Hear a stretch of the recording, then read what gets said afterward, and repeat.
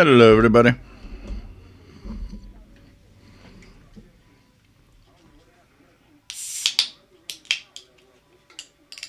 Opening of the beer.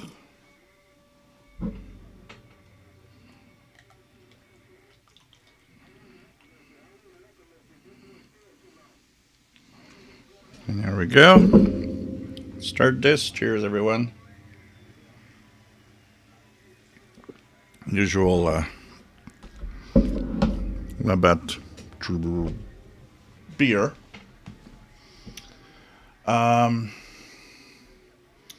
So let's check it out.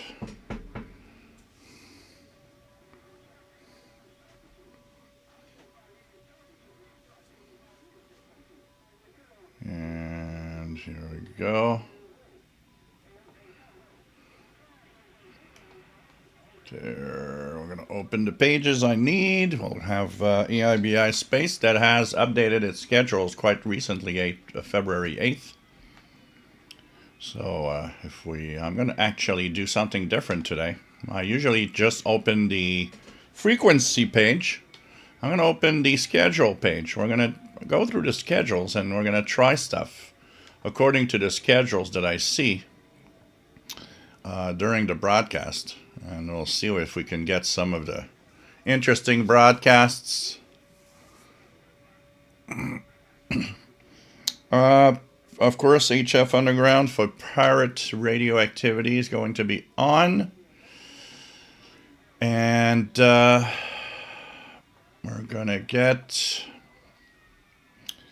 Priam for number stations, which will be the usual number stations we get in general. So here we go, North American Shortwave Pirates. And see if there's anything there.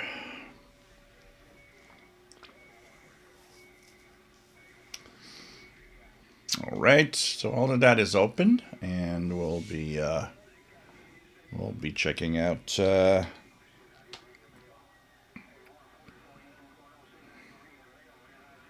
different stuff that we need to check out throughout the open the email. Continue. All right. I need also to check out. There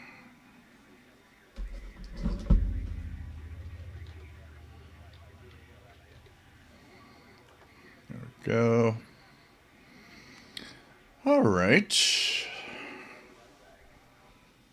Ryan Leisner and Kevin Davidson, thank you for your donations. Kenneth, I don't know if he's there yet. I'll thank him for the donation I also received yesterday. Stuart Matheson or Bob from Wick. Thank you also through PayPal. So here we go. Here we go. Things look okay. Everything looks all right. And it's nice to have everybody here. And welcome aboard. This is the Saturday usual live show. We are on every Saturday, and we are. What did I just? Oh, look at that! There's a chat. I never noticed this. Oh, there's a chat doc. Okay. I don't even have to open the. I thought I had to open the. There's a chat doc. That's like this. Oh, maybe this is, okay, this is interesting. And I can, yeah, tab for code. Yeah, this is good. This is good. Probably uses Google Chrome or something to open up, so.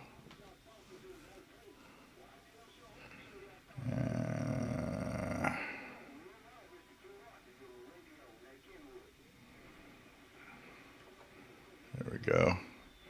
Just gonna figure out something here. There we go. Okay.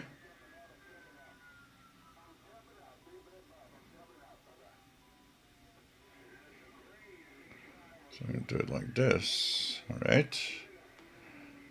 And all right. Sorry, I got distracted, but I didn't know there was a chat doc. I just noticed that there's a chat dock. Okay, and here's something I don't get with, I don't know what I did. Live YouTube control panel. This is, okay, the docks are all,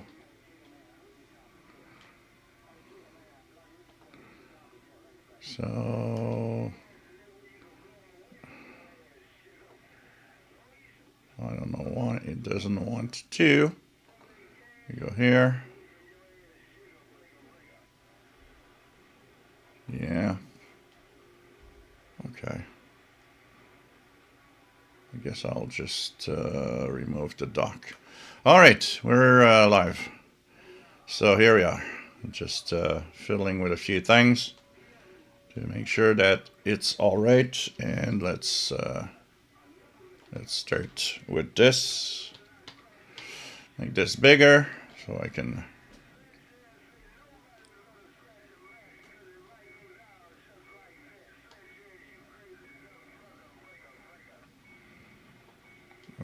Here we go.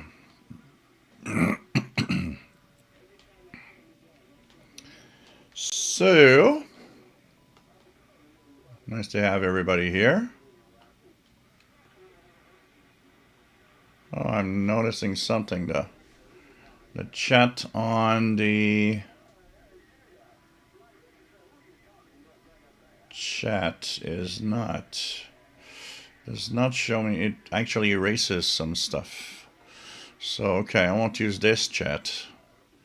I will continue using Chrome like I did for the chat. It's not like a like on the other one. So, sorry for that, guys. A little delay, but here we go. So I'm going to go back on this chat and go here.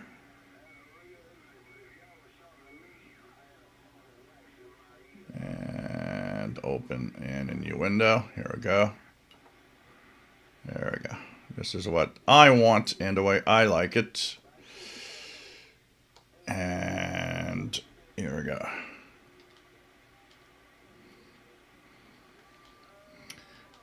So yeah, we're gonna come to it. JetNG. There will be some M12 Morse code SPY number stations. I've opened Preom here. It's coming up starting in about an hour. So if you guys want to follow it, you can go to this website, which is Preom, and it will give you the schedule of what's coming up. There we go. There we go.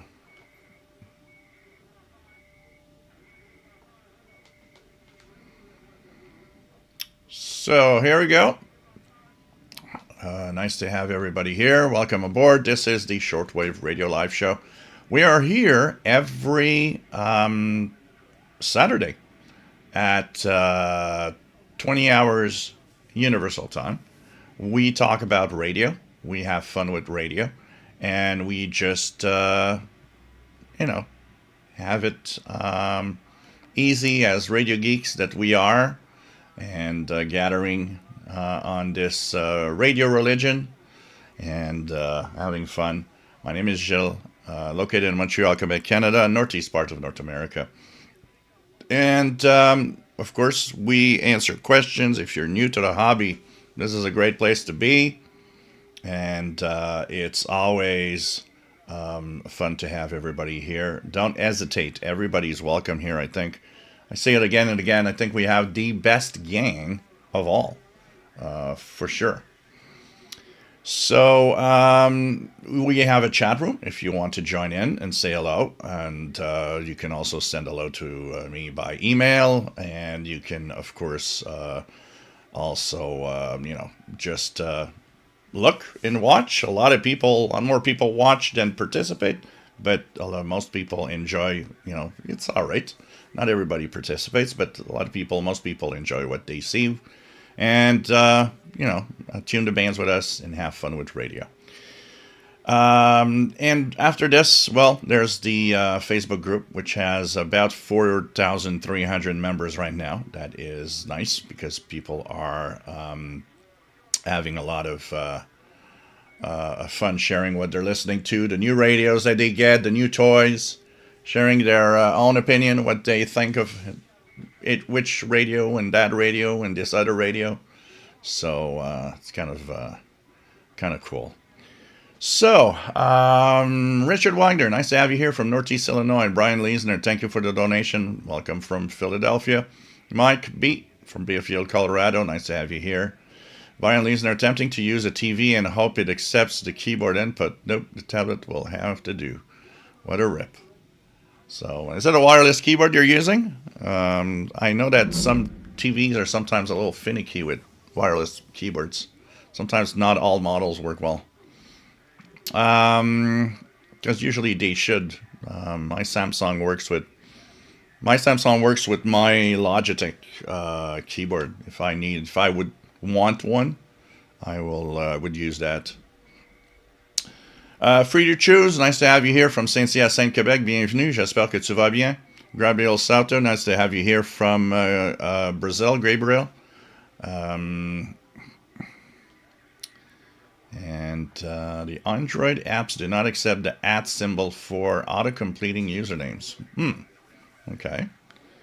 Perry, nice to have you here from Sherbrooke, Quebec.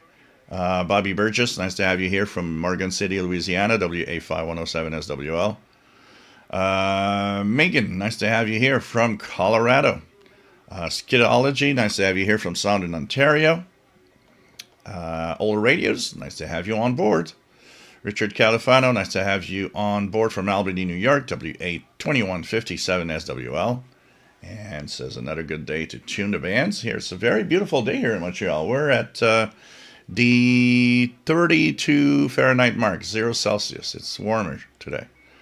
It kind of feels like spring, actually, a little. Went out to get my beer and stuff, and it was really, really nice. Craig Martinetti, nice to have you here from Ontario, Canada. Skidology, I got an ATS Mini V4 that just came in today. I love it so far. Yeah, they're fun little devices, and the V4 has new features that I don't have on my original one. But they're really fun little devices to play with.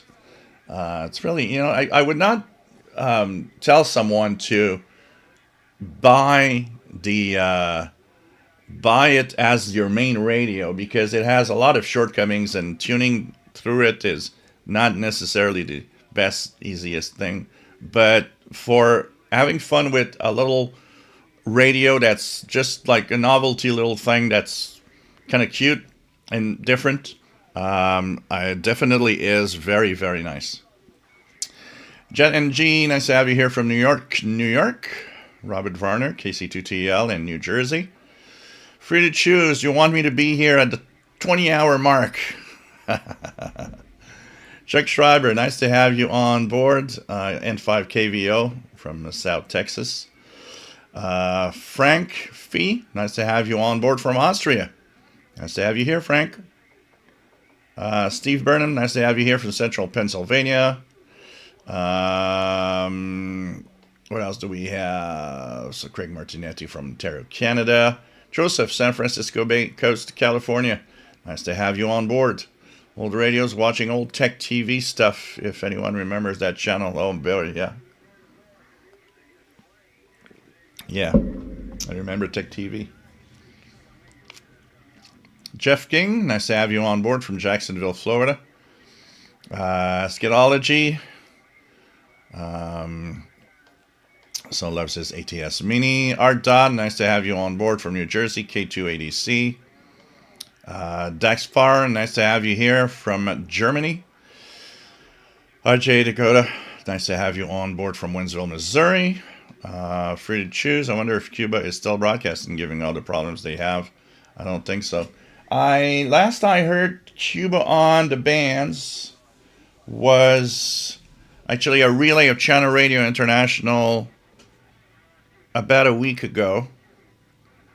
This week, I haven't noticed any activity. Actually, I brought up the schedules. Let's see, at 20 hours UTC, should Cuba have some broadcast on the air at this time? Probably. Let me just check it out. 20 hours. Okay, 20 hours. So if we look at 20 hours,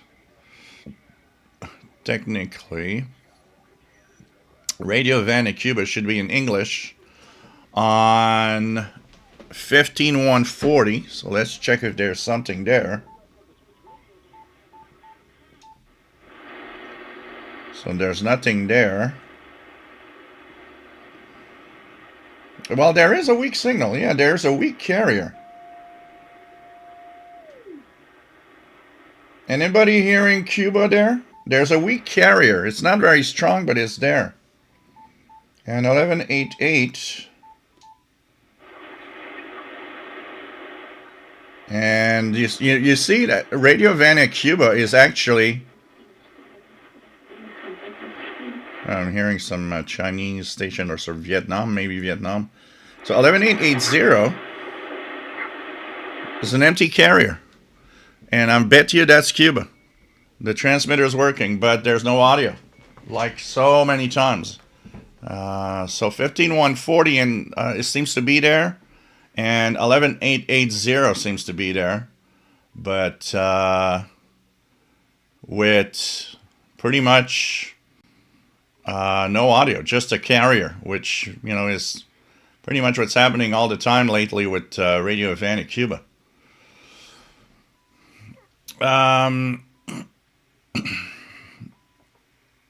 DH1AO, nice to have you on board from North Frisian Island, Germany.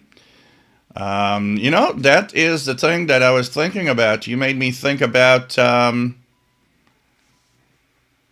Frisian broadcast. Which I think, isn't it in February? The Radio Omrong thing? Radio Omrong, 2026.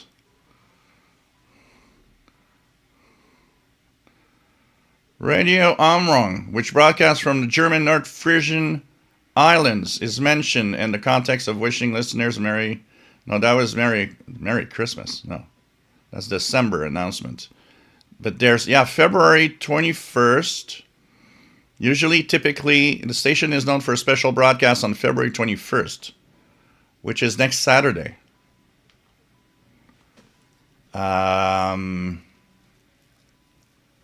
So I don't know if it's going to be here. We have the schedule for 2026 the day before. So technically, it should be on next week on Saturday. But we usually have the broadcast only the day before. So if we look at last year, what time was the broadcast last year?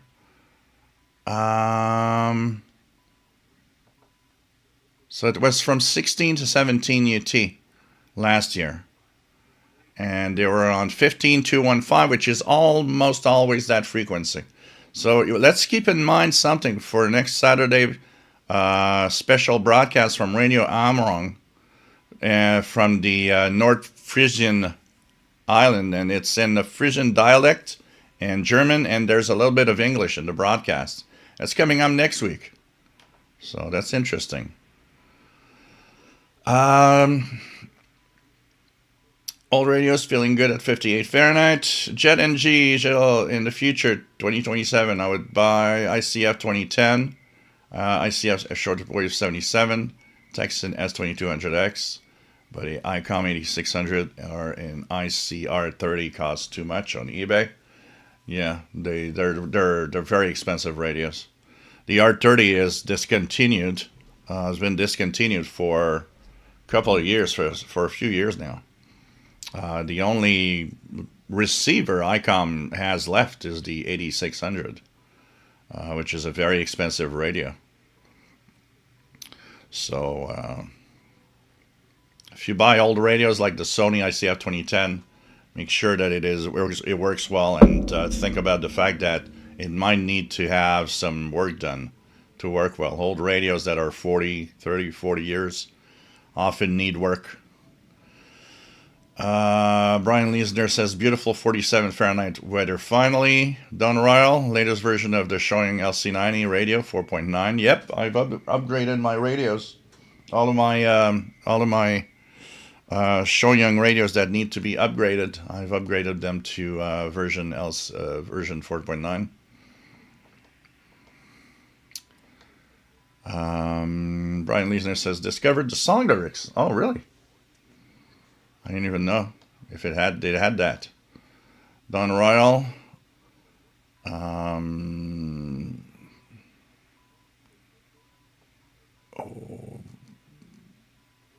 As before, that was 4.9.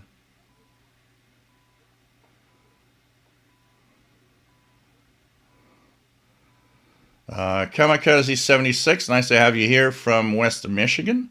Richard Califano, thank you so much for the donation, and if you guys want to help me out, please, it helps tremendously with the very low monetization on the channel right now. The donations through the super chat here, or the pizza fund through PayPal also here. If you use the official Shortwave radio address, it also works. So thank you for all of you that donated. So Richard Califano, we have Kenneth, which is KW1161 on the channel, Stuart Madison, Barfum Wick. Once again, Brian Leisner, and Kevin Davidson. Thank you so much for all of the donations. It's much appreciated. Helps continue. So PVM 1081, nice to have you here.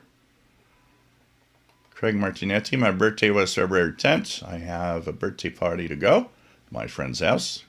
So have fun and take care. Don't drink too much. So have a great party, my friend. Jet NG. So like I was saying, there's the M12 is on today. Says I can't tune in on Ethan Executive because of the noise from my HD TV. Yeah, you have to move away from all of that. And it's not very, it's not very strong when it's there. Idaho Head, nice to have you on board. Looking forward to today's show. Nice to have you here from North Idaho. Free to Choose says Radio Vanny Cuba still streams online in English. And what else do we have? PVM, what do I think of 17 meters? What do I or do you think of 17 meters, PVM? You want what do I think of 17 meters? Amateur band?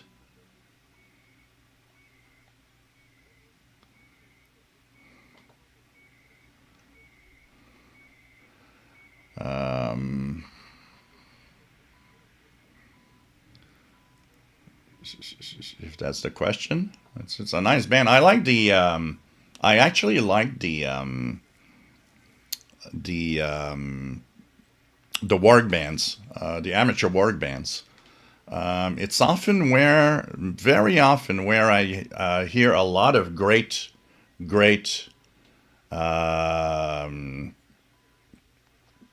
of really great DX. Skidology's first time that he receives the beginning of the stream. Darren Rogers, nice to have you here. Canadian Brewer, nice to have you here from Peterborough. Brian Penny, love the shirt. Well, you have to see the rest, because I have to admit that with the camera placed like this, you can ask yourself questions of what exactly can I lick.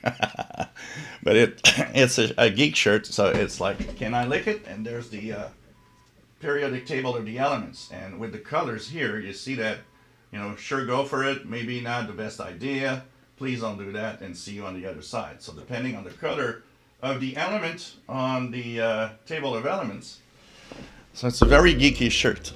But I gotta say, when you're just sitting down like this, okay, a lot of people will actually ask themselves the question is, can I lick it? What?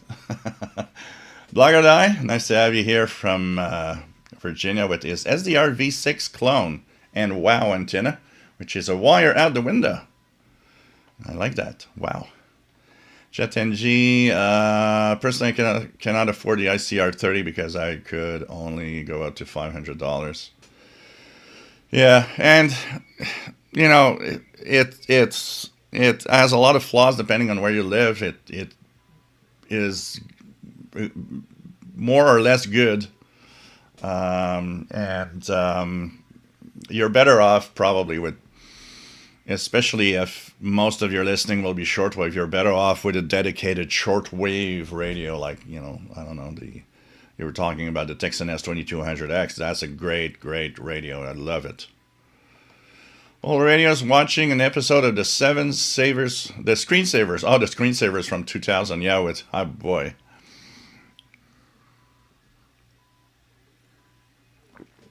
With Leo Laporte. I remember. Joseph, 27025 Super Bowl channel. On my Texan PL 680. So, at 20 hours, 21 UTC. Brian Liesner, loves the keyboard for everything but YouTube live chats. That's interesting. Probably doesn't like the way that the chat is working as like an entity. Bob Rouse, nice to have you here from North Carolina.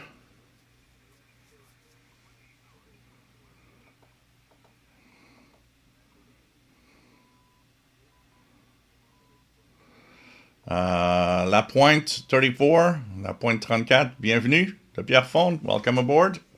From the western, Pierrefonds is at the western end of the island of Montreal. Brian Liesner, new toy for today, the M-Lite 880, that's cool. Jim's Radio Check, nice to have you here. How can I find my email? Where's it? Well, the official email for this channel is official shortwave radio at gmail.com. So official shortwave radio at gmail.com is the email. Or zip. Steve Mastbaum, nice to have you here from Ohio.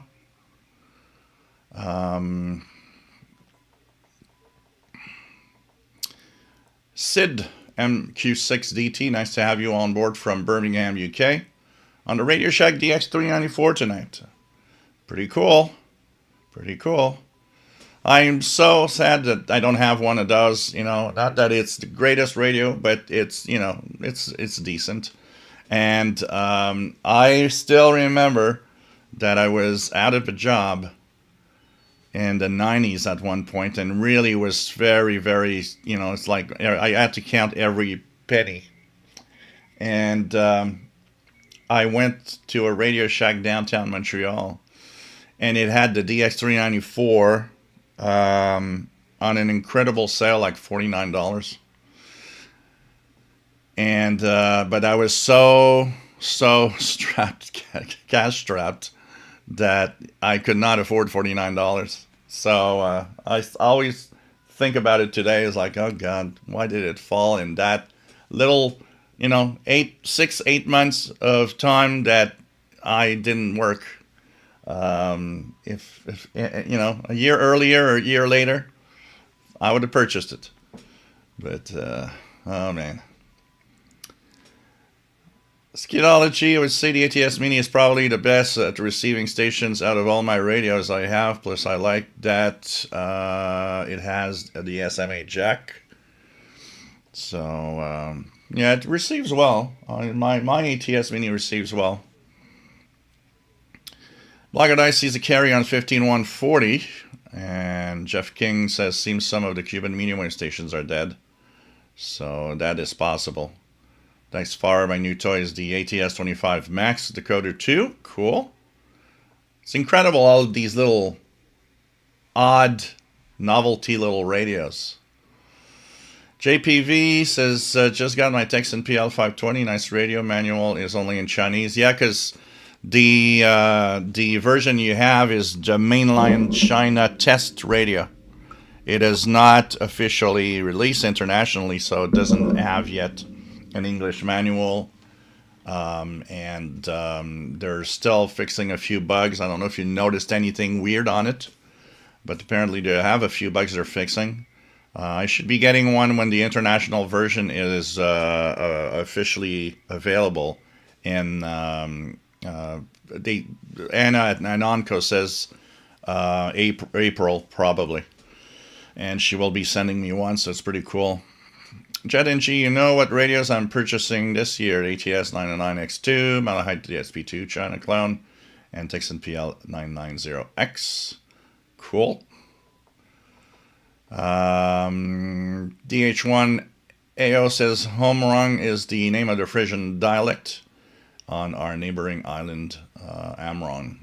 So I guess it's gonna be there, but we usually know about the broadcast just like 24 hours before. PL990X has great sound, definitely. It is really, really a great sounding radio. Just amazing. Andy New, nice to have you here from Bristol, UK. M7CUN. Let's get all HG. Another thing I like about DTS Mini before I can download the IBI data through Wi-Fi, so it find a shortwave broadcast station. So that's pretty cool. Pretty cool. That helps a lot. These are new things that are very helpful for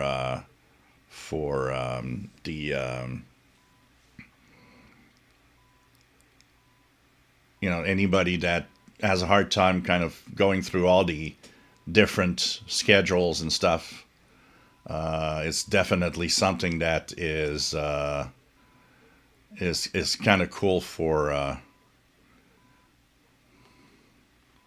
Ian Millet. Thank you so much, Ian, for your donation. Much appreciated through PayPal.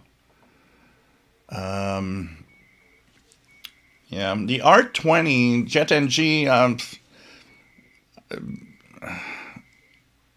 I have an R20 and an R30 here, and R20 I purchased 10 years ago. R30 was a donation from our friend Kevin down in Florida that didn't like it, and I find that it has a lot of flaws for the price that it cost, and I didn't give it a good review, and it kind of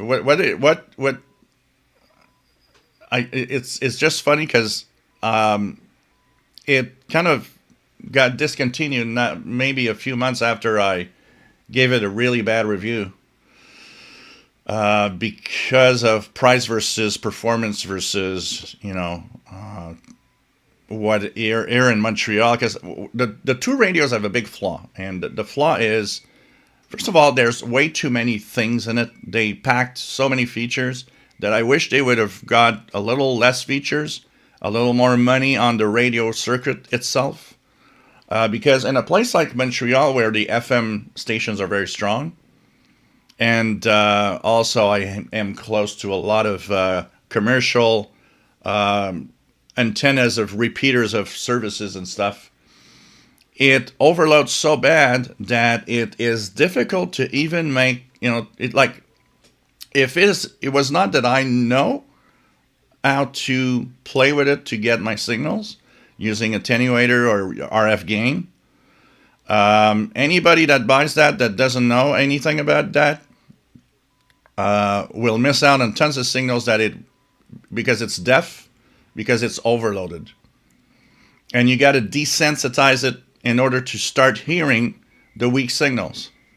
So for me, that's a bad radio, because you should never have to, and except in very extreme cases, you should never have to play with the RF gain to hear something.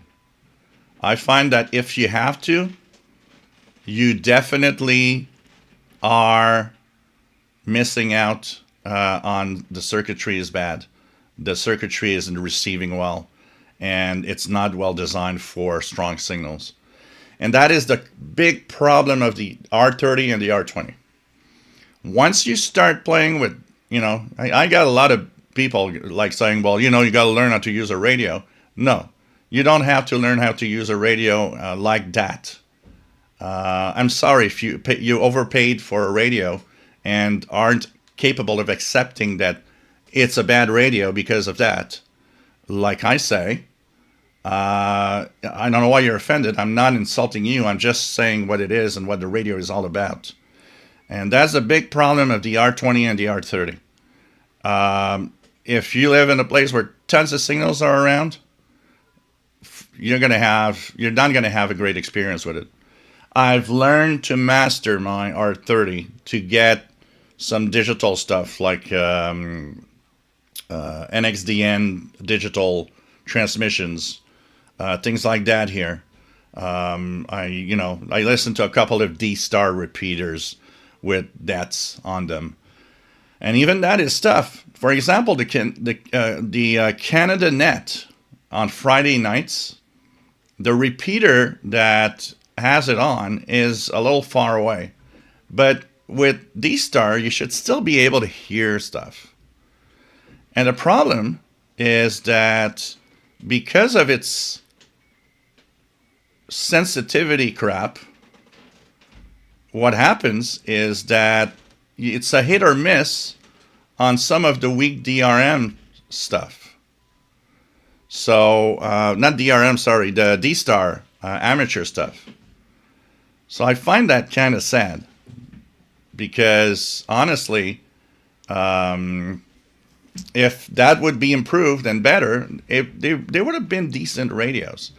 But if you live in a rural area where everything is weak and you don't have anything strong around you, I can see that radio actually working well. But in a big city like Montreal, darn, it really gets bad. Brian Leeson, you can get an R5, R6, a little ICOM handheld scanner if you can do without SSB. Older radios, yeah, there was just an update to the WT2 firmware old radios. It was released a few days ago, or a week ago or something.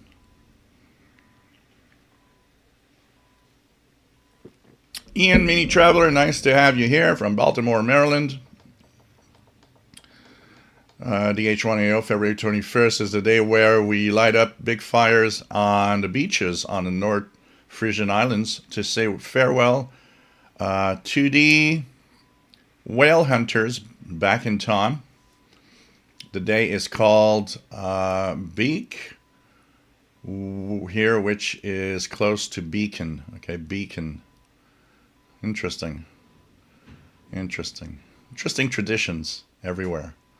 Brandon Leesner, if you do go for an ICOM R5, buy it directly from Japan. It's worth the wait and the 100 saving. JPV 1970, thank you so much for the donation. Much appreciated. Much appreciated. Rick Myers, KO4OSA, nice to have you here from South Daytona. And finally worked to Desiceo Island on 10-meter phone and FT8. Congratulations. Congratulations. Rotten Animal. Nice to have you here from Toronto.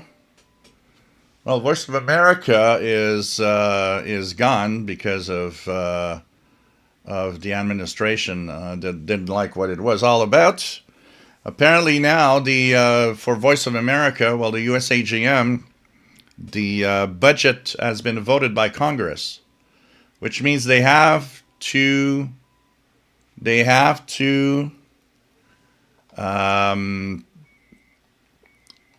technically put Voice of America back on the air. So we'll see what happens. We'll see what happens. Vlogger, I am seriously looking at getting a deep elect Malahite SDR SPV5. Cool. Vlogger, what is 17 meters in inches? About 650 70-ish inches. It's each meter is what 3.3.5 feet or ish. So it's a lot of inches. Rome's nice to have you on board. Thank you very much. Scatology in Cuba has been having a lot of issues. Yeah, that's with their transmitters. There's been having a lot of problems. But anyways, we'll see on what's going to happen, because there's been Congress has been passing a budget, but Kerry Lake, that takes care of it, doesn't want VOA to come back. It's like there's a big fight. There's a big fight going on. What else do we have? Free at Last, or Fee Atlas? Fee Atlas. It's not Free at Last. It's Free Atlas. Fee Atlas. Okay. Nice to have you here. Old radios, brilliant shirt. I love that. Mike B, how do the high points on YouTube help you? I give all of them that I can to your videos. YouTube has this way of placing your videos at a certain level depending on its popularity, its number of likes, dislikes, and anything you do and any interaction you do with a video will have an impact. So the more interaction there is, and the more the YouTube algorithm will push my videos for people that search for that type of or similar type of videos. So for example, when you type radio on Google, you'll notice that the number of videos from my channel that pop up are pretty impressive, because over time, and some videos are very popular and so on. But it's all a question of algorithm, of how popular the subject you're talking about is all about, and the interaction. And we often talk. People say, well, it's why people give thumbs down. Well, you know what? It ain't all negative when there's a thumbs down. Actually, videos that have kind of a battle of thumbs up, thumbs down, sometimes they actually rise through the noise and get offered, because YouTube likes controversy a little bit. Not too much of it, but just enough. So if a video has a little controversy and people are just fighting on I like it, don't like it, sometimes that gives it a push. So it's not just all negative. When somebody says, thumbs down, they think, oh, well, we'll thumb down this video and it's never going to play anymore anywhere. It doesn't work like that. That's not the way it works. The H1 AO, I had a lot of nice QSOs on 17 meters because most hams use dedicated antenna. And it's 17 is a great band. I love 12 too. 12 is another one that I love to use. 17 and 12 are two bands that I often go there. Often had some great DX there. There are bands where we can safely go when all the rest is hogged by a huge contest. Microwave Mick, nice to have you here.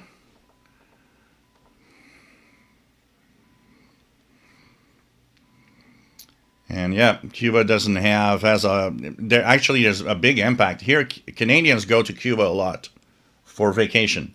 It's probably one of the biggest spots for vacationing is Cuba.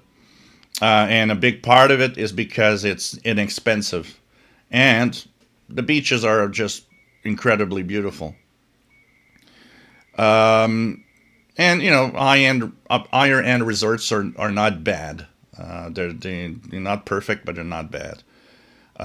But now, this is going to be a problem because of the lack of fuel.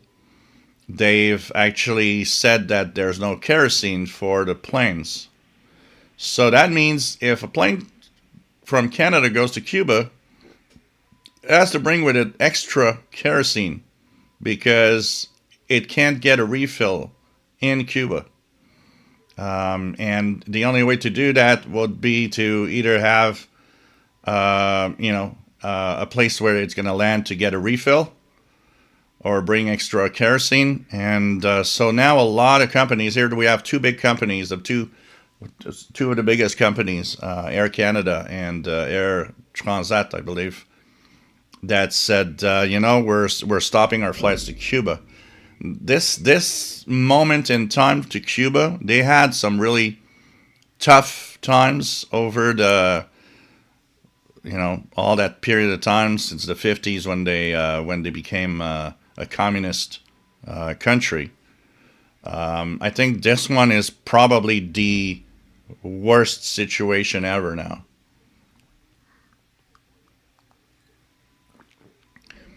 So Brian Leesner, so I'm watching on the TV, typing on the tablet using Firefox. No, it's a compromise. James Radio check, my R108 battery will drain just by sitting there. Oh, talking about that, the Blogger Die, did you look at your radio that you wanted to turn on today after a week to see if the battery's still good? VA3JPX, nice to have you on board from Ottawa. K6AAP, nice to have you on board. Radio Shack Realistic DX440 was a great radio. It had one, I had one in the 80s and recently got the St. Gian ETS 803A version. Yeah, that was one of the good portables of the day.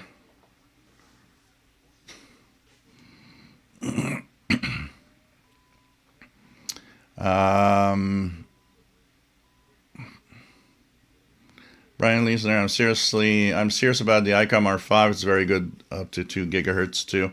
It's a fast scanner. Gunner, nice to have you here from Saskatoon, Saskatchewan. Nice to have you here. JetNG, I heard that WTWW is on 9930 right now. Yep, they are on pretty much all day on 9930 kilohertz. So a lot of the times with Brothers Stair stuff. So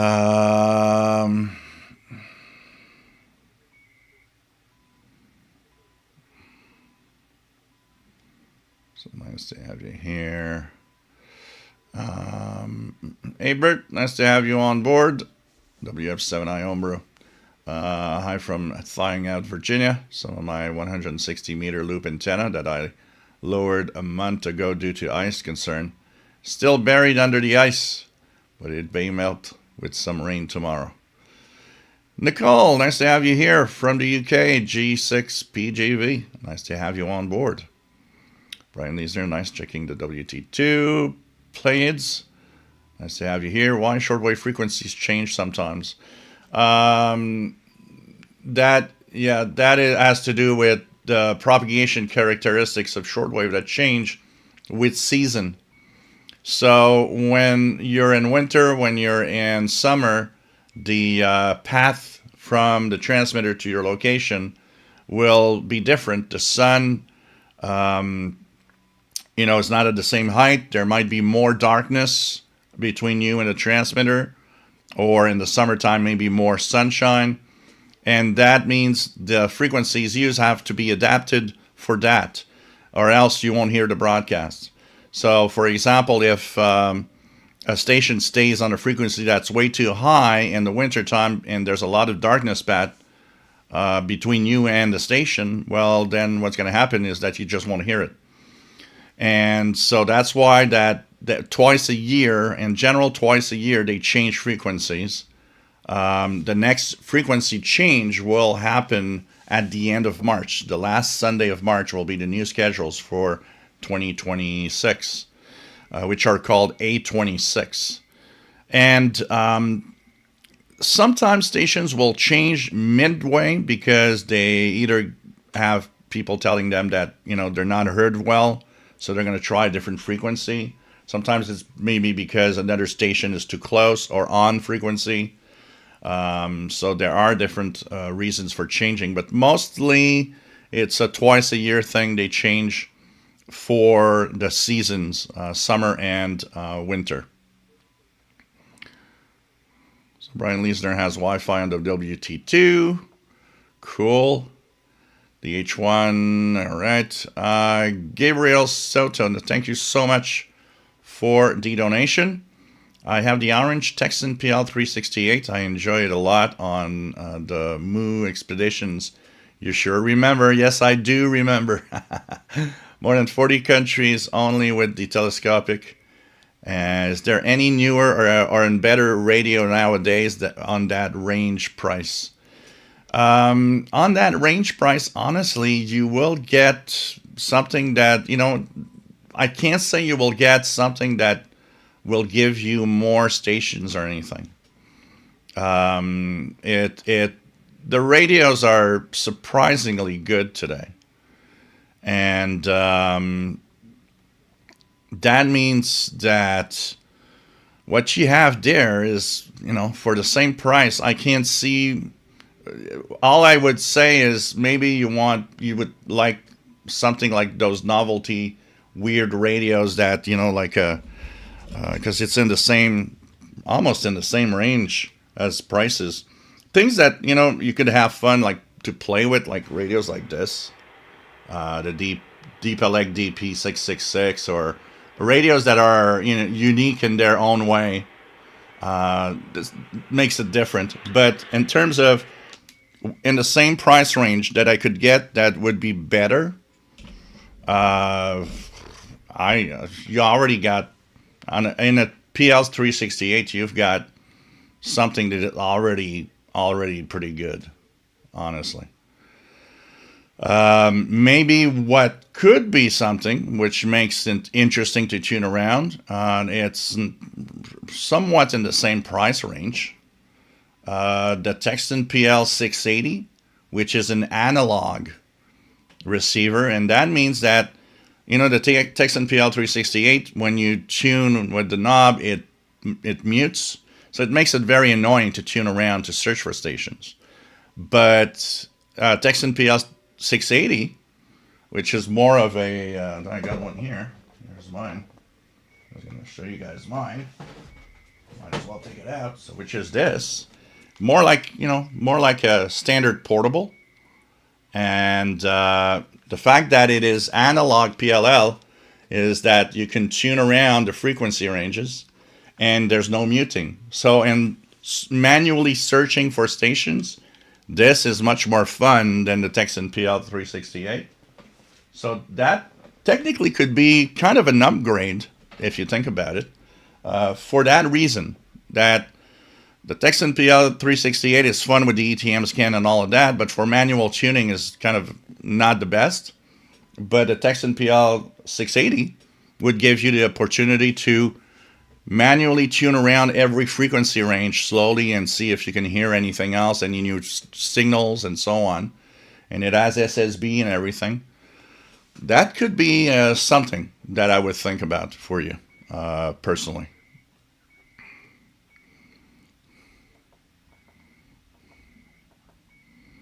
So,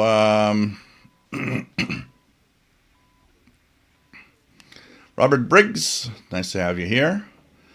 RJ Dakota, frequencies change because of solar changes and all sorts of things. Old radios love the WT2, but as always, connect. Jasmine, nice to have you on board from Seattle.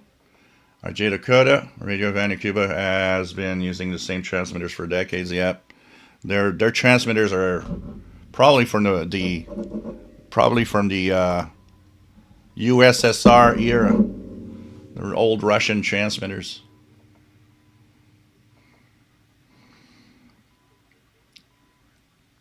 It's like seeing pictures. I remember seeing a picture of the buses in Havana, and noticing immediately that they are the old buses that were running through Montreal back in the 80s. Old brown buses. And it's like I immediately recognized, like, oh wow, these are the old buses running in Montreal in the 80s.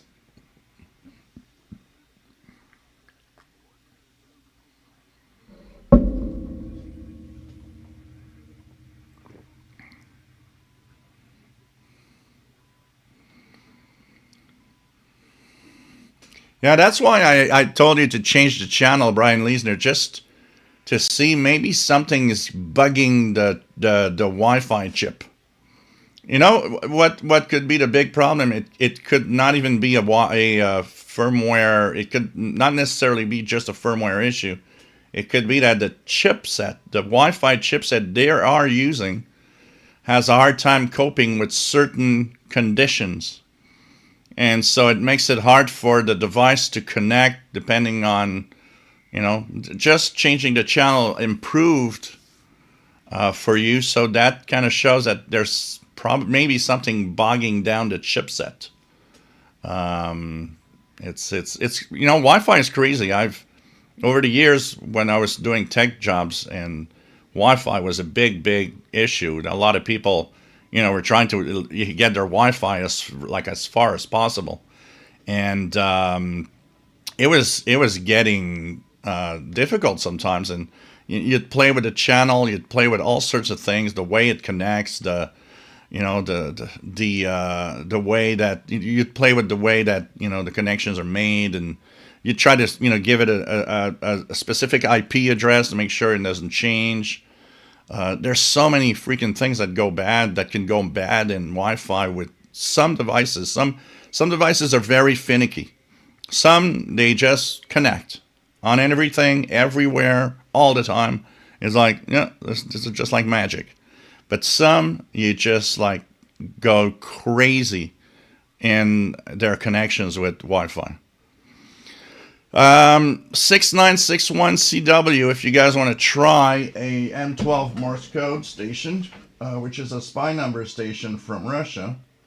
So 6961, right smack in the pirate band.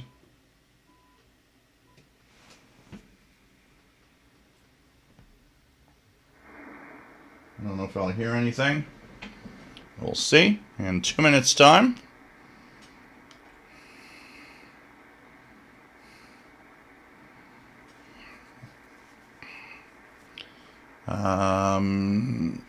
Adjudicators can always be rigged and repaired. Transmitters have to be recapped, repaired. Transmitters don't last forever. Yep. KD5NJR, anyone tried the Chinese HT with 10 meter? I have one here, which is the Retivis one here. I've not tried much on 10 meters. That is essentially not doing that. It's not as, I can't do a single sideband on 10 meters, which is about, for me, that's the worst idea. It should be able to do it, but J. Watterson 69, shout out to Paul the Cat. Jasmine says, I'm going to Cuba through Canada. Yeah, well, if you've planned something, you need to, if you plan to go to Cuba in next weeks, I think you should rethink your options. Apparently a lot of hotels have stopped, and a lot of airline companies are now saying, well, we're not going to go. Joseph says propagation was terrible yesterday. Yeah, we were kind of in a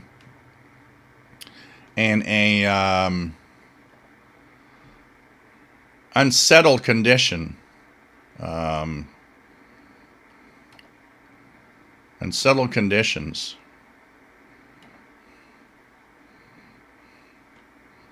So we'll see if we hear the. I don't seem to hear anything on the M12 number station.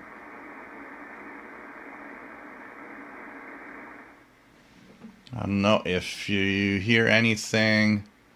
Let me check through the preamp.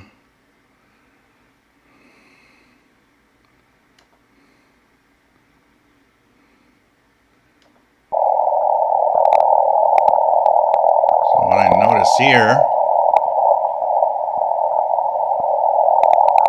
is that even through, it's probably not on, because even through the U20 Netherlands receiver, it's not there. So I guess the next one we'll have to check for is in,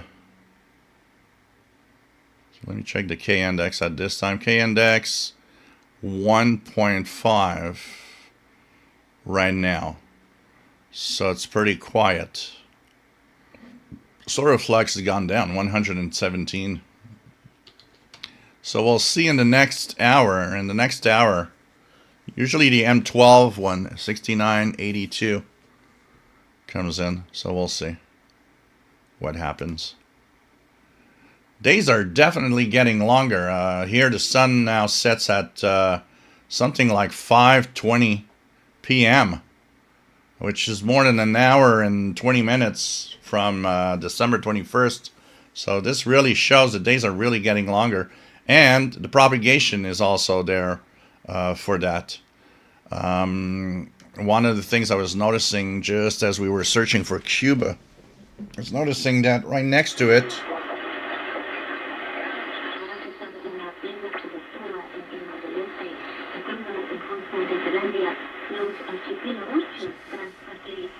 $11,885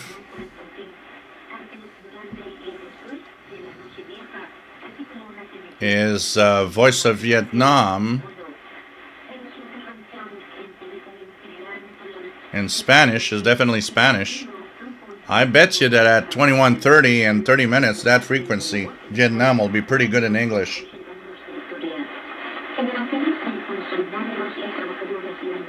So radio, so the Voice of Vietnam's coming in well on 11,885 right now. And this is no relay.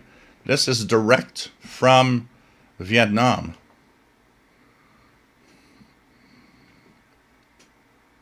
Lester Polyester, nice to have you on board. And he's hearing the 11965, which is coming out of Madagascar. Let's go to 96.5. Well, I'm not hearing it now, but it was there earlier because I believe it stopped at 21. Yes, that was earlier. It must have come in pretty well at...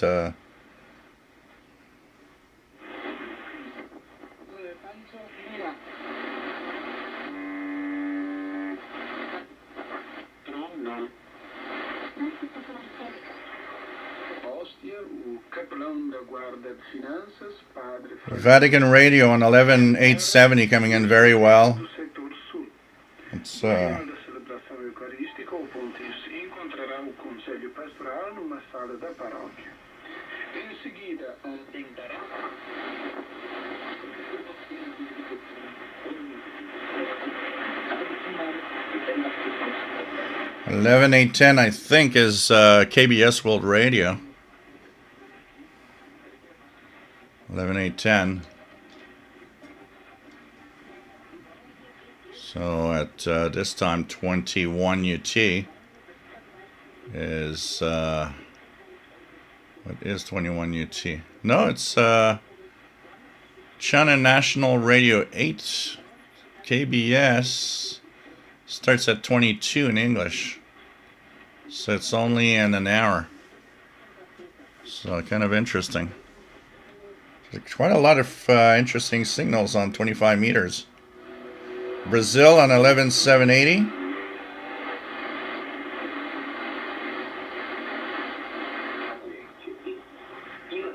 And KNLS from Madagascar, strong on 11,610. 11,610. So we're going to stay on 885 and check out Vietnam in English popping up in 25 minutes from now. It's going to be interesting to check that out.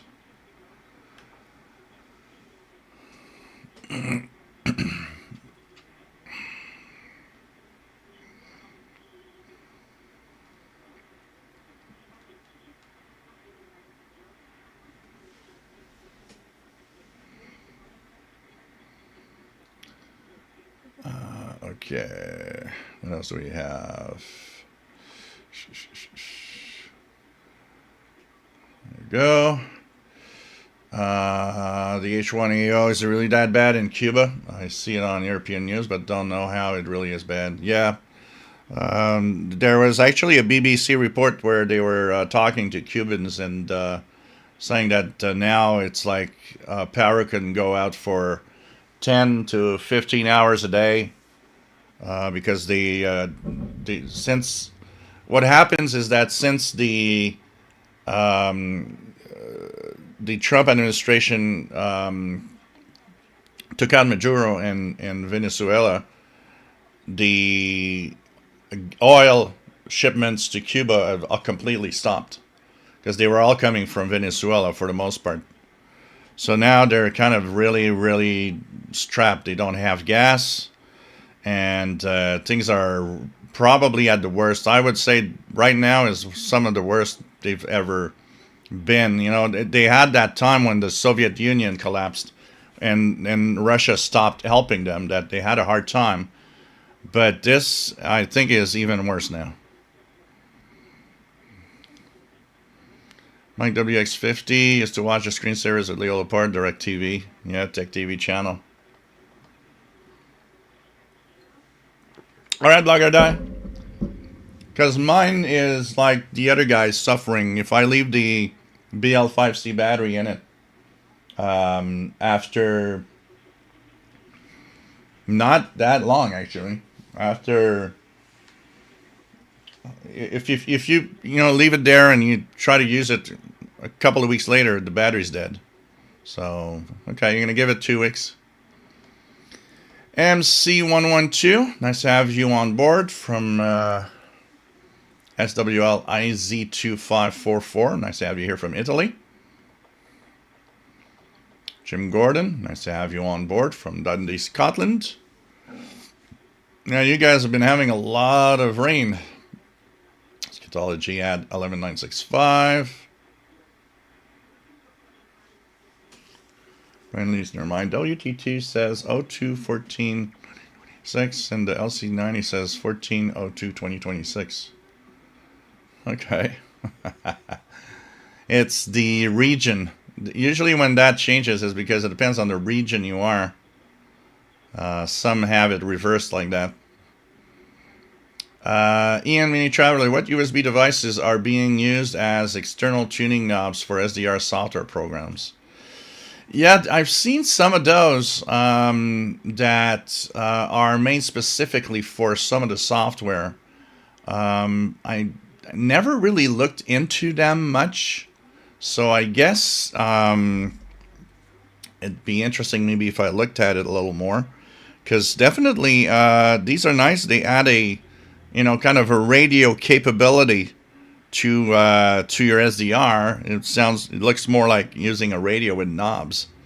But I don't know, anybody using one of those? Anybody is out there is is using some of those external USB knobs that can work with SDR software?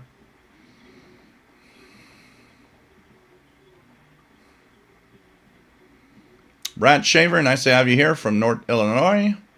Rex J, great show. Nice to have you here. KC5AGO. Rex J Oneheimer, nice to have you here.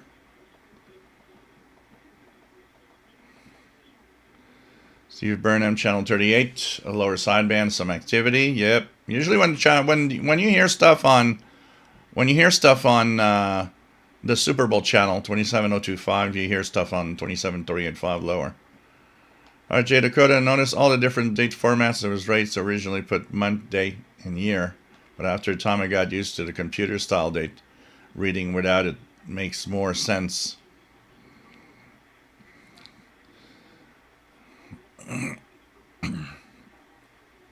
Lester Polyester, I usually get Madagascar here at this time consistently. The other morning I had Kununura strong near sunrise here and sunset there. Cool.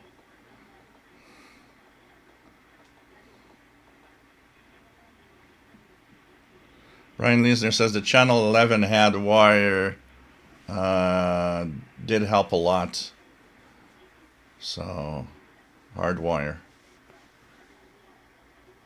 That's good.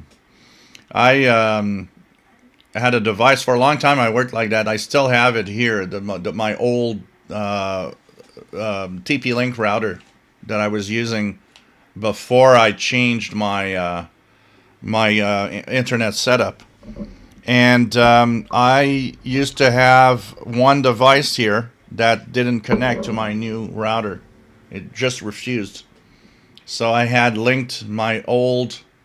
I plugged my old router so that I could actually use the internet through that link with the old router, because through the old one it would connect immediately.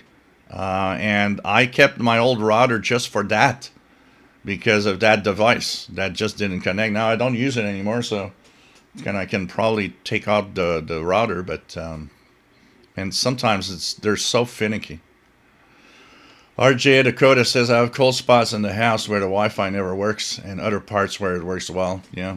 And that's a mix of all sorts of things. It's a mix of the signal could be weaker at a certain place, but it's also a thing where people in densely populated areas, like a lot of the problems I noticed over time doing my fixing was the fact that if you lived, like, for example, in a condo complex or a big apartment complex, these people had more problems.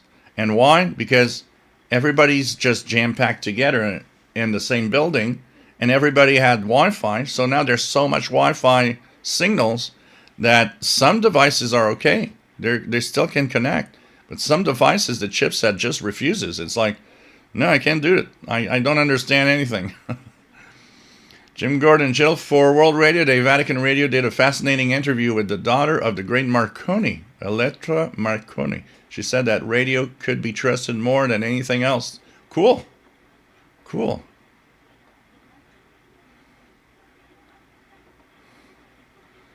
So, yeah, RJ Dakota, that's pretty much it. That's their probably, yes. So Brian had nothing on 6961, but I think it wasn't transmitting because I checked the U20 SDR and there was nothing there.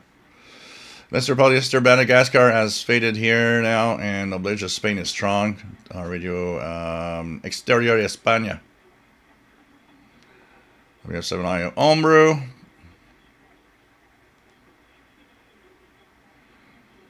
Loving the weather now. It has warmed up a bit, and I like the later sunsets also. Still too cold for bugs also. Yeah. I know Ed 11885 strong but fuzzy on the Quintessent DX286 on the whip antenna. Yeah, that's because a signal from Vietnam has to go through the North Pole. So what happens is that all the auroral conditions in the North Pole affect the signal, and it makes it like all wavy trembling. This is where anybody using a radio that has sync detection, this is what it's made for. If you have a radio with sync detection, synchronous detection, you go on that Vietnam signal and you change to synchronous detection.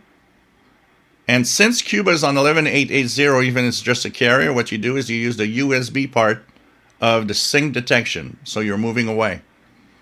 So you turn on synchronous detection on 11885 for that very wavy signal. And a radio that has good sync detection should improve the audio quality out of that. So this is something you can try out. WF7I Homebrew, there must be a story behind your shirt. Yeah, like I was saying earlier, that's because you see only the top part, Bert.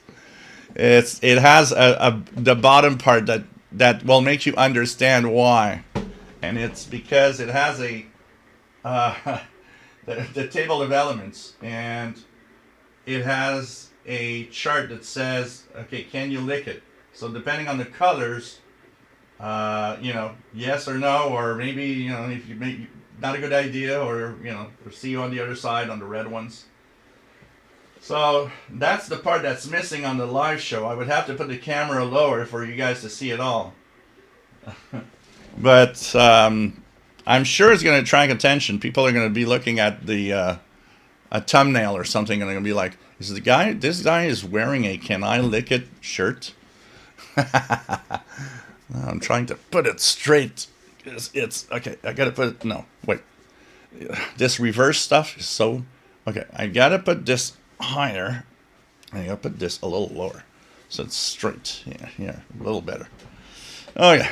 Anyways, so that's the whole shirt that you have to see. Then you understand why. So,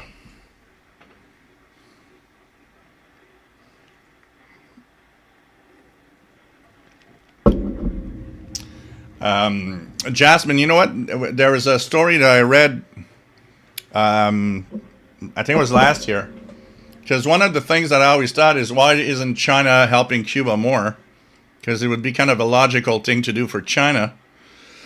And I understood that there's some big, kind of a lot of misunderstanding and a lot of things that aren't going well between the Chinese government and the Cuban government.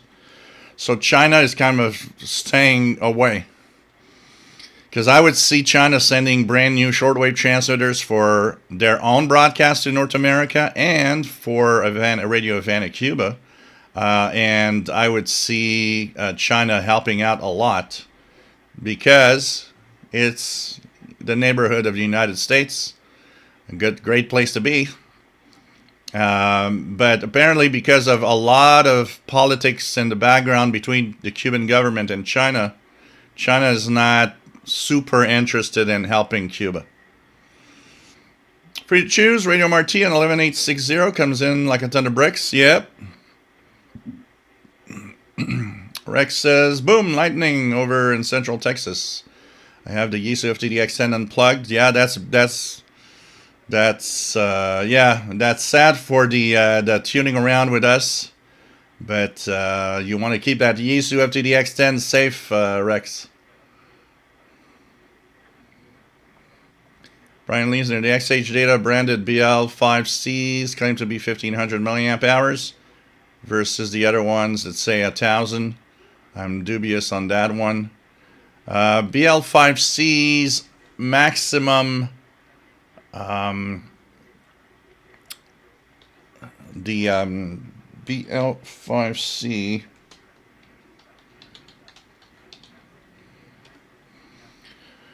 So BL5C capacity of a one of those is the highest capacity possible is 1050 milliamp hour. So anything that says more than that is lying. It's 1050 milliamp from what I see here.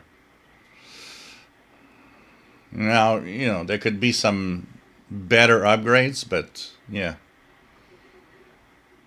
Jasmine, I saw a video of someone using a DJ controller with an SDR. They mapped all the knobs and buttons to SDR features. Oh, yeah, that would work. That would work if you have some equipment like that. And map it so that it controls the SDR software. Yeah, I could see that happening.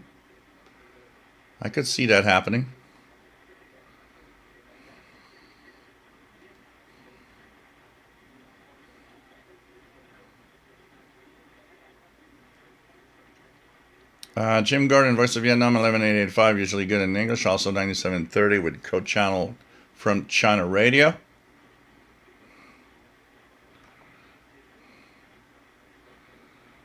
And what else do we have?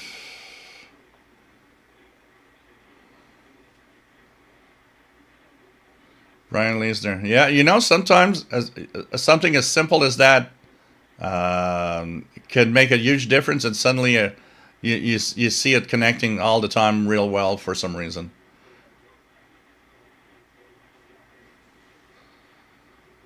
Tony, nice to have you here from Rhode Island. JetNG says I have 5000 milliamp hour 3.7 volt battery that drains my DX286 battery. Are they fake? DX286 is a battery hog. I've noticed it takes a lot of battery. but 5,000 milliamp hour on those batteries is impossible. The highest capacity for a 18650 is 3,500, I believe. So if it says 5,000 on the battery, it's a fake. The battery. There is no such thing as 5,000 milliamp 18650.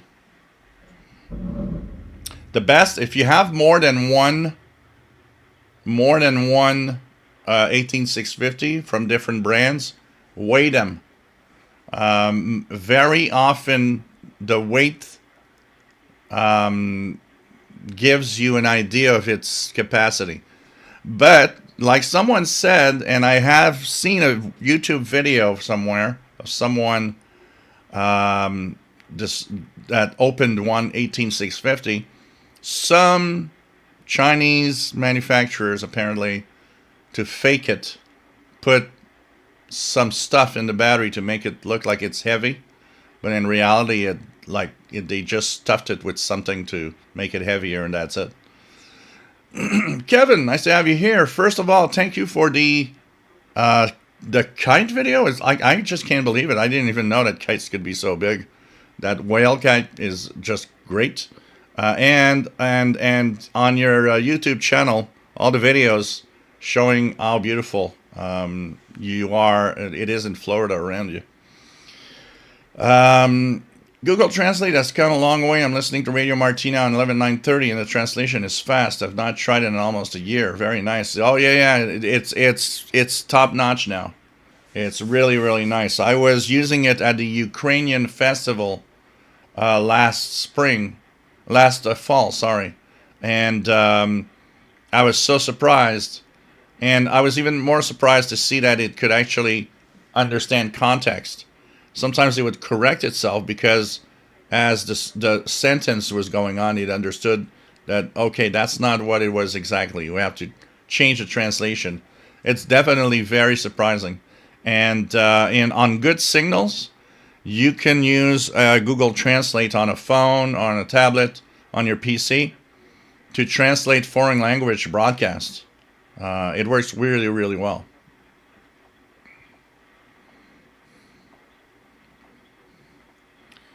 Blogger, some of the portable SDRs have a serial port over USB, and you can send them text commands to control stuff like volume.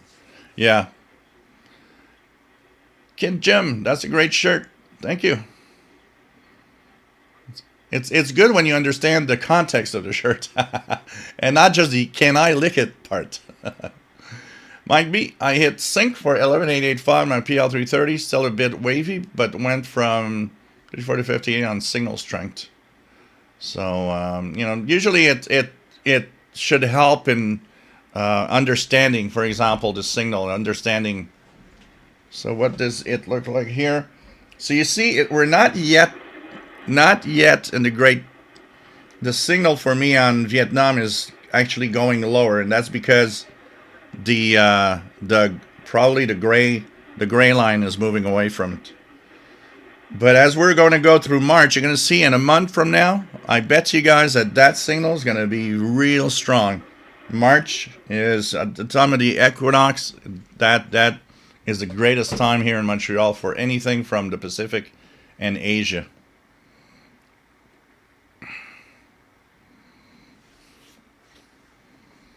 Hey, Kenneth, nice to have you here. KW1161. And thank you for the donation that I received yesterday through PayPal. Much appreciated. Hope you are well.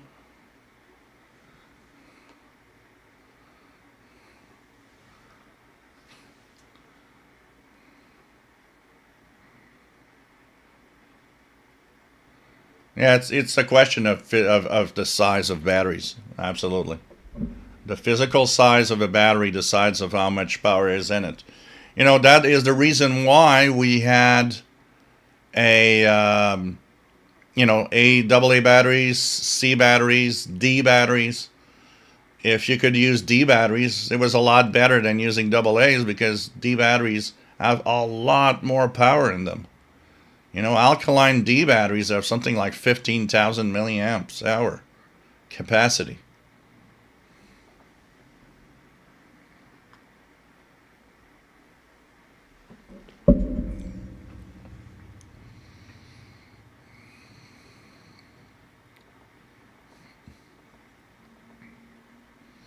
Yeah, I did see that Mexico is sending some humanitarian aid. So hope that helps them.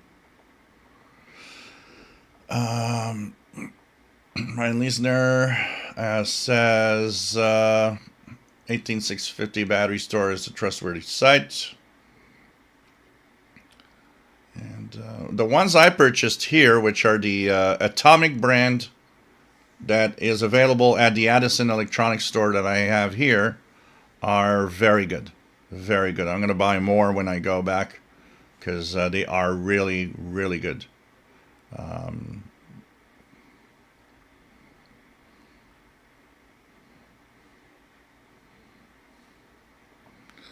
John Beckham, nice to have you here from Northeast Florida.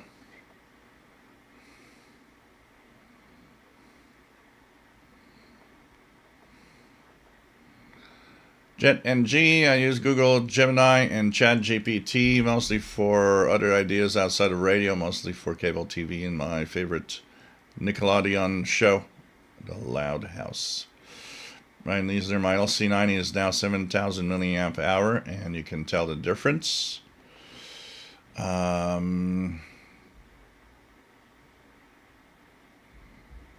else do we have?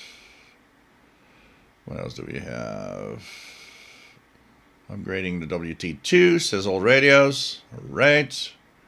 JetNG, ever heard of idea to make your Roku stick into a Raspberry Pi based cable TV and receivers? John Beckham, I remember the Rayovac battery brand as a kid. Yeah, that was popular. Rayovac. Rayovac. You know, batteries, when I think of batteries when I was young, so Rayovac was a popular one. Of course, the famous batteries that were like, you know, with the Cat 9 lives, the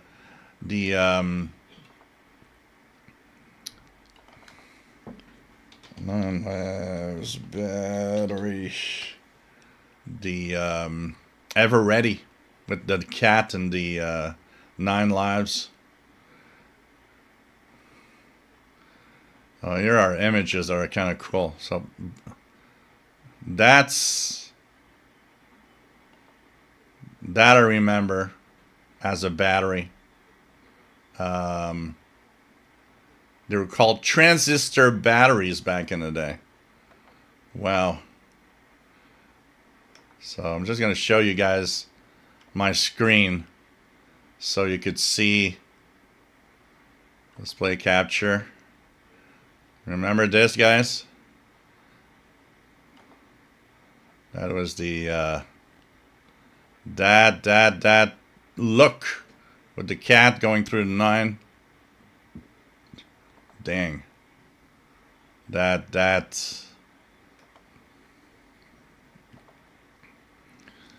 was one part of it. I remember we had some Chinese or was it Japanese or Chinese batteries, and I remember they were called Sunrise batteries. Let me see. Can I see images? Oh yeah. Oh yeah. That I remember. High powered. Look at that. So I'm going to show you the screen again. Here, display. Sunrise. I remember my boombox. They were really inexpensive because they were made in Japan back then. Oh wow, this is cool. This was Japanese batteries, but cheap ones, the dry cell batteries. I had that in my little boombox when we would go up north from time to time because they were inexpensive. And you can buy them for $18 or best offer. Yeah, right. What the hell? Who's going to buy that? Who's going to buy that? So, you know, I remember those.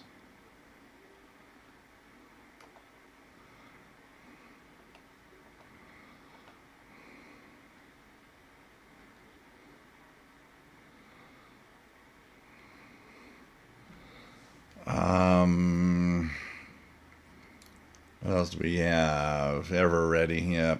Mallory. Yeah, Mallory was also something I remember seeing. Mallory batteries. There one Mallory batteries. Mallory, yes. Is there? Yeah.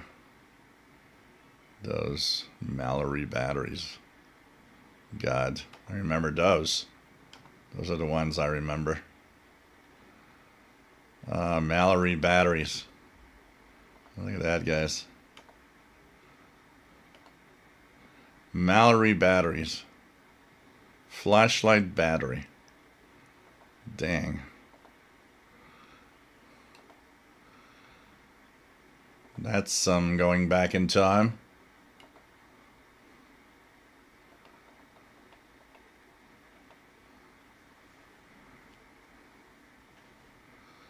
Brian Leesner, when you fill the S2200X with D cells, it makes it feel more expensive. But I like using D batteries in the 2200X for the much longer running time. Definitely runs much longer.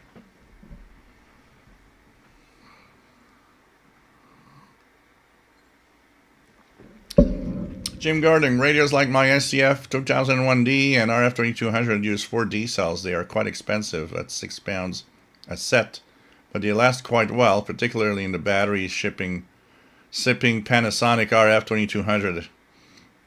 I remember when I had the desktop Radio Shack DX302 that used 8 C cells to power it off batteries. Is Varta a known brand in America? I've seen flashlights with that brand name, if I'm not mistaken. Varta. I think it is. Yeah, I've seen flashlight with that brand here. Varta flashlights, but I've never seen, in the case of batteries, I've never seen Varta batteries. I see here that I'm looking at the page with all the batteries. So it seems to be a pretty popular brand.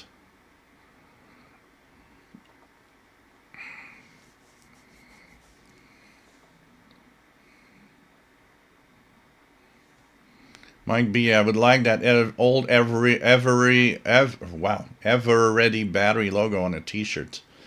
Well, go online, search for the logo, and just bring it to one of those print shops that actually print T-shirts, and say, hey, I want to have it. Maybe a small logo like a pocket logo or something.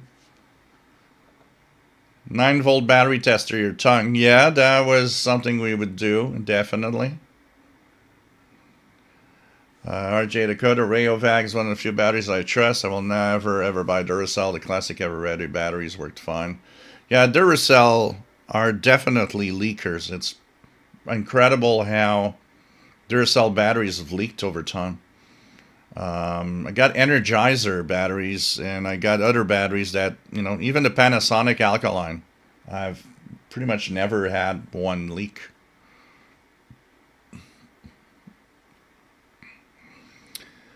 Yeah, 9 Lives of the Cat, Rex. Bob Rouse says, the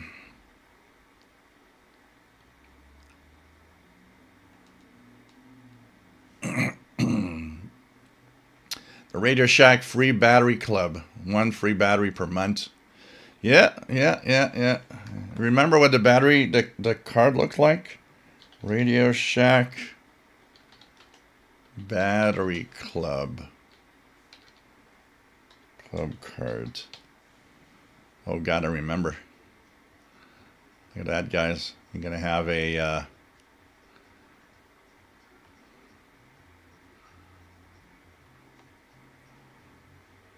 Gotta remember. This is what the card looks like, guys. I remember the card. It was the same here too. This is the battery, free battery club. So the Radio Shack free battery club. And I remember on the back you had that little, every month they would actually punch in every month on the card. And it had your name and address back in the day. Wow. This is crazy. Souvenirs from the good old days.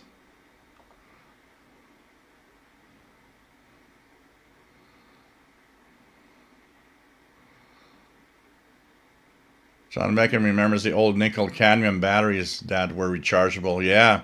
And those you had to really discharge completely because they would develop that memory effect and would be useless. I remember I had a 4x4 remote control back in when I was about 13, 14. My brother worked at a warehouse that would actually give all the hobby shop stores in Montreal, distribute all the stuff to the hobby shops in Montreal. So there they had a huge warehouse with all sorts of things. And at Christmas, my brother, because he was working there, had it in, really low price. It brought me a Nico 4x4, a big 4x4 that was remote controlled. It was beautiful. And that thing used 4C batteries to work. And if you put alkaline, say you put 4 energizers, you probably had about an hour's worth of energizers and they were dead. So, of course, that was way too expensive. And so one day he brought me a pack of 4 nickel cadmium C rechargeables and a charger. And that changed the whole thing. I mean, now I could play with it. The only problem was that the charger was a trickle charger. It was one of those, 16-hour chargers. But yeah, you knew that you had your batteries the next day. You could play for it about. The rechargeables would last about an hour and 15 minutes before they stopped. And then I would put them back in the. I remember when I would take out the nickel cadmium from my 4x4. That the batteries were hot. That tells you how much the 4x4 took batteries.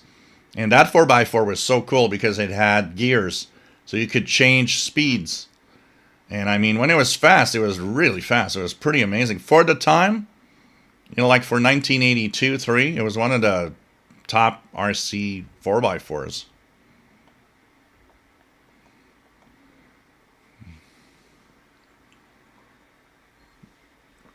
Blocker Eye has a photo of him dancing with new Sunflash RD666 radio that uses 4D cells. I like that. I like that. Oh, God.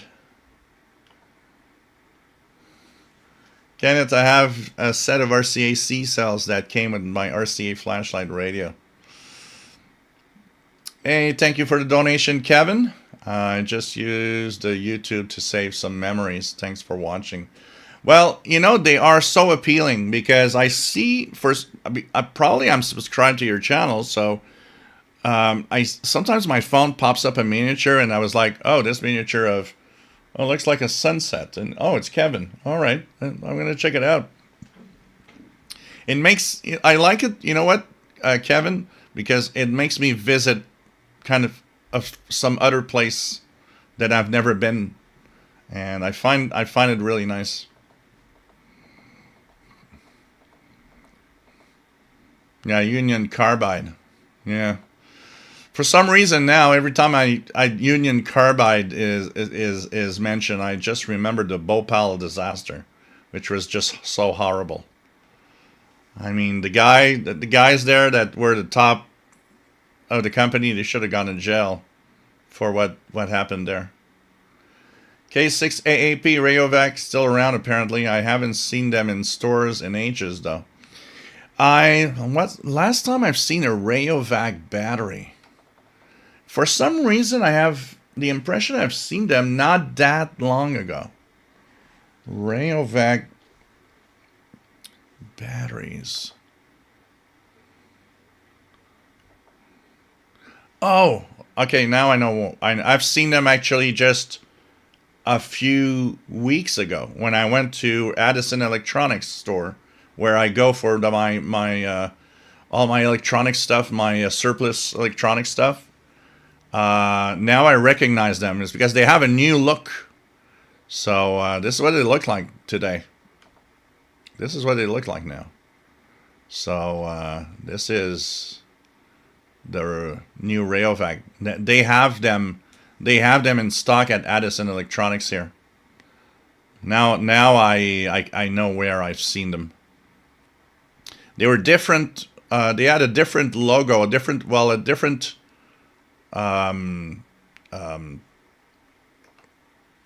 sticker on the batteries back in the day. I think it was yellow. Lester Polyester saw a video earlier about a new solid-state battery. Supposedly, the flammable electronic fluid has been replaced with a solid material. It was called Donut Technologies or something like that. Huh. Kevin, I remember Robert Conrad used to challenge you to knock the batteries off his shoulder. Knowing what happened to him, I don't think he was kidding. Black and I, there's been a lot of development of solid-state batteries over the past years. I hope they take off. Yeah, we need new technologies of batteries, definitely. I mean, you know, it's just crazy.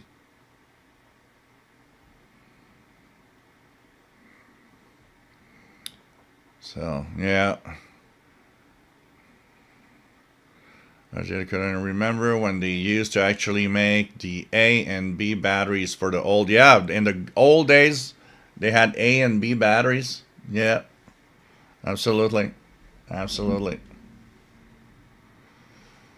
Old radios. I had a Elmo 8TL camera destroyed by batteries a good 2 decades older than me. Yeah. Brian Leesner, today's beer is coffee. That's perfect.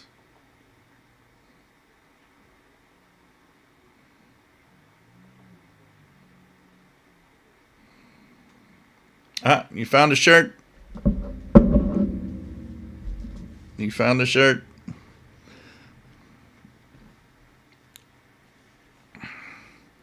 Oh, look at that.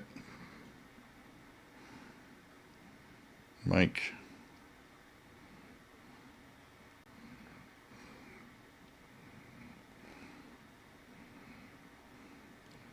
Oh, God. That's the perfect shirt. Perfect shirt. Look at that. Going around wearing this. That is as geeky as me wearing the shirt I have right now. But I have to say, man, $17. I almost want one.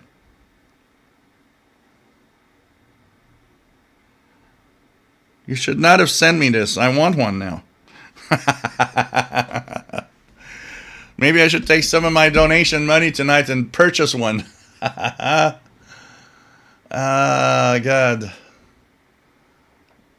Kenneth, I have plenty of those Radio Shack cards away back in my time. Yeah. Oh, batteries are a huge business. We need batteries for everything. And what a great way.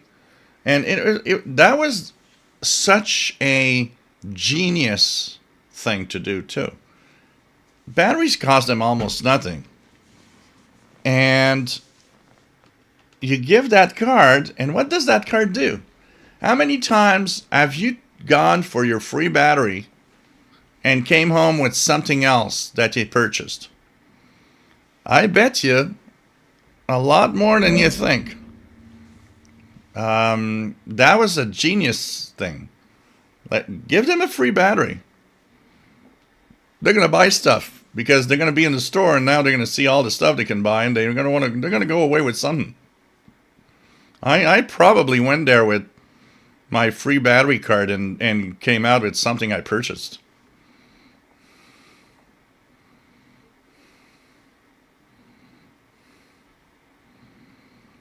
RJ Dakota, Rayovac used to supply the batteries that Radio Shack used to put their label on. Yeah, because I mean, Radio Shack probably didn't make their batteries. What they did is they just took, made a contract with some manufacturer and said, hey, we want our own branded batteries, but then they take, like radios today. A lot of radios are branded, but they come from one place. John Beckham, love Radio Shack, realistic stereos and CB radios and Archer kits, Science Fair brand stuff, TRS-80 computer. Yeah. Bob Rouse, I wonder who makes the Amazon Basics batteries. I have good luck with these batteries. Me too. I've purchased alkaline Amazon Basics. I purchased a lot of rechargeable Amazon Basics batteries, and they are great. And let's ask here, who makes Amazon Basic batteries for Amazon? Let's see if there's a Amazon Basics batteries are primarily manufactured by the FDK Corporation, a subsidiary of the Japanese technology company Fujitsu. Amazon also sources its batteries from other third-party manufacturers, including Panasonic and various private label producers. So, all right, Fujitsu and Panasonic, and these are the things you probably get in there. These are the things you probably get in there.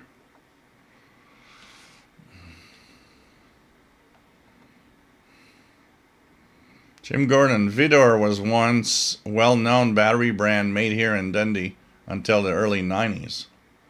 I used to remember something called renewal cells that came with its own charging system.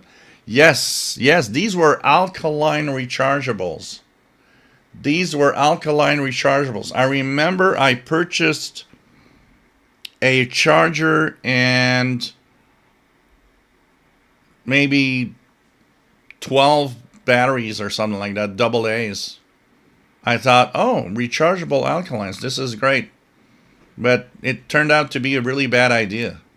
It was complicated. You shouldn't discharge them too much because they would not recharge that much. And boy, did they leak. You charge them 2-3 times and it's like, oh, look, one leaked. That's why I stopped using them. I was like, oh, the idea is good. But after using them for like 6 months, I was like, no, this is a bad idea. These batteries leak. These batteries are horrible. You got to do all sorts of things. And they weren't that great. Lester Polyester. My mother had an old battery case that made from glass with Exide embossed and that she made a terranium out of.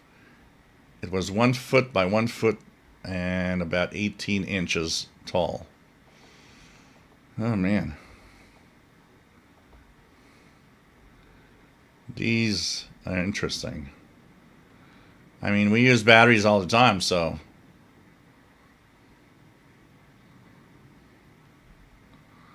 Bob Rouse, worst batteries I ever used was the Arbor Freight Thunderbolt batteries, the worst leaking batteries I ever had. Jeff King, Rayovac batteries are sold at many stores here in Florida, owned by Energizer now. So they just could be Energizer in disguise.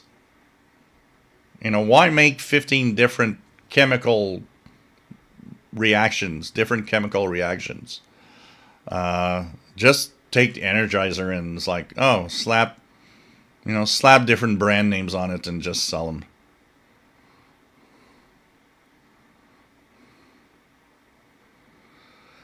Marvin Motts, nice to have you on board from the Japan Islands and having a little coffee.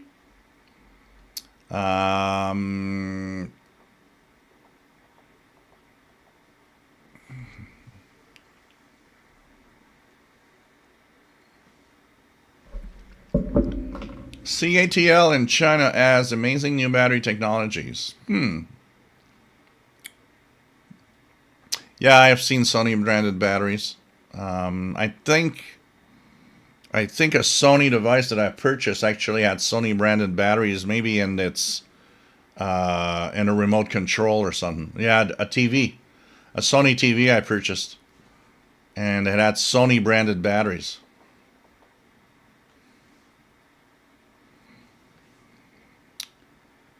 Yeah, they're trying to move away from lithium because it's just too hazardous and complicated. There's quite a few newer things. Yeah, I haven't seen one of those John Beckham in a long time. The Mick Jagger tongue shirt. I haven't seen one of those in a long time.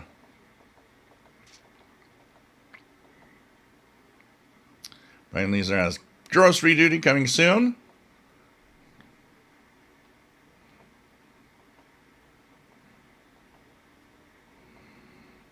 Yeah, GMAC. Yeah, Kirkland. I've seen those batteries. Brian Leesner says Amazon Basics batteries are great. That's all I buy in bulk. Our robot overlords are powered by batteries.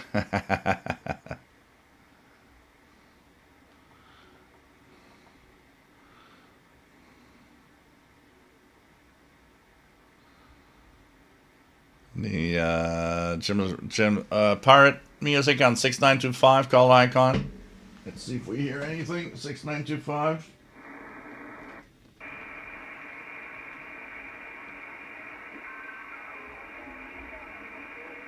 Yep.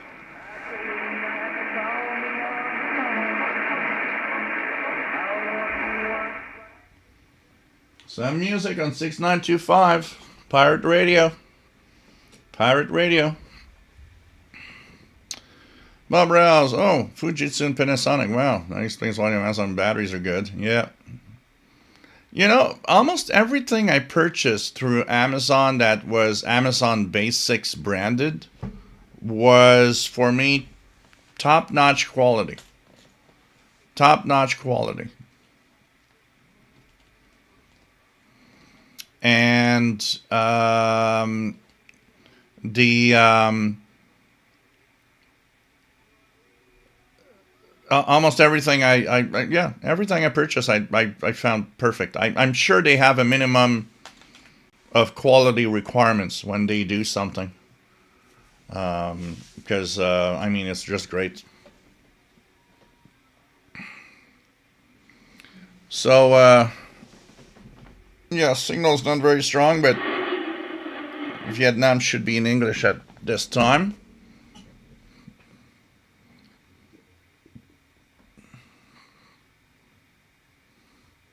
Yeah, John Beckham, absolutely. We used to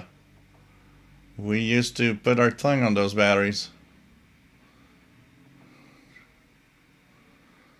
Jim Gordon, remember a Chinese battery brand called Flying Bomb that had a picture of a bomb with wings printed on it. Wow. That's not kind of a great name for. It's like if I'm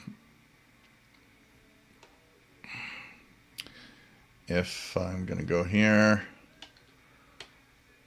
some of the worst batteries I've ever seen in my life back in the day. I don't know if I can entire batteries. I don't know if they're gonna have some of the pictures of what they looked like back in the day. Brand. I remember back when I was maybe 12 years old. I can't find a picture. You guys remember that Canadian Tire in Canada had Canadian Tire branded batteries? You guys remember that? And I'm talking 1980. Really, really long time ago. Boy, those batteries were crappy. I still remember that. Still remember that. Kevin says, when I was a kid, my mom used to get upset with the amount of D-cell batteries I wanted. I did not understand why, but I used to tell her I can't get my stations when I use the power cords. Yeah. Who needs a meter when you have a tongue? But you know what? The thing about the technology also today, Kevin, is the fact that we're not in the same league. D cell batteries in radios today last an extremely long time, but radios from that day, from 70s, 80s, and so on, they actually used more power than radios today. So we wanted batteries more often for these things, and of course, if anybody had I still remember my boombox. I mean, it was plugged in all the time, but if I'd go to the park and everything, man, boombox playing cassettes at full volume, man, that would go through a battery in no time. A friend of mine that I would go to La Concepcion up north many weekends in the 90s, which was a great place that I still have fond memories. We had no power there. It was a shack in the woods, pretty much, with a lake in the front. And he would bring his was it Panasonic? Yeah, Panasonic boombox. It was a huge boombox. It was a Panasonic boombox like from the late 70s. And of course, when we would go there, if you decided we would listen to music, what happened is that you wouldn't put 8D batteries in that thing; they wouldn't last. So when I went there, it just happened that year that I had nothing to do on the weekends. Every single weekend I'm talking around 1994 ish, 95. Every weekend we would go up north. From May to very late October. Every single weekend. I never missed a weekend. And after 2 weekends of the batteries going out and having to go to there was still back then a general store in the little city there, the little town. And we'd go to the general store, get ripped off buying 8D batteries for like a crazy price. I told him, you know what? I got a solution for you. I said, I saw that you have an old 12-volt car battery.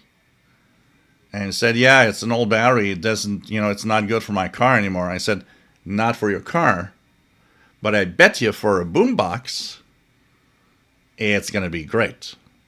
And yeah, it was. It's like I made the plug for him, and we plugged that in.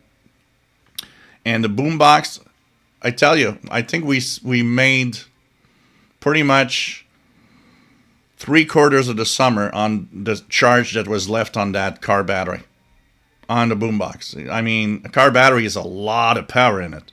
So even when it's wasted, it might not be good for your car, but the amount of power left is still good enough for devices like a boombox that, compared to a car, take absolutely like nothing in power.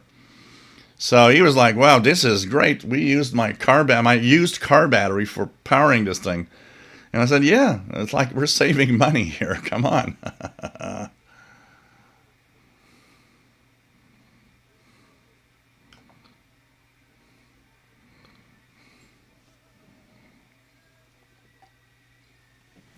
She Loves You, Beatles song.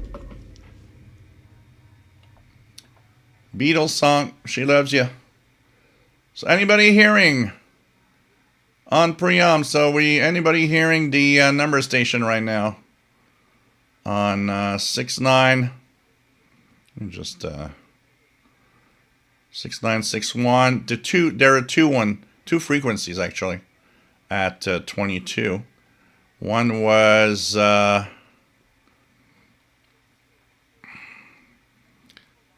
6982 and 6961. So it's 6982 and 6961.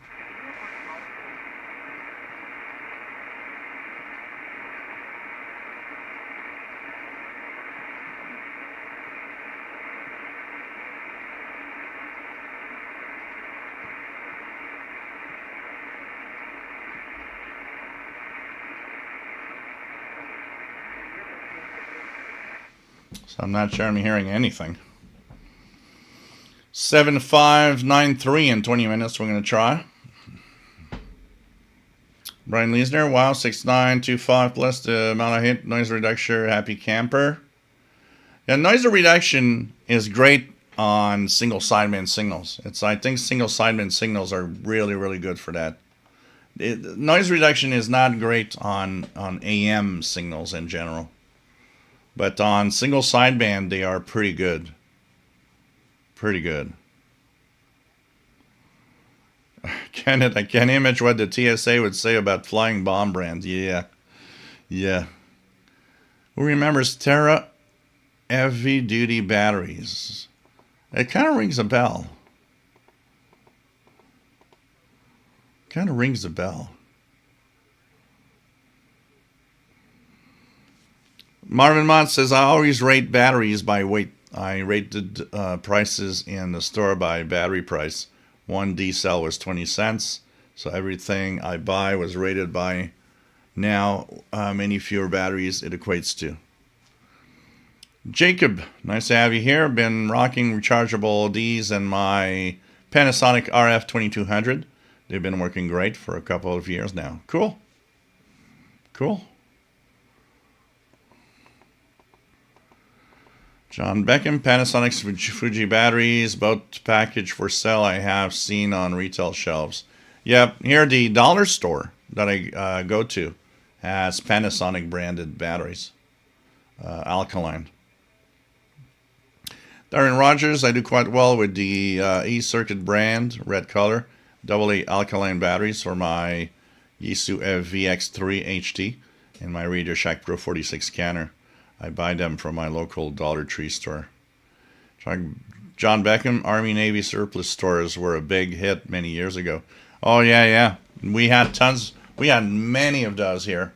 We had so many of those here. There was even one, when I moved here, the first 10 years, there was one just, maybe 30 minutes walking distance from here. And there's still a few downtown, but it's not like it used to be. There used to be a lot of stuff in there. Now today it's like all the clothes and the stuff like that. Sheila, nice to have you here from Belleville, Ontario. Kenneth says nowadays take a 12-volt battery along with a 25-watt solar cell battery charger. Yeah.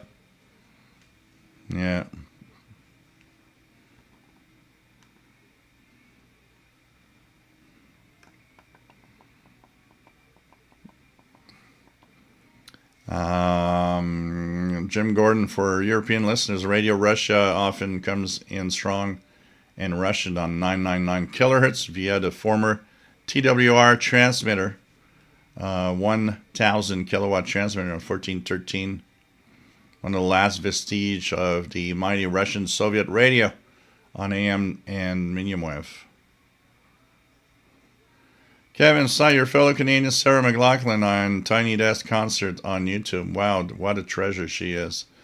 I seen her in concert. I seen her in concert in the 90s, and I have a few of her CDs that I purchased over time. She was the first. It's funny that you're talking about Sarah McLachlan because we were talking about stuff that we remember, me and Sheldon, and Sarah McLachlan was one of the first artists to have a multimedia CD.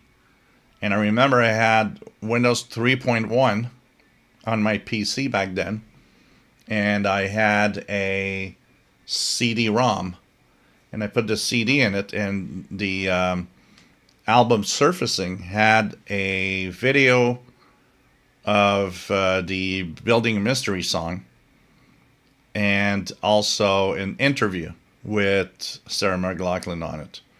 And I remember being amazed and saying, oh wow, this is the future of CDs and music. But she's great.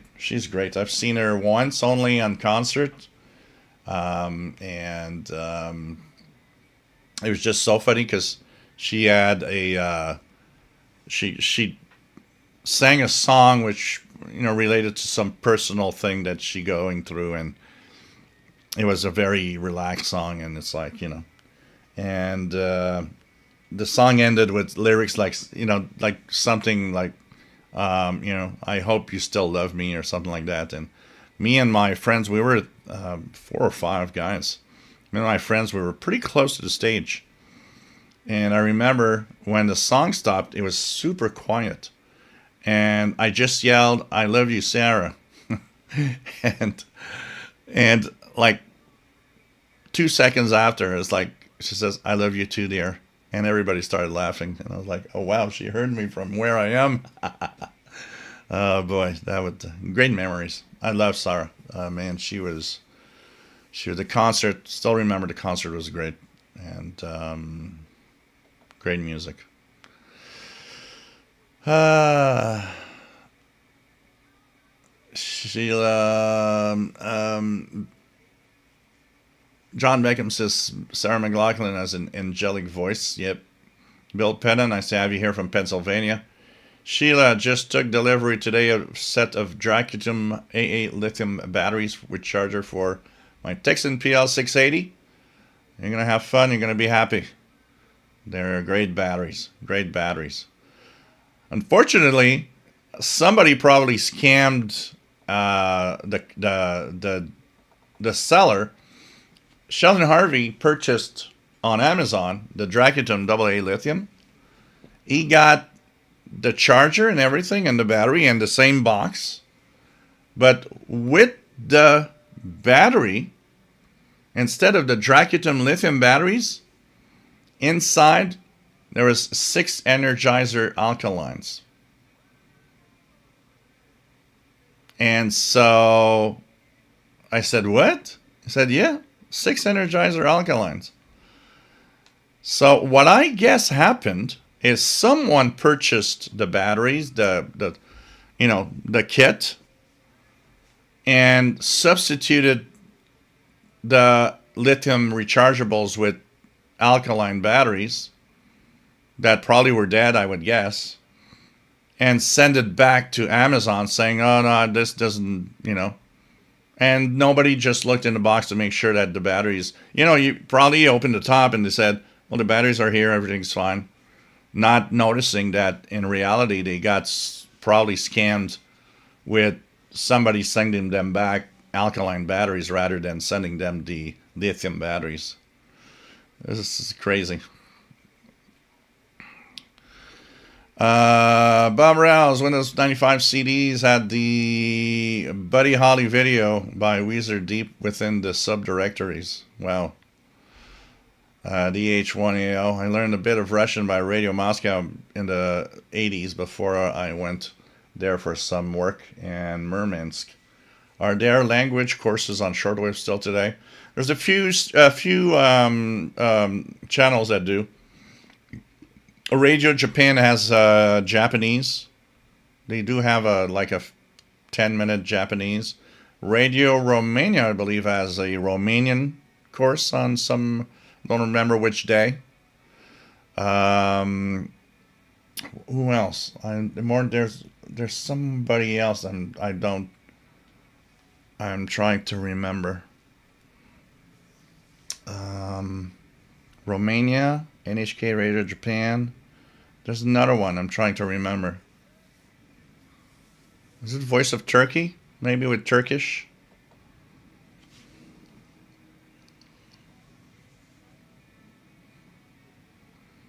So, yeah.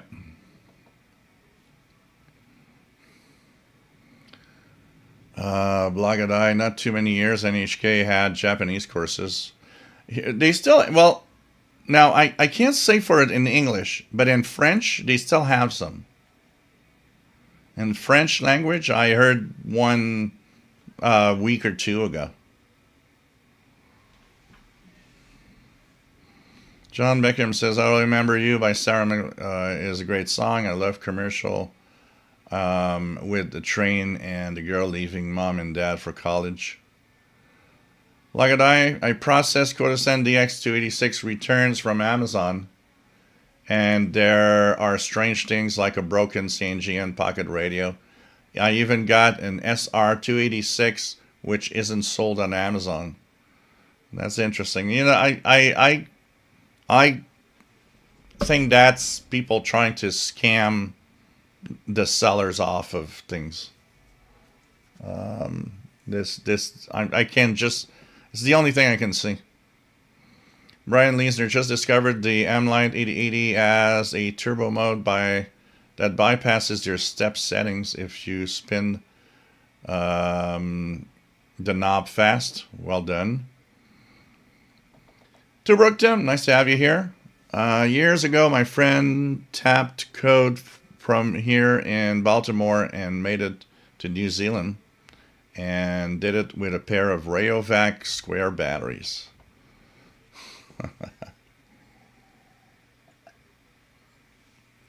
Interesting. All the stuff that we go through the years.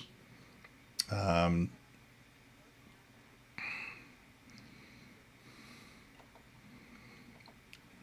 there are a few artists like that is not even. I discovered Sarah McLachlan because of a friend of mine, as well as Tom Petty. I mean, I heard stuff on the radio, but really focusing and listening to those two artists was one of my best friends, Stefan, which was a big fan of Sarah, was a big fan of Tom Petty. This is actually where we had that really cool trip where we went to Toronto to see Tom Petty and the Heartbreakers in 2008. And it was so funny because he had called me up. And, back in the day, Tom Petty had this habit of going through, Canadian tours, but he would always avoid Montreal. And I was like, it was kind of annoying. I was like, wow, he doesn't come here. So in 2008, my friend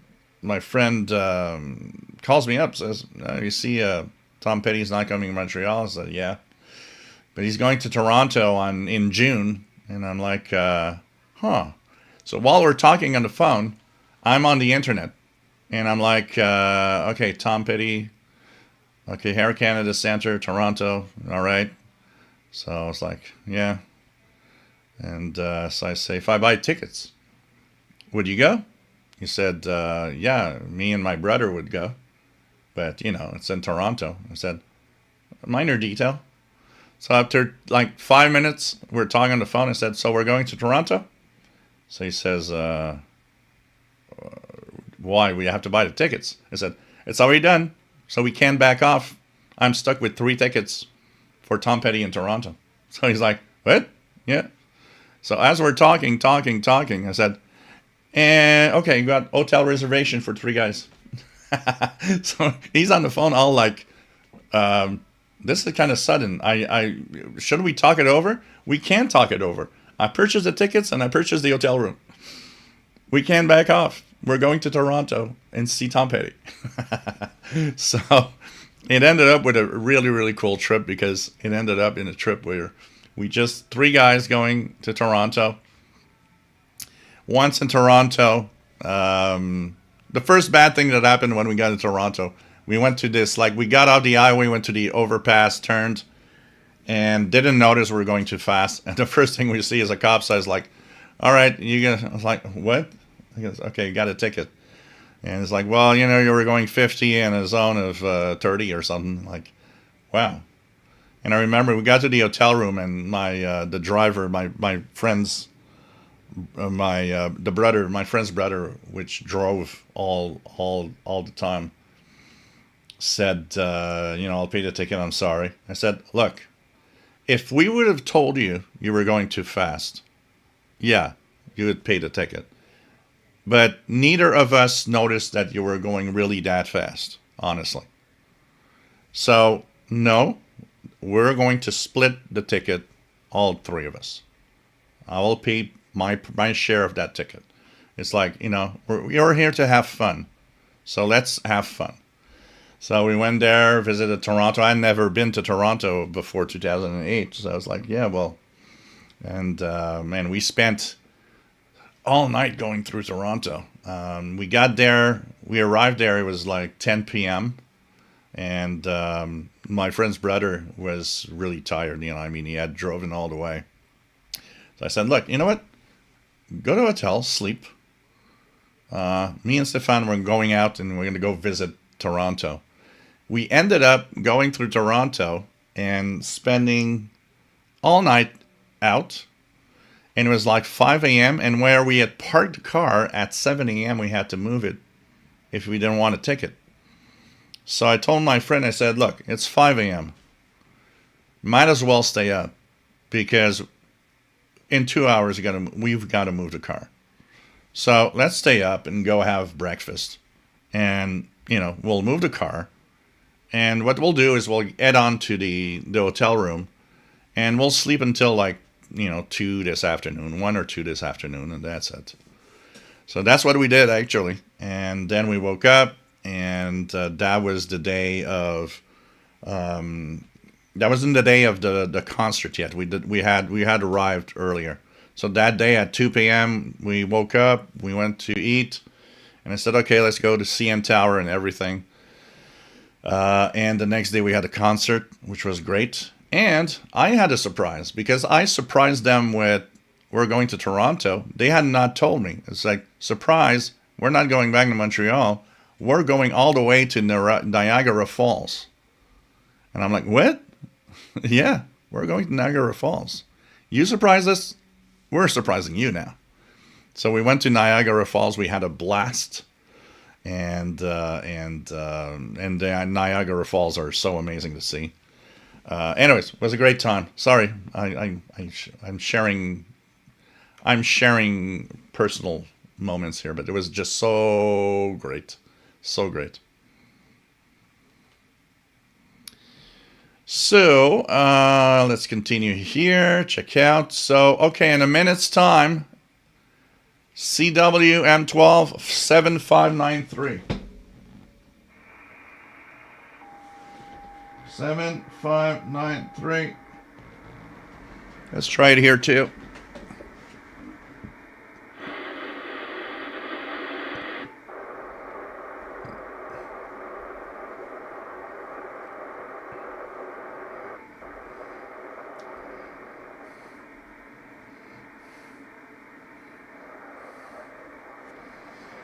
Well,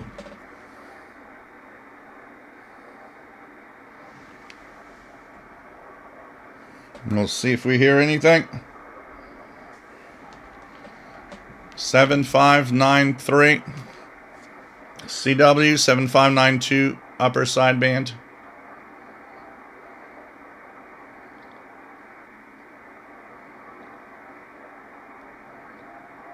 Yep, hearing it. I'm hearing it here actually. It just signed on. It's not very strong, but it's there.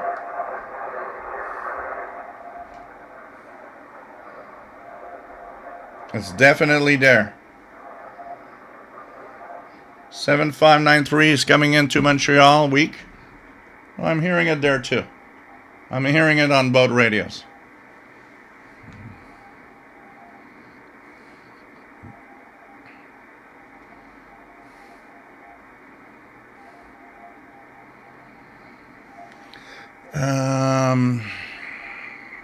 Jacob, rest in peace. Tom Petty, yep.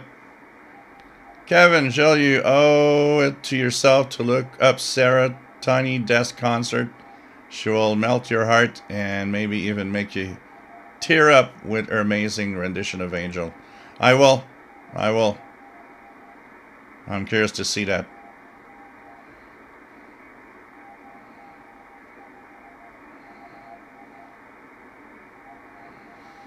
Yeah, that's what I understand too, is there's no real reason to have a DX286 if you have an SR. Definitely. Hey, Gemleman, nice to have you here from Norway, Harold, LB1NH. Nice to have you here.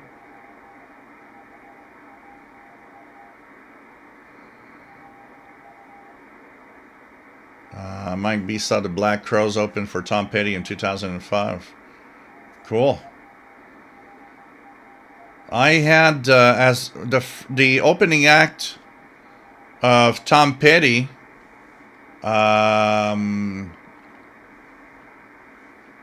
Was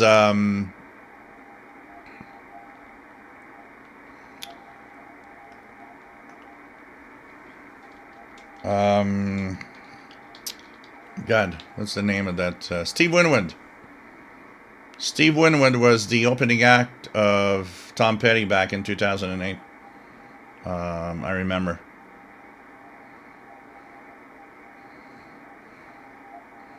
So Jet NG says, I have the DX286 as my secondary FM DX machine.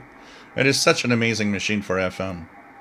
John Beck and Tom Petty and Running Down a Dream. Yep. That song had a certain meant a little something for me and my friend, because me and my friend Stefan, we would create music together. I'd go there regularly, and I'd bring my guitar.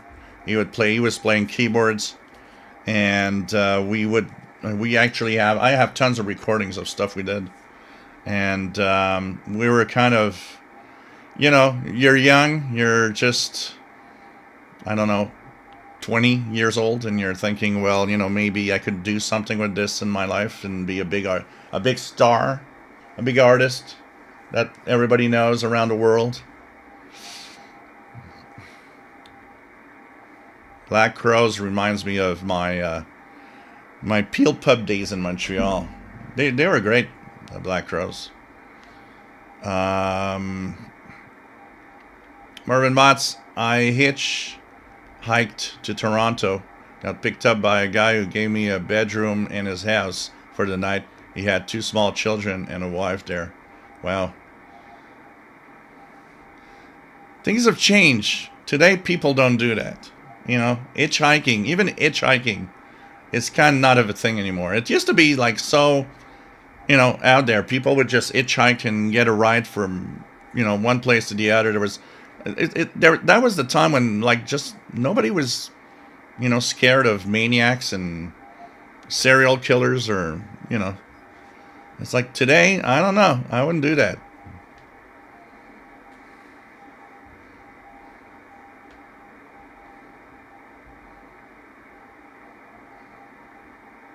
John Beckham, yeah, Christy McVie, Stevie Nicks. I remember buying, I love Fleetwood Mac too.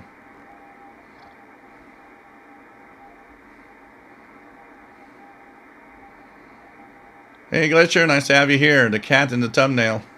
Yeah. Brian Leisner's getting 7593. Jet NG hearing 7593 on the New Jersey QSDR. Blackguard Eye 7593 good on the Deep SDR V6 clone. Mike WX50 saw Steve Winwood in concert in the mid-80s. It was back in the iLife Hour tour. Learning to fly, yeah, Kenneth, learning to fly. When we were playing, actually, that was so funny because when we were playing music together, me and him, when we didn't know what to do, I'd start playing Learning to Fly on the guitar. John Beckham, Don't Come Around Here No More. Yep, great song. Marvin Motts, you're a star now. Known through the world. Yes, technically, yeah. Danielson, loving the show as always. Cheers from Melbourne. Welcome. Nice to have you here. Brian Leisner, as a kid, used to hitchhike up and down Beach Haven. It was fine. Yep.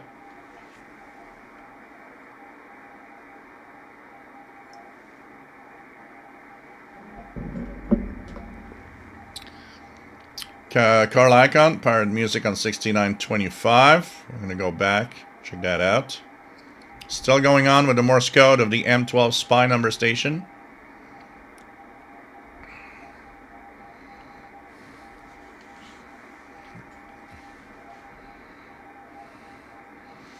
Don't Come Around Here No More as a very interesting video. I remember that video being very out there.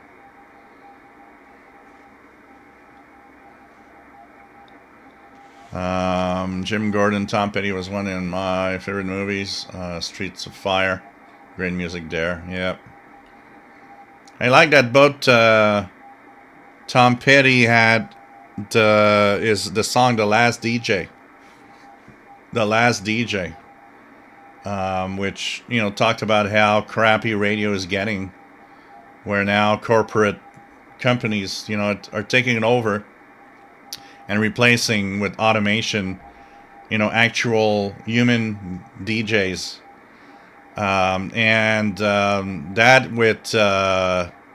That with Bruce Springsteen with his song Radio Nowhere, which was a great song too, talking about radio demise and how it's just not what it is and it used to be. Yeah, Mary Jane's Last Dance. John Beckham. Unfortunately, Tom Petty was physically abused by his father at times. Wow. Danielson. Hey, also got my ML880. Great little radio, but I can't believe it doesn't have a built-in ferrite antenna and for medium wave. And if it had a laminated touchpad, it would be awesome. What I noticed today with all of these new novelty radios, they aren't doing that anymore. Putting ferrites and there's radios. They kind of assume that we'll use an external antenna or something and it's gonna work great. Illuminated keypad. Yeah, that is also something that, man, I love it when a radio has illumination on the keypad. Yeah, I'm free falling. That's a great song too. He didn't want to play that song, by the way. That Free Falling? He thought it was like a crappy song. And when his record company said, oh, we got to put that on the record, he said, what? This is the crappy song. It's never gonna work. And actually, it's a big hit.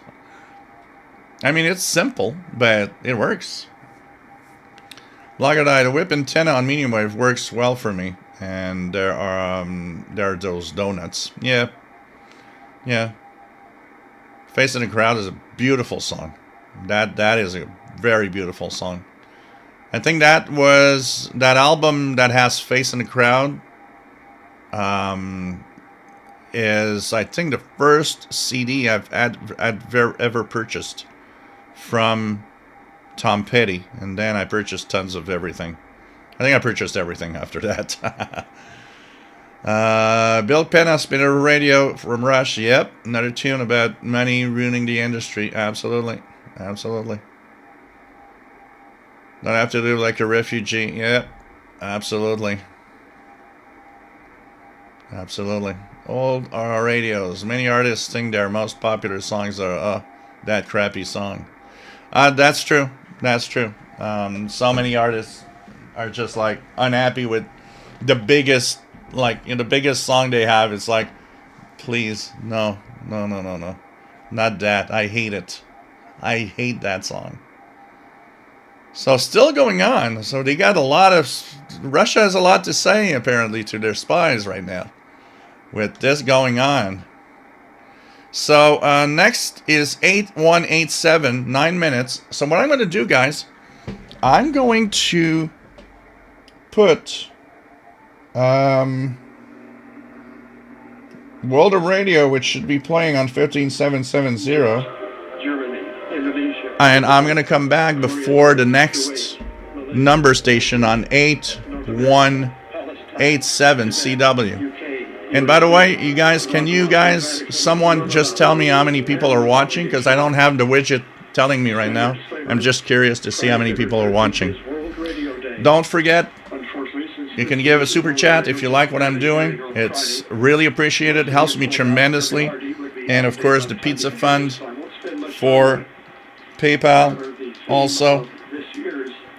and cat treats, of course, for Paul.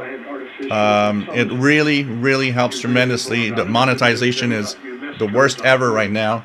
And what keeps me going is your donations, guys. So think about it.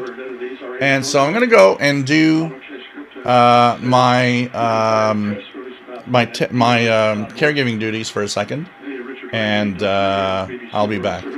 So around 150, 160. All right. Just thanks, guys.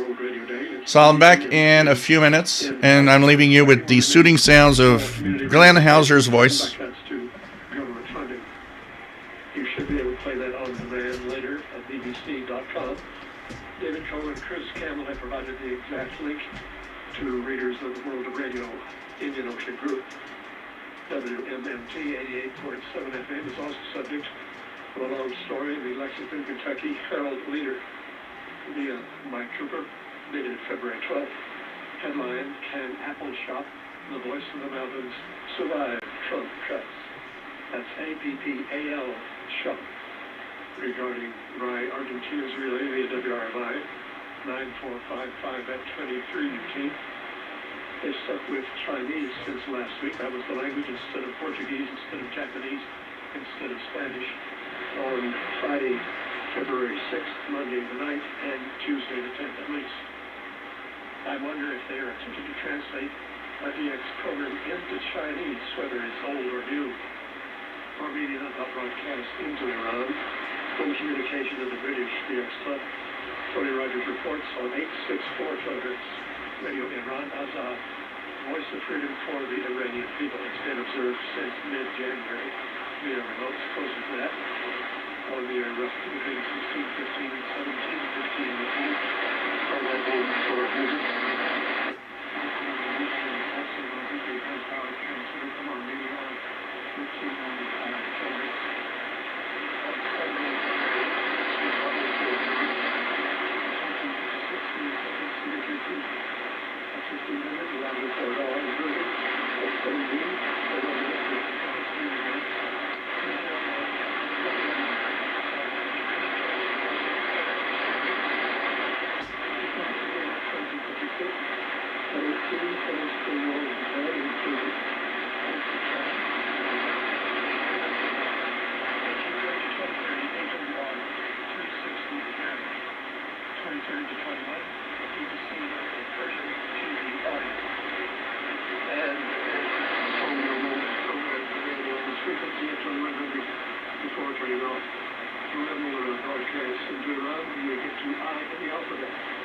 Australia, the low-power radio 567 has ended shortwave operations that are at least suspended them on 4970 kilohertz. Leader Craig Seeger and Ron Howard, the operator Peter Tate, says he was having to move from his location and he wasn't sure where he would be going next, but he can no longer broadcast on shortwave while he's moving. Ron did hear his very final broadcast via remote in Victoria, 4970, February 6th, until 1846 UT, from Wee-Waa, New South Wales. However, his programming remains available online. Cuba, single story about RHC. 9710, February 5th at 0713. I was hearing dead air from RHC. However, it was the strongest signal on the band, so congratulations. 9710 is a frequency to keep an ear on earlier in the evening. Chris Campbell in Ohio says I happened to check it on February 11th. Found RHC in English with a decent signal with current or recent news. At 0115, they were in English, but mixed audio from another feed. John Filipsi in Florida says, been monitoring Cuba on shortwave and medium wave. I think it's fair to say that broadcasting is affected by the energy crisis. 9710 is there one day, but not the next. Same with Rebelde on 5025. Not hearing the Radio Progress on 640 at all, which used to put a blowtorch signal into southwest Florida. Same thing with several regularly heard medium wave stations, on some days, off others. Cubanon, I found Radio Republica via RMI via France, 9490 on the air to Sunday, February 8th, until 0400. This is contrary to some published scheduling, but they announced their schedule as follows. which I've converted to universal days and times. Tuesday, Friday, 02 to 03. Saturday, Monday, 02 to 04. These may shift to the Monday, DST in the US. No change principally. On two different occasions, also late at night, 7:30 and 08:15. I'm doing Spanish on 6050, which means that HCJB in Ecuador has been running all night instead of a long gap overnight as originally scheduled. We'll see if this continues. Egypt, Alan Holder on the Isle of Wight reports on Radio Cairo. Following my inquiry to them last week, Radio Cairo seems to have reactivated a second transmitter for European languages after an absence of over a year. The presumed Albanian service returned on 9490 from 15 until sign-off at 1559. How does curtail interference from China in Tamil? I suggest they use 9470 instead. However, the program was unintelligible. All that could be heard was a loud buzz characteristic of their previous output. Non-original replies. They told me a couple of days ago that Albanian should be on now 9810. Their other broadcasts have been on the 9 megahertz band, various different frequencies. Latest registration HFCC shows English. The Sesqui hour starting at 2115 on 9885 instead of 9440. Following further monitoring, Alan Holder concludes the usual irregular operation, late starts, early close downs, no modulation, programming feeds obviously at fault. And now transmissions out of Germany. Case Scriptus says Atlantic 2000 will be on the air Saturday, 14 February from 09 to 10 UT on 6070 and 9670 in channel 292. That's like a 24/7.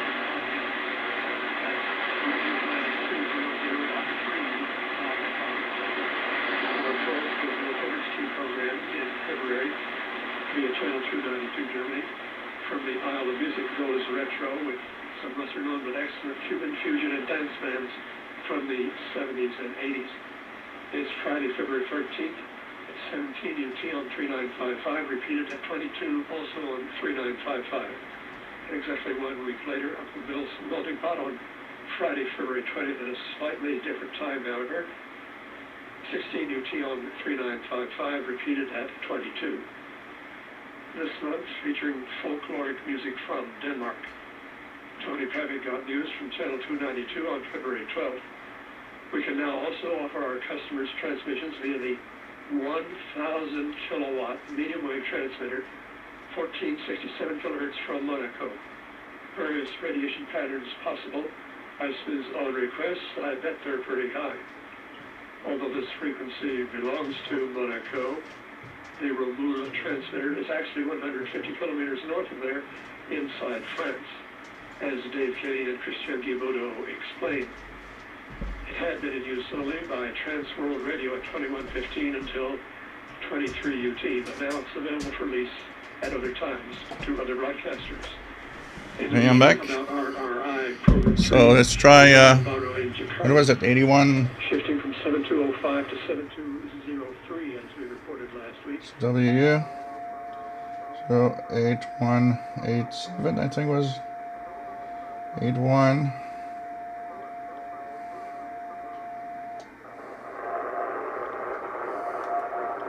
Yep. 8187.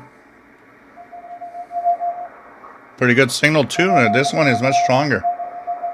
8187. 8187 is coming in really well. The M12 number station from spy number station from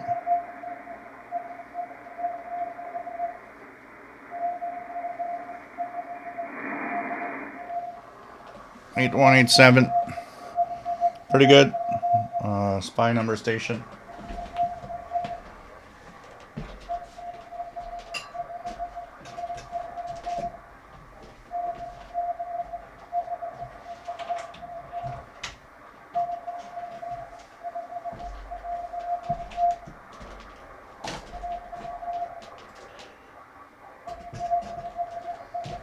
So here we are back. Okay.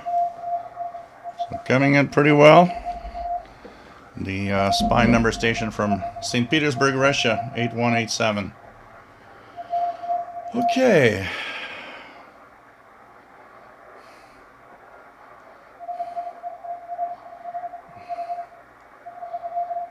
So let's check it out. And Sue.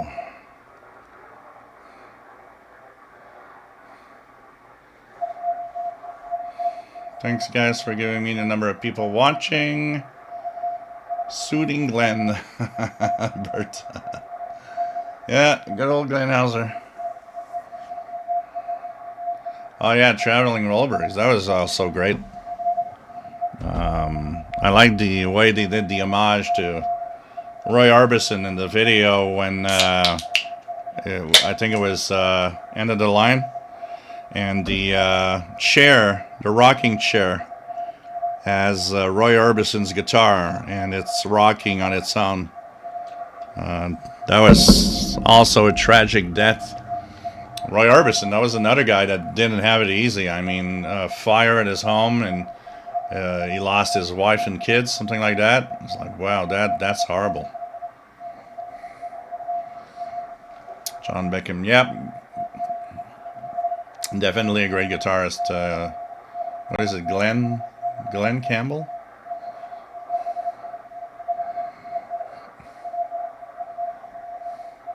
The traveling wheel bearings. I like that, WX50. Man.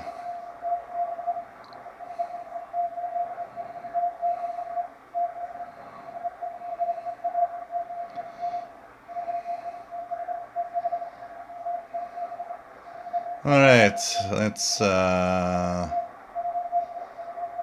check out. And so,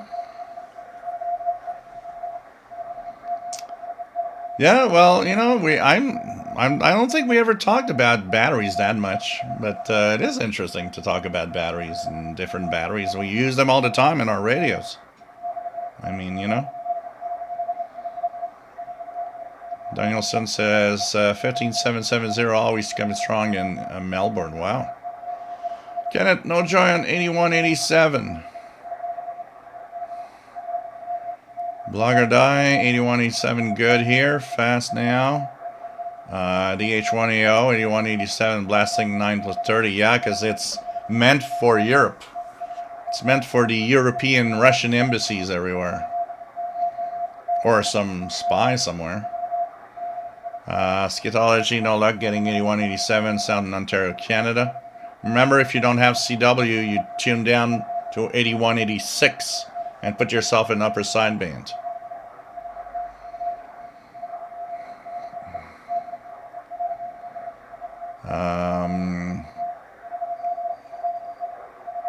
A grill has no name. A grill has no name. Welcome aboard, pretty woman. Yeah, Roy Orbison's voice was very, very unique. Brian Leesner, 8187 here, Boeek.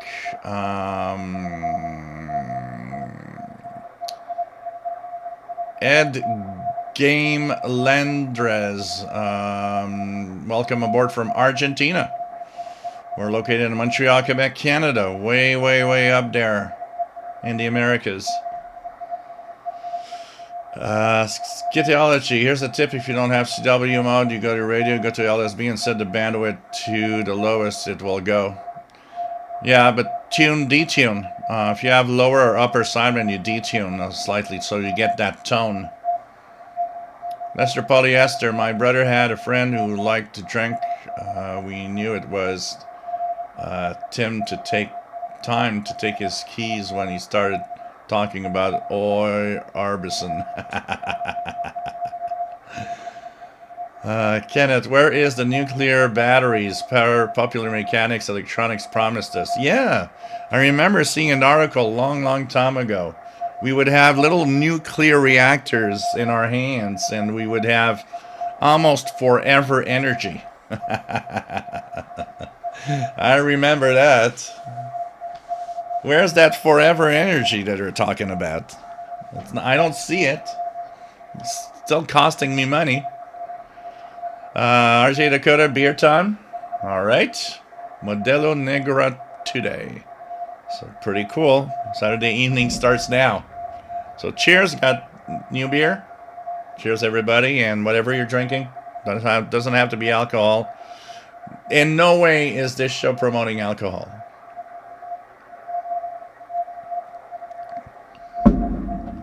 Mike B, 8186 USB Weekend, Southwest Colorado. Kevin Y, what software tuner are you using now on your monitor? This is actually the, because I've got here a Yaesu FTDX10 ham transceiver. So you see that there's a small screen on it. What you see there is exactly the same screen. It's just that this transceiver has a video output in the back, so I can put it on a computer screen. So in fact, it's the Yaesu FTDX10 that you see on that screen.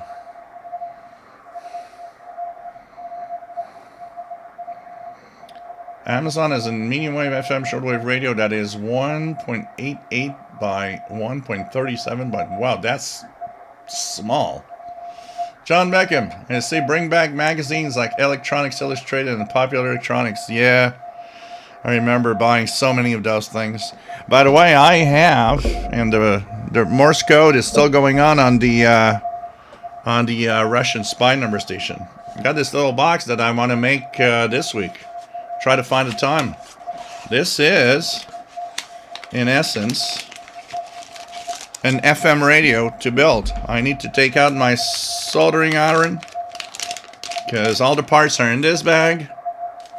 And this is the enclosure that the radio goes in. And so I need to build this week. Didn't cost me much in Canadian dollars. It's an FM radio, and this is what it looks like actually. Let me just go to my Amazon account and your orders. So this is what it is all about. Once built, it will look like this. So here. So here's the radio. Here's what you guys share the screen, display capture, and here we go. So this is the radio. It has the antenna on top, telescopic FM radio with LED display, and has these chips here and all this circuit. You have to build it. So I have the circuit board, I have the parts, and all I need to do is build it, and that should be a fun little afternoon project. So this is the Jig Fun, or probably you want to mention like Geek Fun, portable FM radio kit, soldering practice electronic, hobbyist kit, FM 87 to 108 with 2 power modes. So this is what it looks like. It's kind of cool. It's kind of cool thing. So I'm going to have fun with that, building that little kit. And it was not very expensive. It's, if I look here, Canadian dollars, I paid $29. So it's like, you know, around $25 for you guys in the US. I thought, you know what, I haven't built anything in a long time. And I thought, yeah, you know what, why not? Just for, you know, just have fun.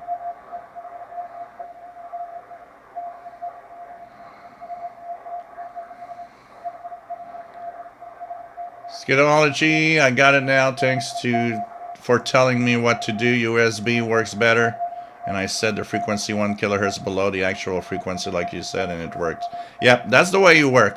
Because when you don't have CW is made to be detuned, so it's made to hear us on the exact frequency. But when you don't have that mode, the signal's there, and if you put lower or upper sideband, what happens is that you're on the frequency, so it's a 0 beat. You don't hear anything. So you put it 1 kilohertz down, 8186 upper sideband to create the tone. You can still do it at 8188 and do lower sideband to create the tone. Remember, upper, lower. So when you're at 8186, you're going up to the frequency of 8187 in single sideband. And 8188, lower, you're going lower to 8187 to create the tone. Aaron Mott, Scott Adams at Coffee Moment with Scott. You need to end your show with Moscow Nights with Jill and let everyone join in 60s DJ on YouTube and dances. Similarity. Meridianux, you resemble the Italian actor Bud Spencer. Do I? I need to recheck what he looks like. Bud Spencer. Let's check that out. Bud Spencer. What was Bud Spencer? Oh, maybe because of the beard. I would say because of the beard, because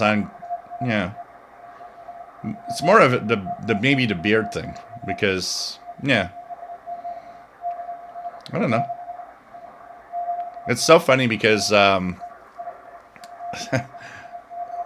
was once with my friend at a grocery store, and there's this woman that comes up to me, and she's like, "You're that guy from television." And I'm like, "Yep."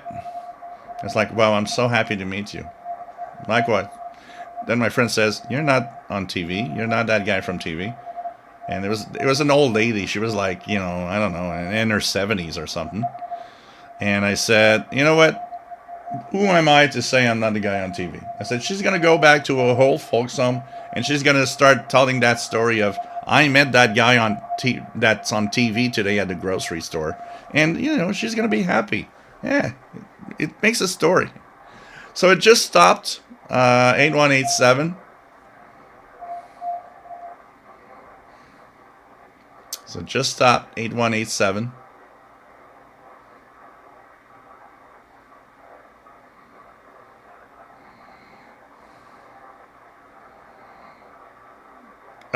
Kenneth.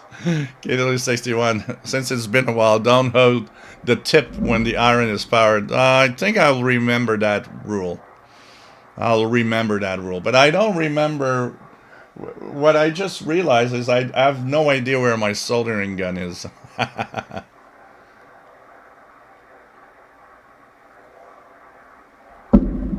Can you battery power it? I'm don't know exactly. It says 2 power modes, so maybe there's some kind of internal thing, or I know there's a USB cable, so I'll power it from like a portable battery pack. But yeah. Speaker is in the front. When I showed you the enclosure, you see here there's a grill. The speaker on this one will be here up front in this space here. So it didn't show well on the pictures. Meridianux new flagships radio in 2026. You know what? Right now we're getting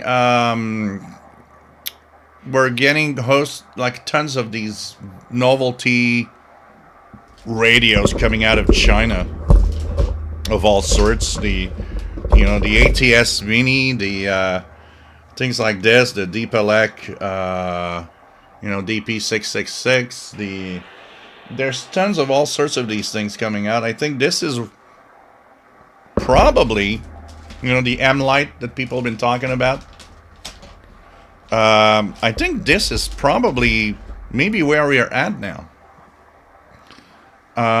Maybe nothing major out of the manufacturers that make radios.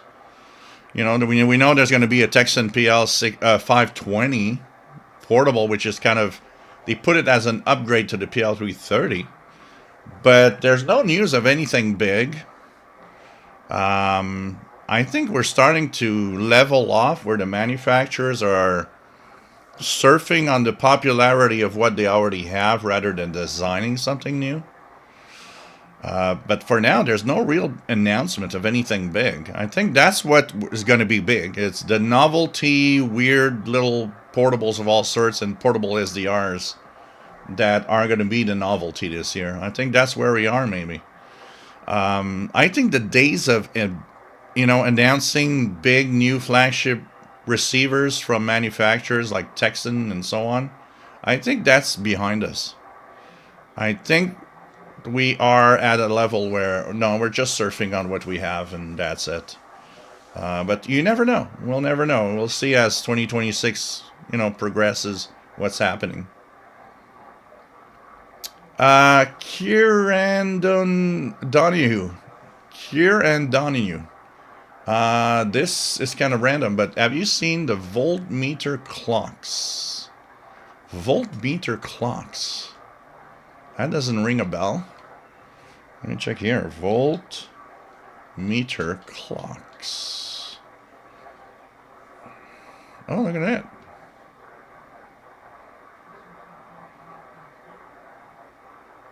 Digital meter, thermometer, voltmeter, and clock. Oh, this is kind of interesting. It does it all. Voltmeter and car clock. So, oh, that's interesting. Interesting to see. I'd not seen those. I remember my shortwave antenna. Let me just go back. Ray Hawksworth, thank you for the donation. Much appreciated. And welcome from Victoria, British Columbia. And all of Canada is with British Columbia in this terrible, terrible week. It's just so sad to see what happened. John Beckham, I remember my shortwave antenna building days. I never knew how much fun you could have with 100 feet of copper wire. It was exciting. I remember going out with my wires and stuff and thinking, oh wow, this is, if I put it this way, how much better all the signals are going to be, and will I get these exotic countries that I don't hear? And there's, especially at the beginning, there's this excitement. Jet and G never had any Corona, no alcohol today, but a random Arizona energy drink. That was all. That's cool. That's perfect. You know what, Brian Leesner? Canadian, solder. US, solder. It's like Z or Z. Do we say Z or Z?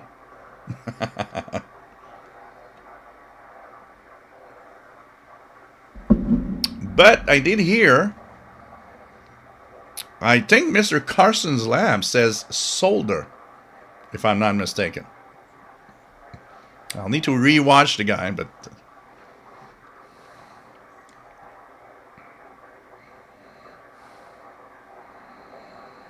Mike B, New Year's Eve, I set the clock on my D109 weather band today. It's 5 minutes fast. So from New Year's Eve to now, 5 minutes fast. Yeah, it is cool to build. And the transparent case makes it fun because you see, there's one thing that I always have found super cool. When I use electronics, if I can see the circuit board when I'm using something, I love it. I love it because there's some, I don't know, I'm amazed at, look at that, all of this together makes this work. It's just such a cool little thing. And I love to see the circuit boards and see circuits, how they're constructed and how they work. And it's kind of fun, let's check out two things. 596. We do have a signal. Good signal. Voice of Turkey. Turkey welcomes the peaceful conduct of parliamentary elections and the referendum in Bangladesh, expressing hope. Voice of Turkey in English on 5960. And we should have...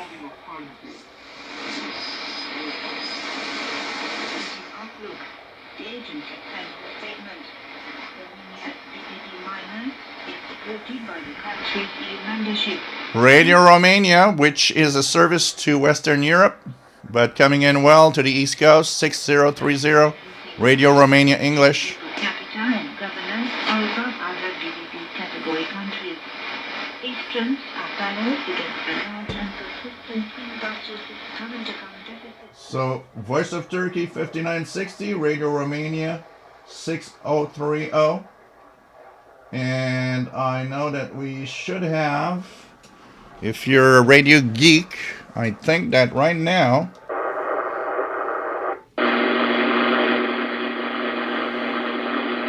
it really helps me out knowing how the broadcast is being broadcasted. Voice of the Shortwave Radio, And how it is being received. which is the guy that talks about radio and shortwave in general on 15770 right now.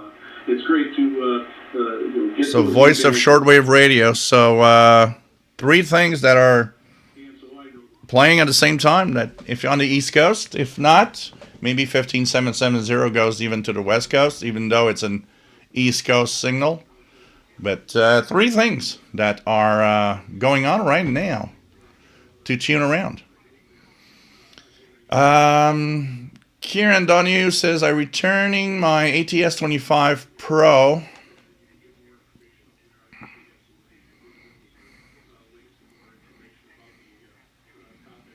Oops, I lost the... Okay, I'm returning my ATS 25 Pro Air Plus from Ham Geek. Total junk. It has a defect with the screen that makes noise. Supposedly there is an updated ATS 25 on the Arduino website. It's called the ATS 25 XF. Yeah, I guess they're not all the same. I would guess, you know.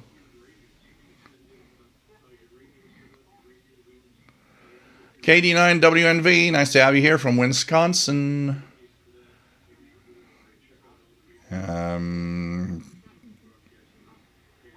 Hey, we have David in Barcelona, EA3IEK 4998URE.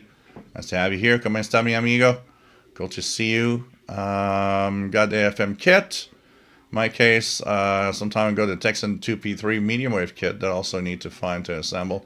You know what? I want to order one too.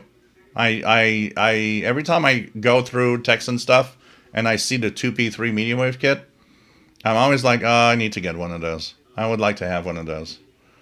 I have the Elenco AM kit here that I purchased. That's also another one that I would like. The Elenco. I'm going to show you guys what I would like to maybe purchase too, to build. And one of the reasons I want to build those things is, you know what? I haven't been feeling that great mentally with too much going on and getting more complicated. The caregiving duties are getting very complex.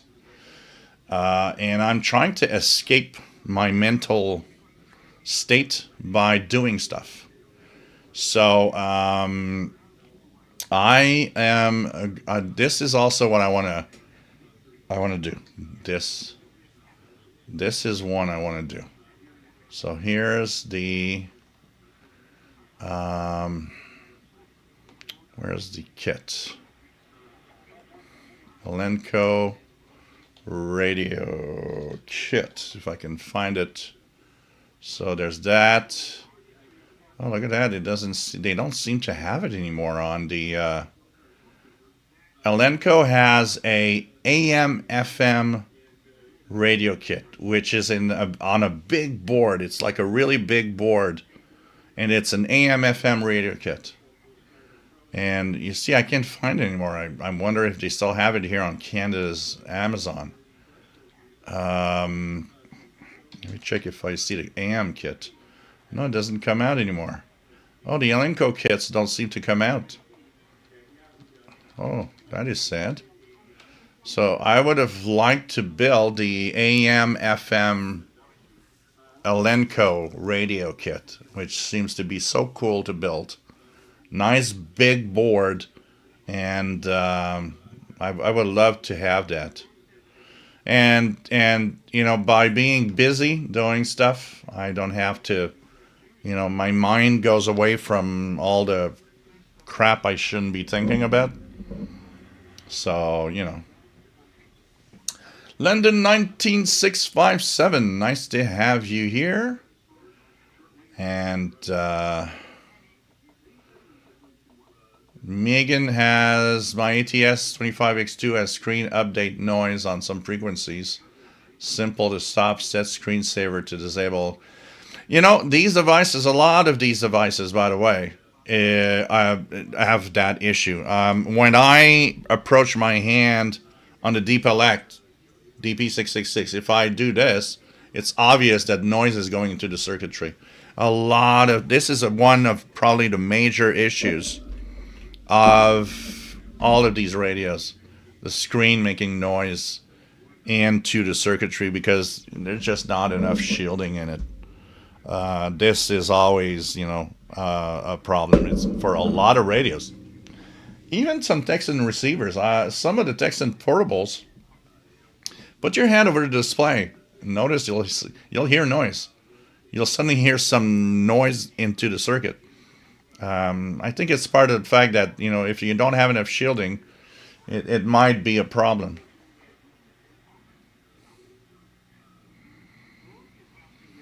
It's more a question of shielding than anything else. Danielson, I bought a couple of similar radio kits from AliExpress, but it is AM, FM, and shortwave and works well. I'd like to have a shortwave kit. Brian Leesner, Mr. Carlson says solder. That's what I say.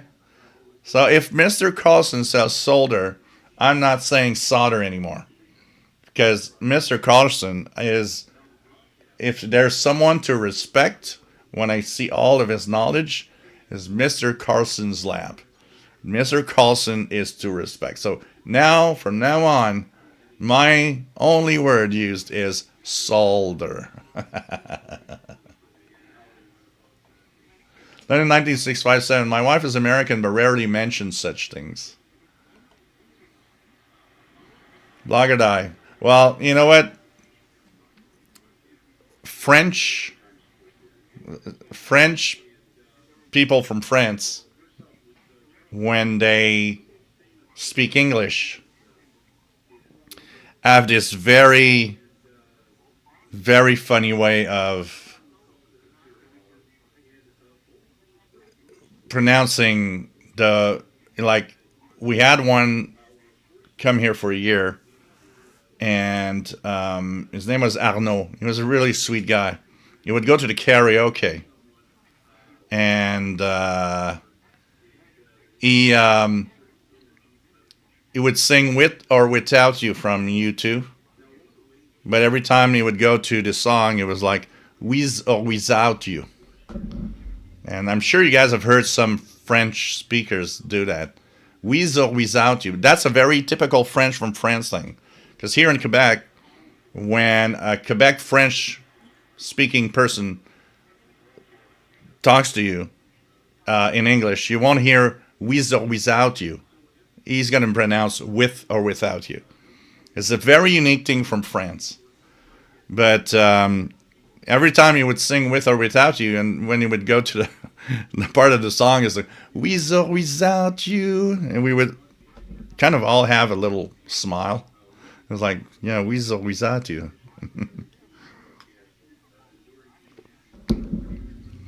We all have our quirks and weird ways of, I'm sure there are words that you guys laugh sometimes when I pronounce it.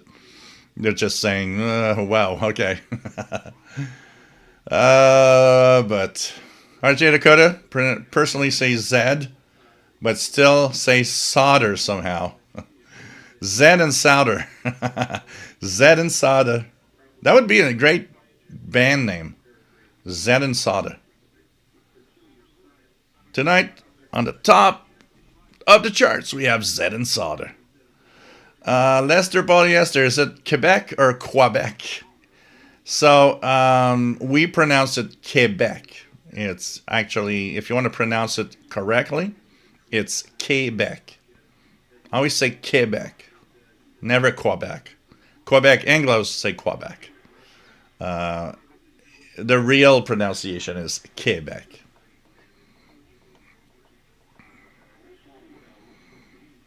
Germans say Zeth. That's interesting.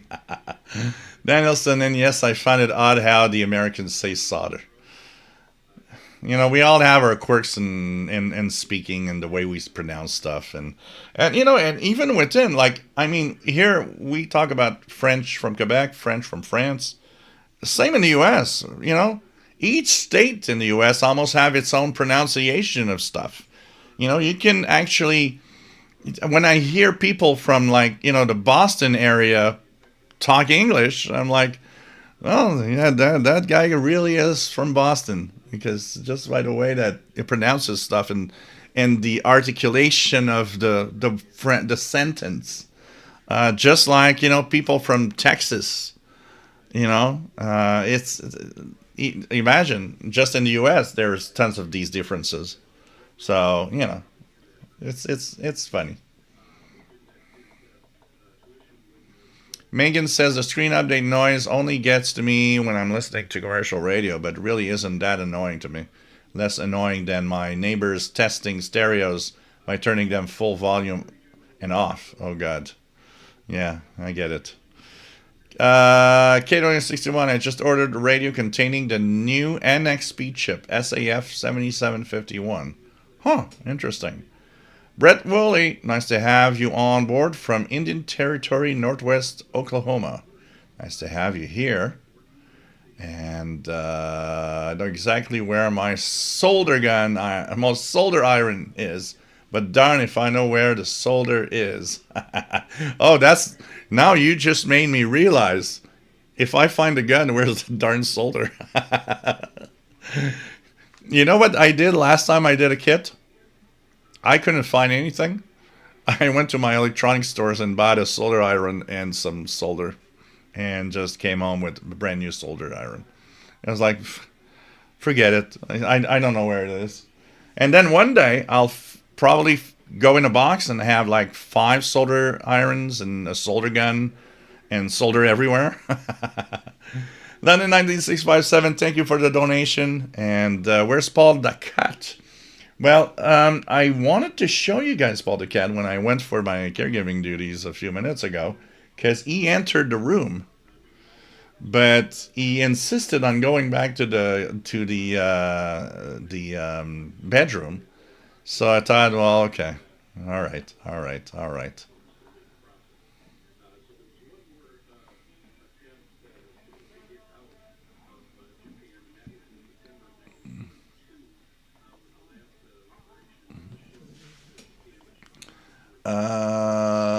Mike B, 15770, strong in Colorado. Old radios fading in and out. Megan,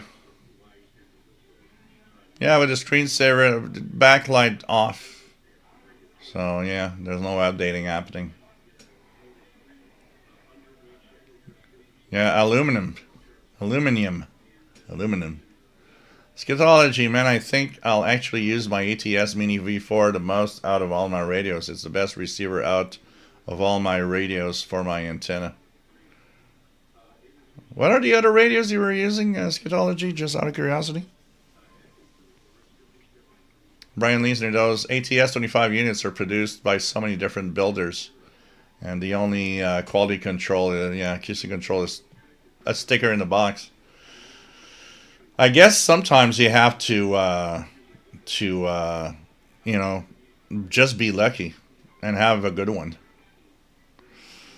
The H1AO, yeah, color, 2 ways to spell color.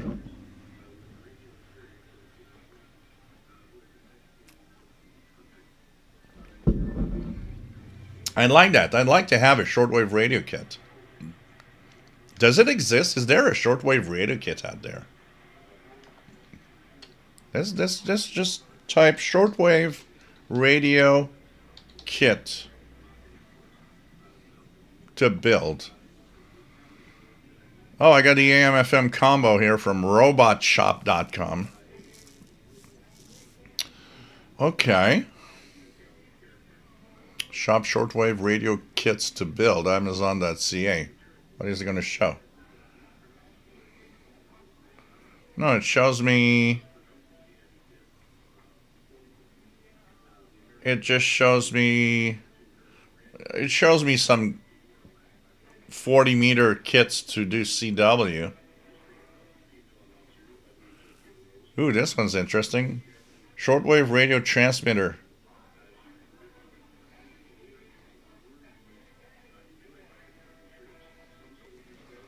So yeah, there's no official shortwave kits. I'd like to have one.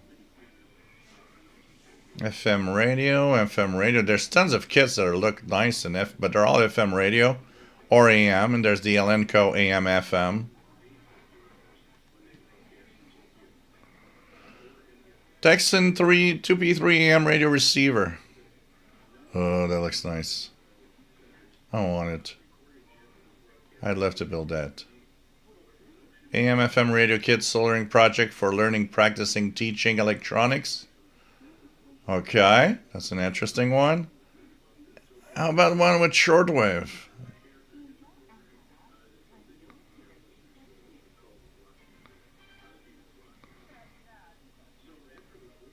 I really would like that.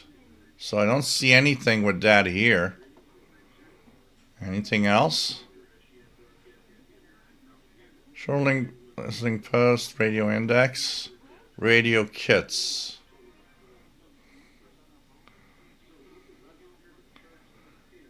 Tech model 1254. Does that still exist? It's a shortwave kit.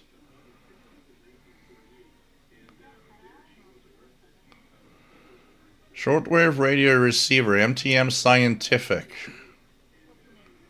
Oh, there's one here. Simple. With. Do they still. 8750. USA shipping included. So here's one. I'm going to put the screen capture. Look at that, guys. Shortwave radio receiver plans and kit. Well, this is the kit.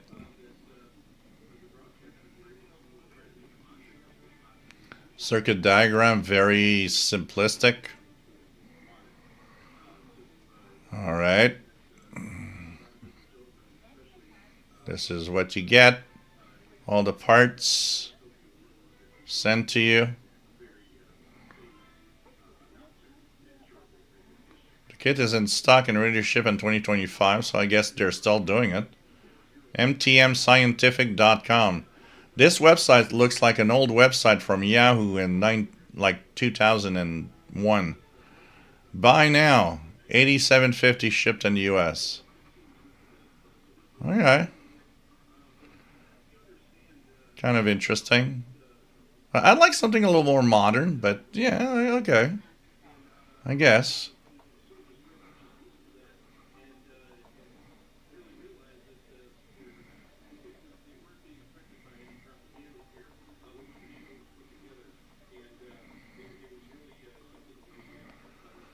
Mike B. Sync, ETM Bliss, and external medium wave antenna options are making my PL330 a great radio. It is a great radio. It definitely is a great radio. Yes, definitely go for the 2P3. Being in Texan surely has to be a nice performer and shouldn't be too difficult. No, it's pretty simple to put together. For guys like us, it's pretty simple. Kenneth, always remember, a mind is a terrible thing. Yes, I know. I know.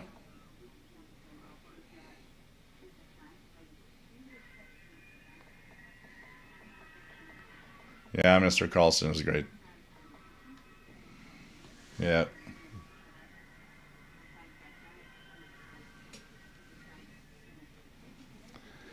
David, English is strange. It's possible to say solder, but on the other hand, Saudier, soldier is definitely not a word. Cosmic Lettuce, nice to have you here. Yeah, Mr. Carlson. That is a reference in knowledge. Anybody that wants to fix their own radios, you know what? You just look at what that guy does and how he explains. And you know what?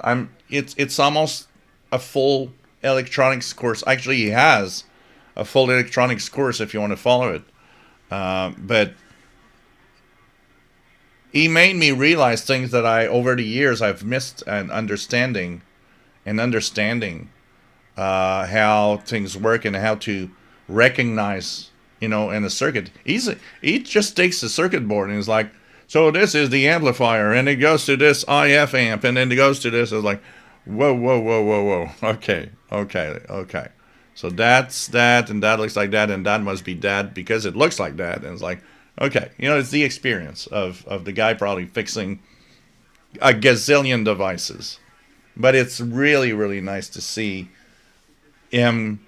I enjoy like just relaxing and looking at a 2-hour video of Mr. Carson just fixing a radio or even any device. The other day I looked at him. He was fixing a 1970s color television that he found in a dump or something. And I'm like, all right, let's relax, have a beer, watch him go through the procedures and fix that TV. It's just, it's for me, it's almost more interesting than watching anything on TV. Anyways.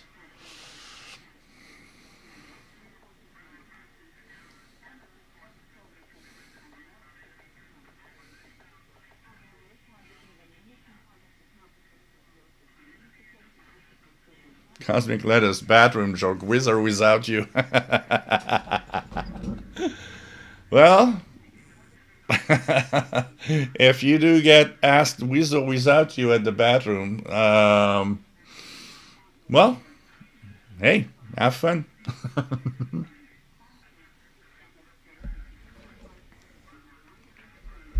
Yeah, I mean, even here in Quebec, we have these differences. People that come from the Saguenay region or from the Gaspé region do have little things that are different. We in French here in Montreal, if we want to talk about carrots, we say carotte. People from the Saguenay area will say carotte. There's a small difference there. We still understand each other. My dad came from the Saguenay region. So antenna in French is antenne. And my dad would say antenne. It was like, no, it's antenne, but it's all right. It's like there are these differences. And I'm like, so you can even see who comes from what part of Quebec. And I mean, Quebec is a much smaller area. And even within Quebec, there's little differences from, the Saguenay, the Gaspésie region, and so on. Meridianix, what do you know about the Kenwood TMD750E? What is a Kenwood? Kenwood D750E.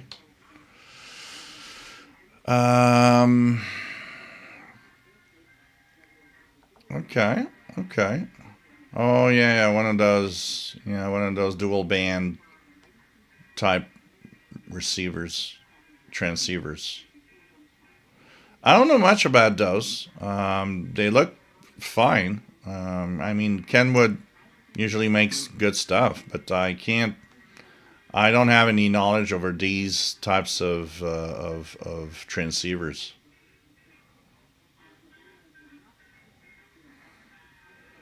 Yeah, it is Quebec. If you want to pronounce it right and you want to impress everybody, which I guess will not happen, you stick with Quebec. And if anyone tells you that's not how you pronounce it, I said, yeah, I've got the Quebec authority for it. A guy that I watched that is in Quebec and did say it's Quebec.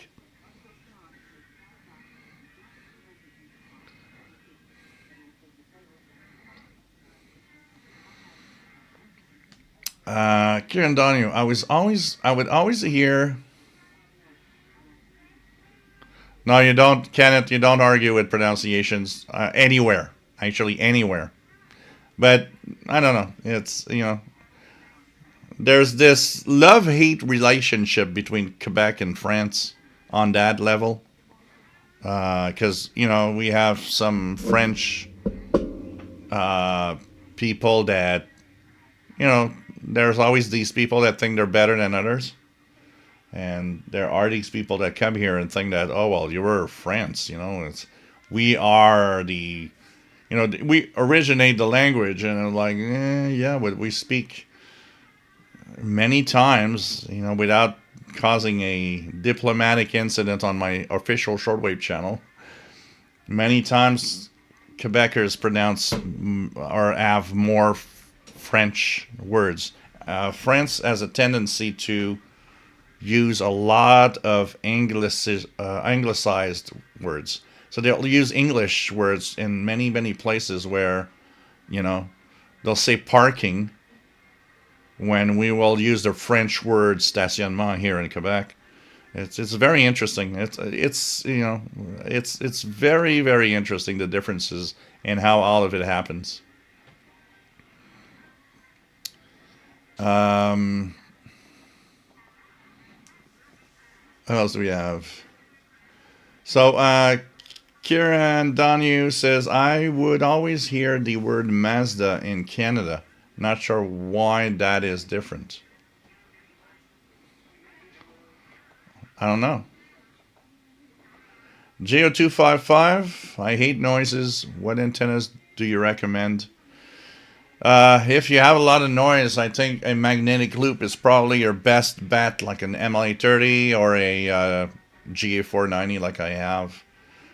They aren't miracle antennas, but you always have to deal with a minimum amount of noise on shortwave. It's the way it is. But, yeah.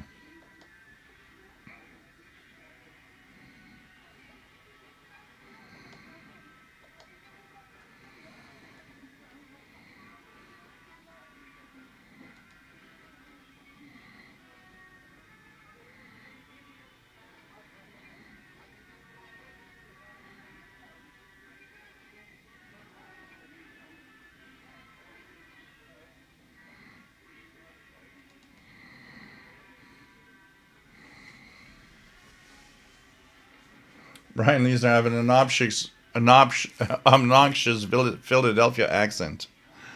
Yeah, it's everywhere. It's like that.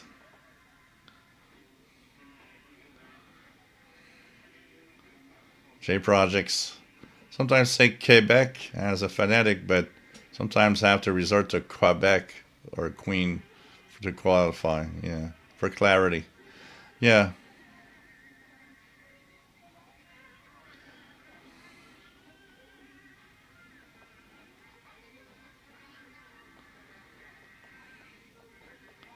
Lester Polyester didn't know that Cajun actually came from the Acadian until I watched Peter. Yep, absolutely. It was that part of time when the French arrived, and there's a lot of things were happening, and a lot of the francophones that were up here, especially in the New Brunswick region and all of that, they all kind of were pushed, and people were pushed down, and some people went down to Louisiana, and it created all that big mix of Cajun, Acadian. That's also a very interesting history.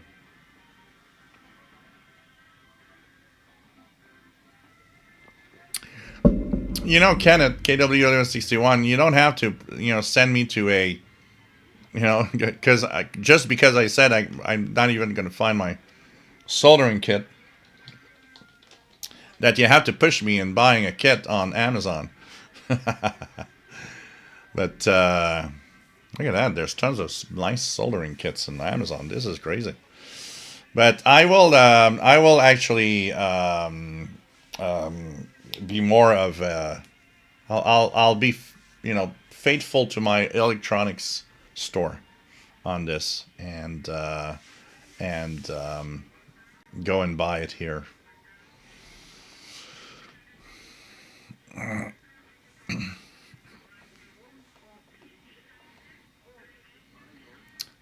Well, Black or Die, all these soldering tools came from Radio Shack.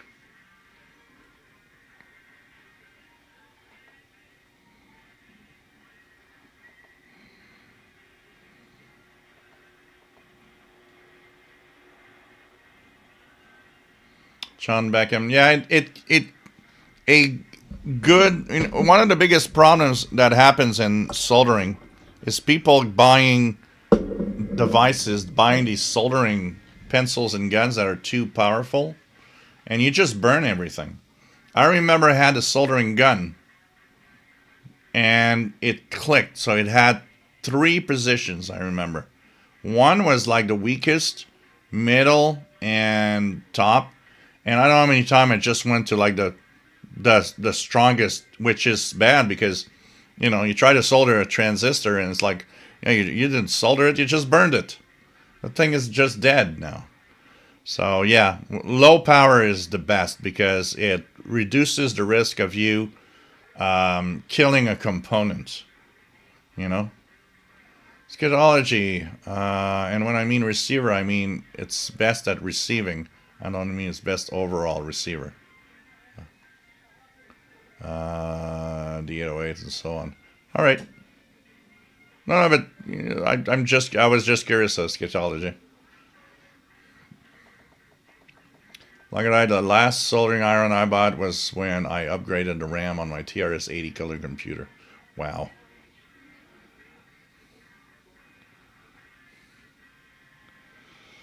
There are some shortwave kits on eBay. Yeah, I should check that out.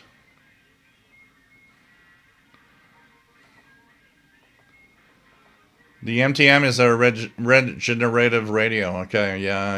It looked like some kind of old technology. I don't know. I'll check it out. If I ever find something interesting, I'll let you guys know. Carlicon 15770 is playing Tokyo Rose broadcast. Yeah,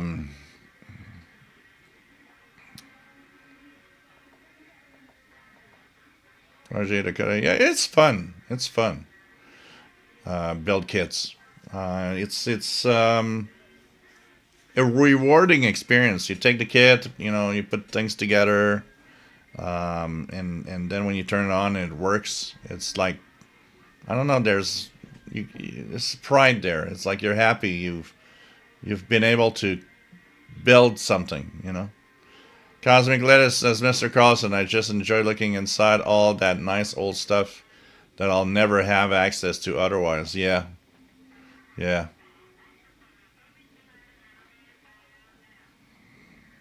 Joe Mankus, if you enlist in the army, you're a soldier, not a soldier. Yeah, well, yeah. It's a soldier.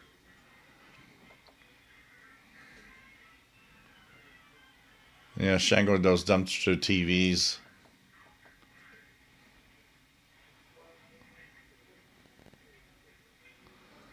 Danielson, that's just the thing. It's people start with the pronunciation, and everybody just follows, and at some point, it gets to the main, the main language.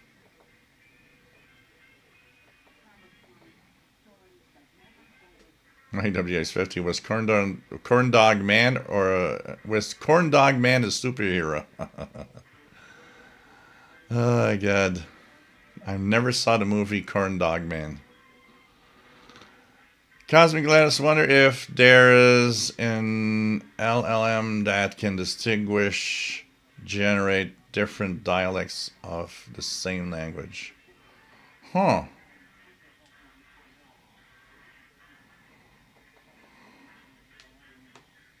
Okay. Kenneth, did you try to correct your dad on the right way? You say no.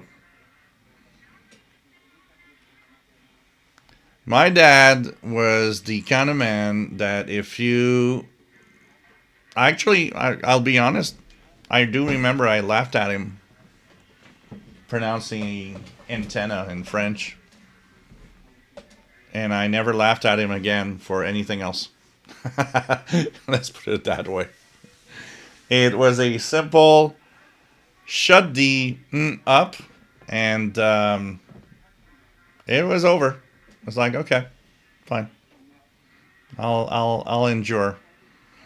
Same thing. I remember the only time in my whole life my dad was smoking like 2 packs of cigarettes a day at least.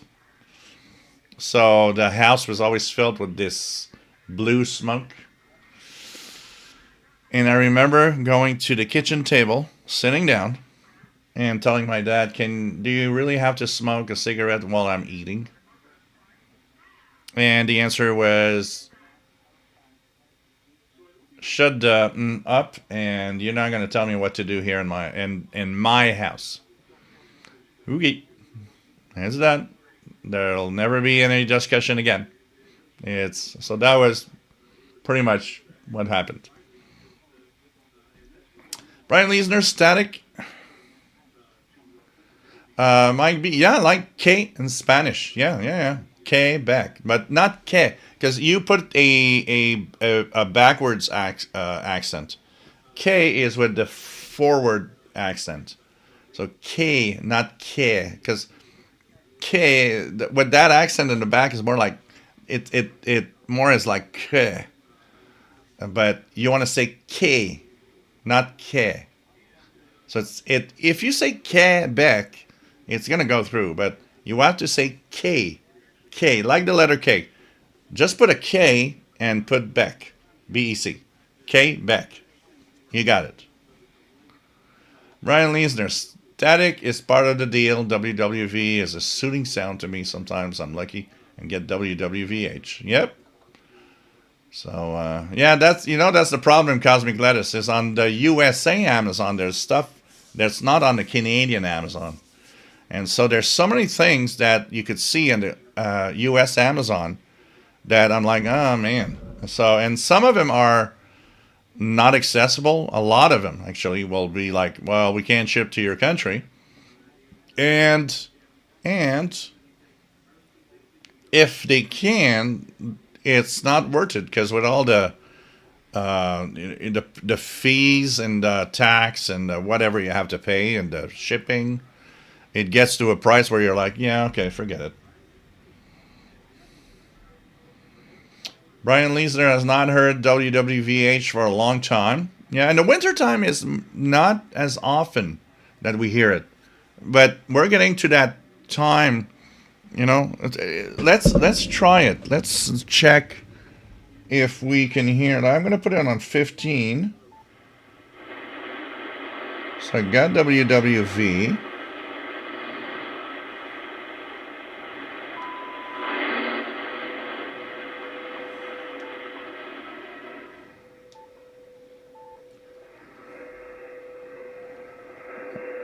And let's check if at this time I can detect just a little of WWVH.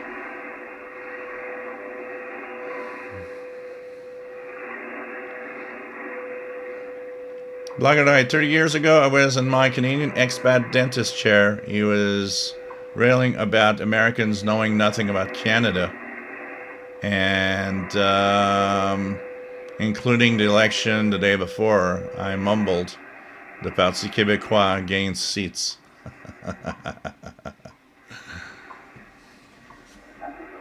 Yeah, I haven't heard not even a small peep of the Hawaii one. I'm hearing just Colorado right now here. In the summer, I remember, every time I do a de-expedition in the summertime and afternoon, and I do 15, it's almost always there. SB Flowers, nice to have you here. I come on here from time to time. I was wondering what you would recommend for a portable shortwave radio. I am more concerned with AM DXing around $200 mark.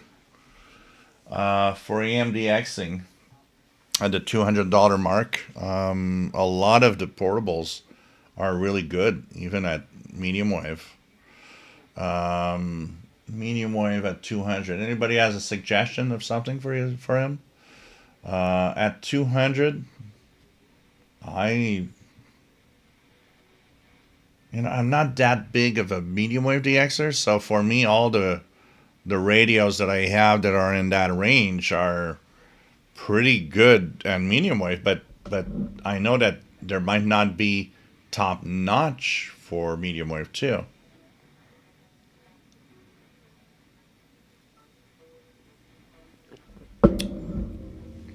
Skidology, and there's a crystal radio kits that you can build in Shortwave kit. Megan is having flashbacks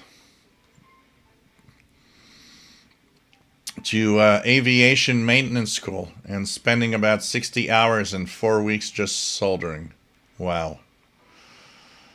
Hopefully with proper ventilation. I thought of that from a young age. When I was a teenager, I was doing a lot of little kits. I remember doing a voice synthesizer for my Commodore computer. And one day, a friend came over, and he was in electronics too. He says, "Why do you have a fan, and why do you have that weird sponge?" And what I had done is that there was a place where I went to where they had these. It looked like a sponge, but it was meant to be put in a fan, and it had all of these requirements of how it would block and filter tons of little particles and stuff. And since I was soldering inside in the wintertime, there's no, air trap. You can't, send that smoke anywhere. I had put a fan that would suck the smoke coming out and put that sponge on the other end. So it would take that smoke, and I could see that the filter would change color over time. And I always thought, well, I'm hoping that, this at least protects me somewhat of the the toxic fumes from soldering. Cosmic Lettuce, all excited over WWV. I remember it. I'm going back in time. I remember that I would listen sometimes to WWV alone in the living room. It would be there on my first DX100. And it was almost like a ghostly sound. There's something about it that was weird, and at the same time I was kind of attracted to that signal. It was something like, wow, this is the time signal, and it just sounded, I don't know. I was a newbie. I probably sounded cool because I was new at the hobby and all. Blogger Eye for medium wave, the best I've encountered is the Grundig G4000A and the Senji A2S 909. Neither available new. For around 100, the XH Data D808 is decent, and the Quotacent DX286 if you can put on an external antenna. So here you go. We got an answer from Blogger Eye on the medium wave. Joseph in California. 15,000 kilohertz coming in strong with my Texan PL680 and Coast View MLA30 Plus. I think it might be both Hawaii and Colorado. Yeah, you're closer, so it could be both for you. Something AM on 6960. Let's go up to 6960. Yeah, coming in.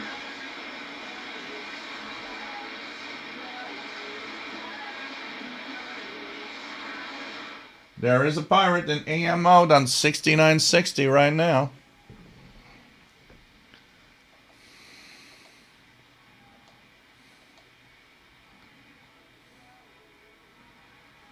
Joseph, almost a strong man and woman's voice. Cool how they time it so well. Yeah, it was made on purpose. They knew that sometimes both would overlaps. So they had to make that difference. And there's also a difference in the top of the hour tone.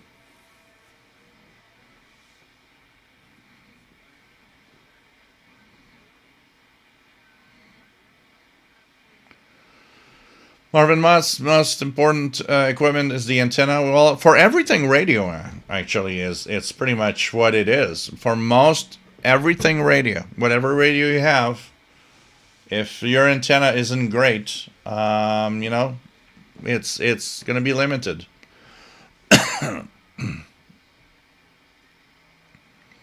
Kieran Donahue, if you just want something from the USA, let me know. It's whatever. Okay.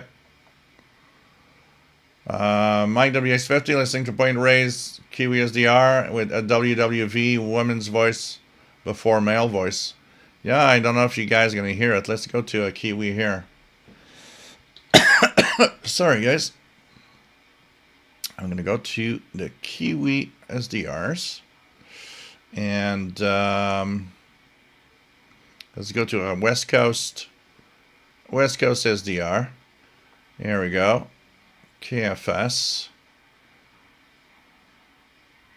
And here we go. V2ZZI for my call sign. Yeah, VE2ZZI. And just put it in AM mode.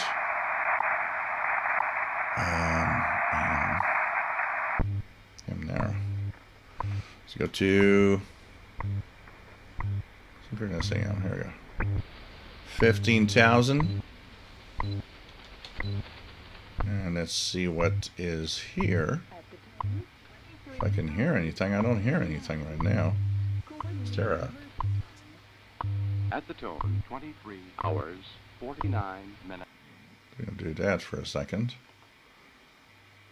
I don't have a strong audio. Okay. And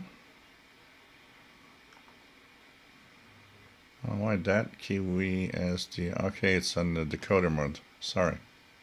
There we go.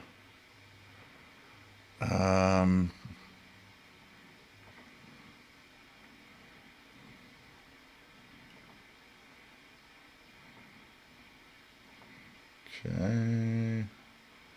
Sorry, just looking at SDRs. Just want to see if I can do ZZI.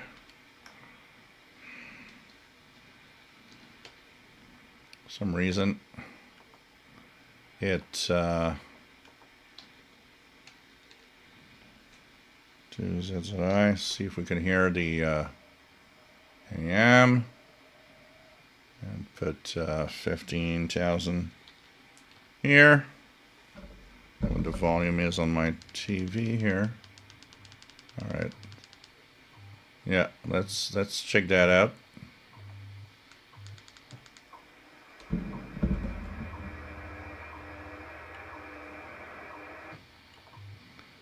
It's cool when you get it. So you guys hear this?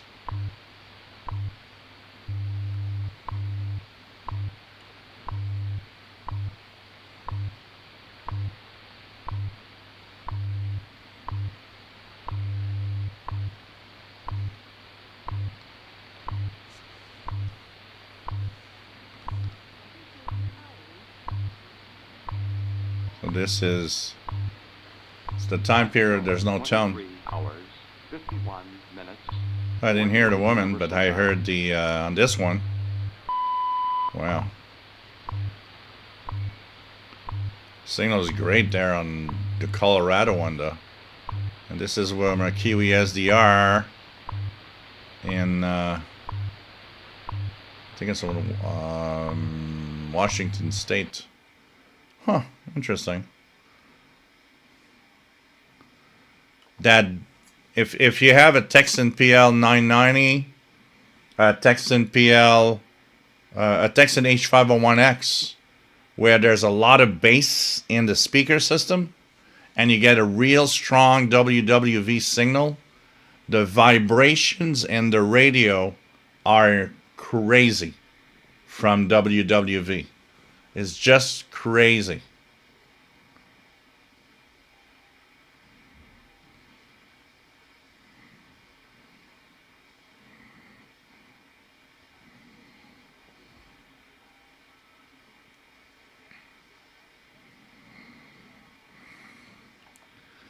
So what else? One time I thought I heard that female voice on 25. Oh, it when the conditions are right and you're on the right frequency, it's actually very easy to hear. So you'll hear it if you listen to WWV frequencies regularly. Microwave mix says secret ain't too bad. Toast and Loaf is okay. Different Gear TV, Sanjian for AMDX. My AMDX machine, if I had to have one, is my Texan S2200X with the rotatable antenna. It's pretty darn good. Pretty darn good.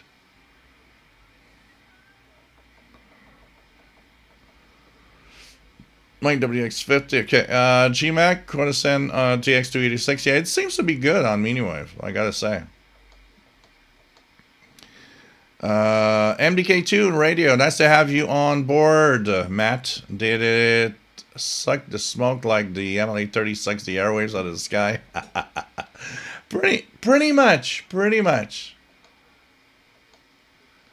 Keith McNeil, what's with the t-shirt? Oh, it's because you don't see the rest of it. Can I lick it? Is a table, here's a periodic table of elements.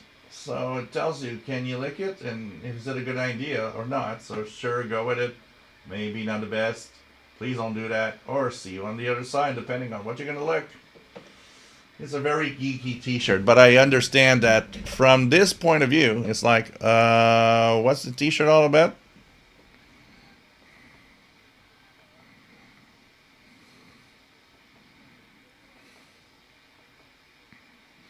Just radio check. You know, it seems like a lot of car radios are really amazing, honestly.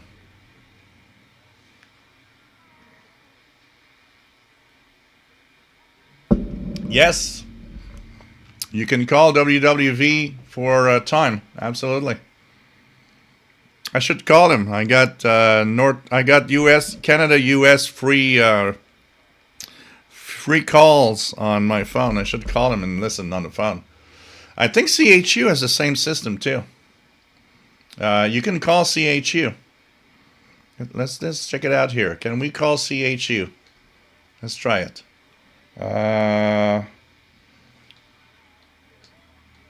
Phone time CHU Canada.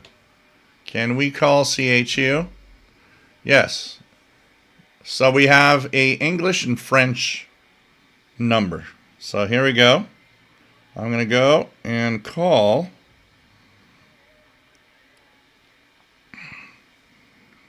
(613-745-1576). Put the speaker mode on.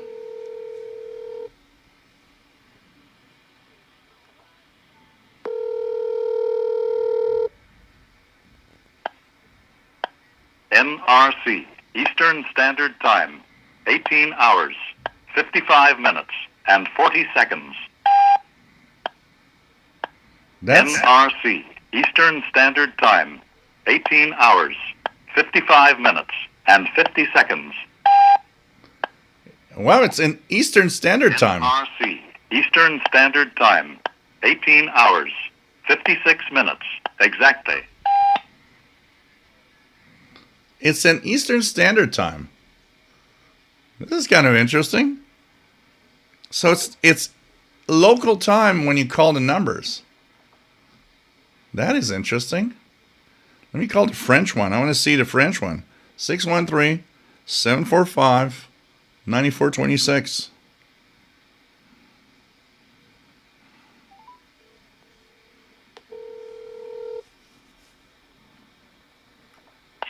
CNRC, heure normale de l'Est, 18h, 56 minutes et 40 secondes.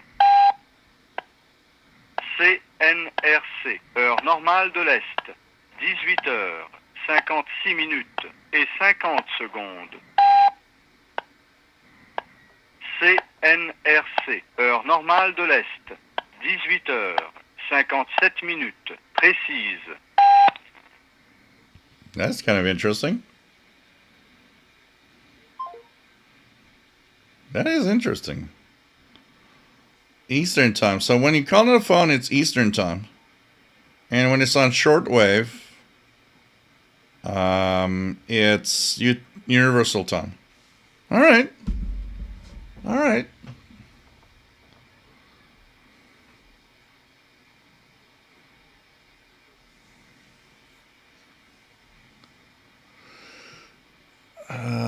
What is the frequency for point rays? For what? The weather? For what? Blugger 6960, good in Virginia. WDOJ, it's possible, yeah. He's on all the time. Mike, WX50, the KPH White Arrays, Kiwi SDR uses a 100 meter Marconi T antenna. Dustin Love, just have a weak carrier on 15. Matt has a weak female voice on 8782. I guess that's KPH. So KPH frequencies. Okay. Let me check KPH frequencies here. KPH. All right. So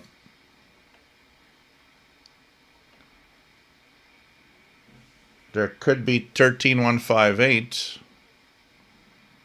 But the rest are all in the Morse code stuff. It's CW. KPH and SSB has only one frequency, I think. Yeah. So you had what? You had 8782. So 8782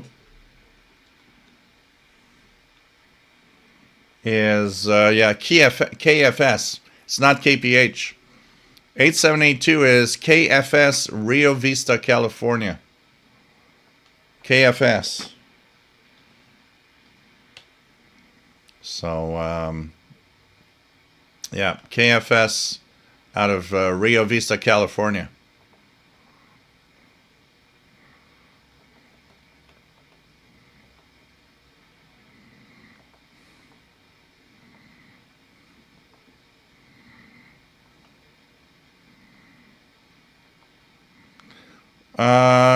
Kieran Donahue says, where does one find most of the pirates nowadays? What modes?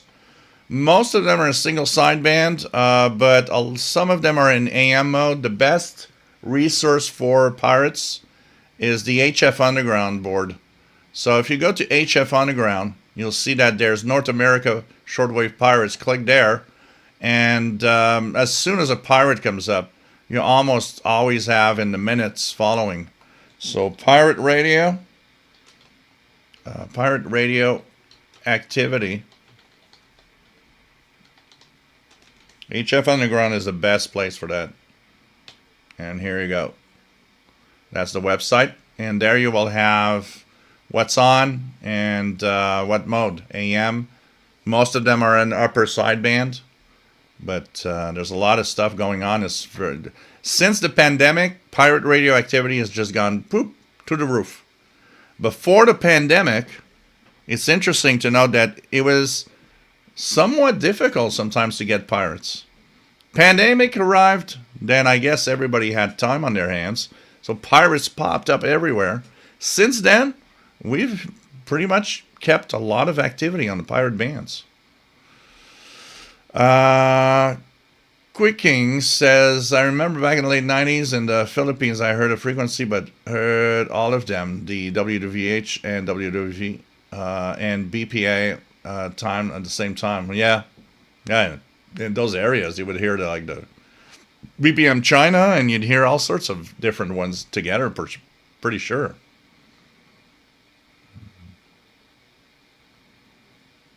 John Beckham, I noticed over years that listening to WWV that their modulation is announcing the time is not full 100% modulation. Yeah, you know what? I noticed the same thing too, because if you put like side to like back to back some transmission in AM and WWV time signal, I do notice that the voice is not as strong as a standard broadcast. It doesn't seem to be punching through as much. And when there's a little noise, when there's a little bit of noise, it is actually a problem because it's difficult to hear. Blogger Dice says the PL880 is a vibration champ of WWV.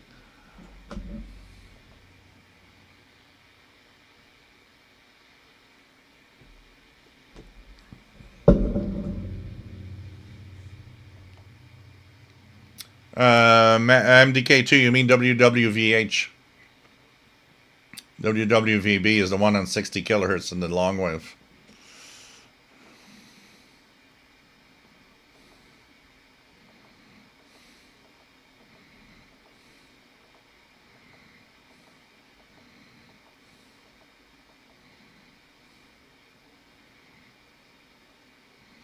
Can and Jill see if the smoke will be attracted to your MLE 30 plus?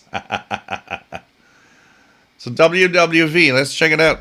I've got free, it doesn't cost me anything, and 303-499-7111. Here we go. NIST, it does say.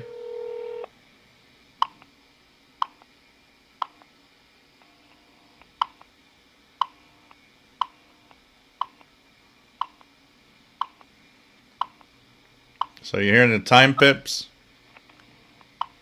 coming through the NIST.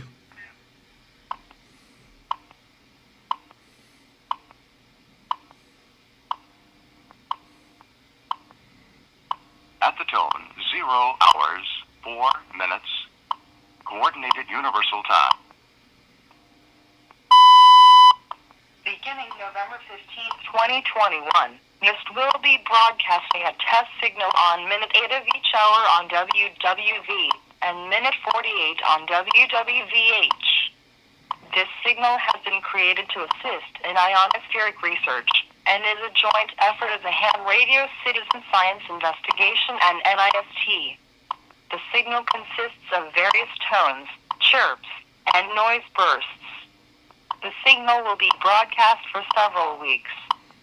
For more information on HamSci and the WWVWWVH project, please visit www.hamsci.org/WWV. So, this reminds me of one thing. It's like, I got, access to long distance Canada, US for free on this. And I'm like, man, were we screwed by Bell and all these companies in the 80s and 90s charging us outrageous prices for long distance. And today we got it all. Imagine if we get it free now on our, phone. How much money these guys make back in the day? They screwed us over. MDK2, I have that memorized. It was a local phone call when I was a kid because the phone is in Boulder, which is local, not Fort Collins, which is long distance. Oh wow, Fort Collins a long distance. Okay. ET phone home. Yeah, every 10 seconds. Pretty interesting.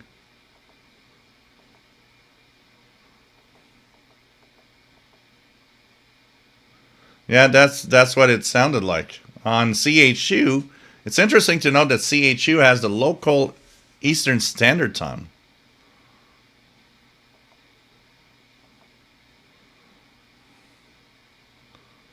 John Beckham, who remembers... oh, wait, I think I'm not far back enough.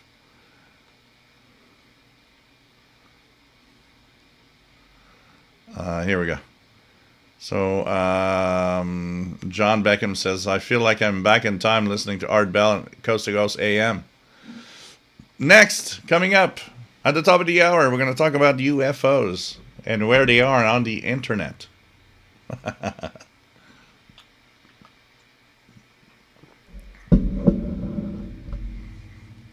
You guys don't find it so funny and stupid. My first ever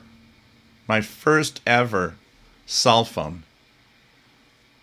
I was so happy to have it that I would call anything just to call a number on my cell phone. And we're like I got my first cell phone in 1998. And I remember I would call the time signal. I would call so many.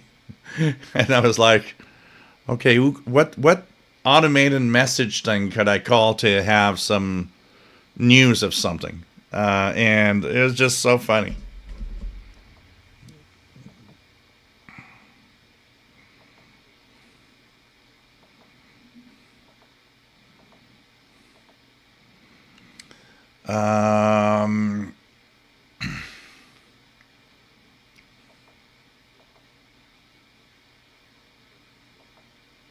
Too much time on my hands. Good song. Matt says, got a power on 6905 upper sideband. Brain Brothers radio. So let's see if we hear it here. Upper sideband.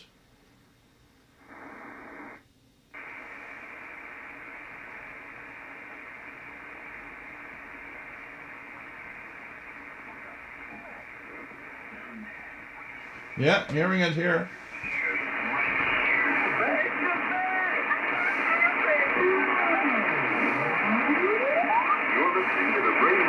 Shortwave Pirate Radio Network.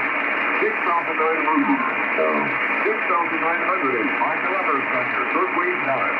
Coast to coast. All free. All the time. Just that they ID'd. And it's coming in here. So you got it there in Colorado. Got it here on the East Coast. That's interesting. Pretty good signal. Wonder where he's from.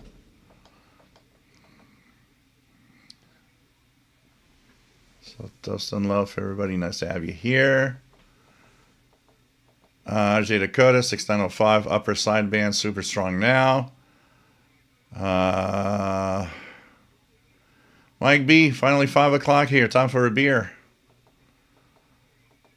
You know, tonight, for some reason, this show could last a little longer.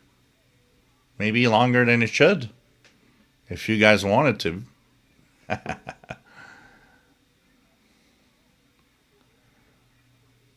Oh, I didn't notice. It said Denver on the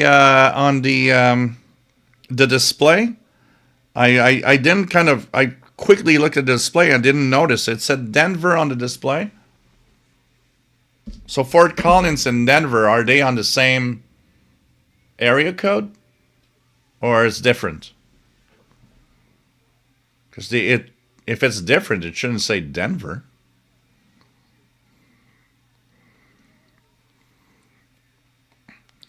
WWVH. Let's try that. Let's go for it. 808.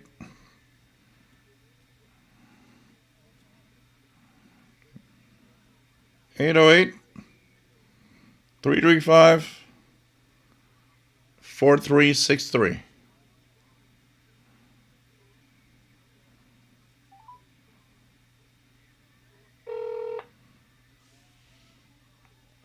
Anna Pepe, Hawaii.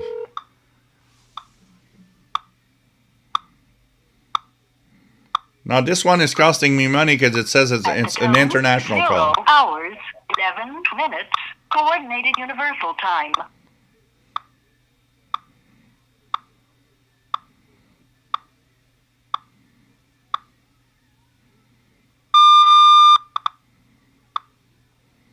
So that's Hawaii, but it says international call, so that means I spend, I don't know, $1 on listening to WWVH. Testing is weird on a Kiwi. Lester Polyester says 6905. Overloading my front end. Wow. Like WX50, phone companies were printing money back then. Absolutely. Absolutely.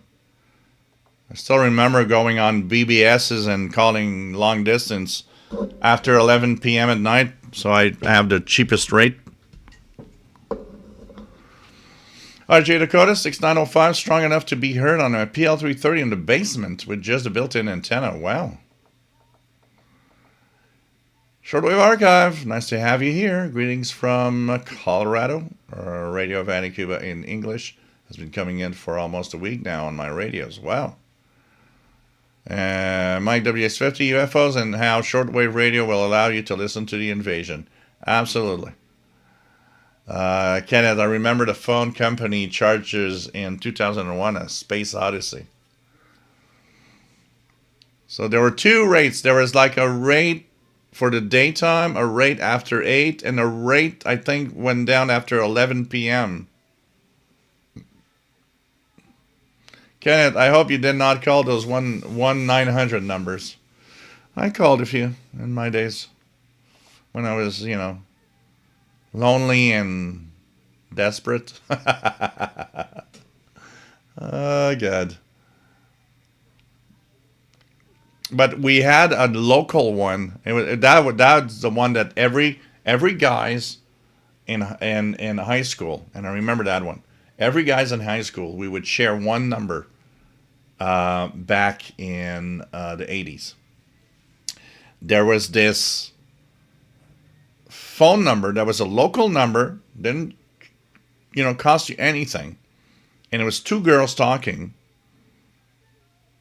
really explicit sexual and horny things, and somehow every guy in school knew that number. I don't know why. But at the end of it lasted maybe a minute and a half, and at the end it was, oh, you want to know more about us? Call 1-900 blah blah blah.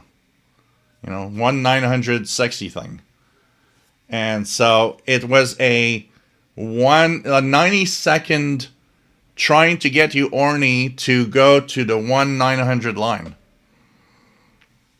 But teenage kids, what do? You just call it. And it's like, hey, did you hear? Hey, you know that line? Do you know that line, the horny girls? It's like everybody would just share the number. But, it was a kind of a trap to try to get you into that 1-900 line that cost a fortune. Skidology 6905 coming in somewhat clear. The station was just playing Can't Help Falling in Love by Elvis Presley. Tostenlove 6905 really strong. Microwave Mick was playing love songs on 6905. Brian Leesner, back in the Stone Ages, we used to be able to call for the local time with a 7-digit phone number. Yep. Yeah, I remember when the actual area code became mandatory. Matt says, get that man a beer stat.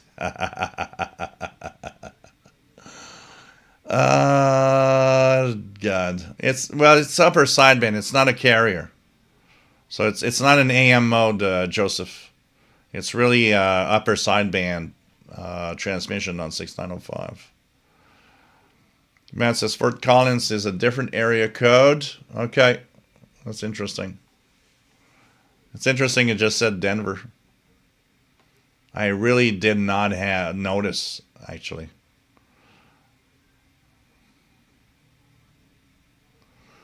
Kenneth 6905 coming in. 58 in Tucson, Arizona.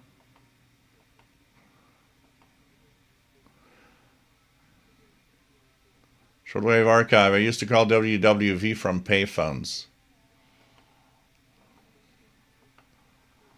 Mike B. Okay. I hear the sound of angry parents, says old radios. He's powerful. If you guys are hearing him up to Colorado, I'm hearing it in Montreal. That guy's powerful.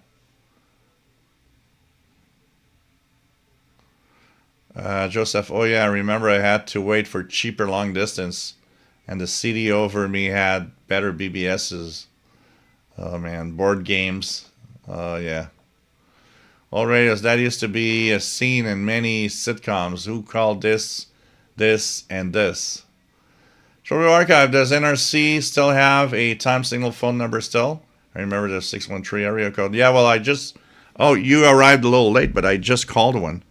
I can do it again. Recent. So the English one was this one. So this is the number, and you'd get NRC, Eastern Standard Time, 19 hours, 17 minutes, and 30 seconds.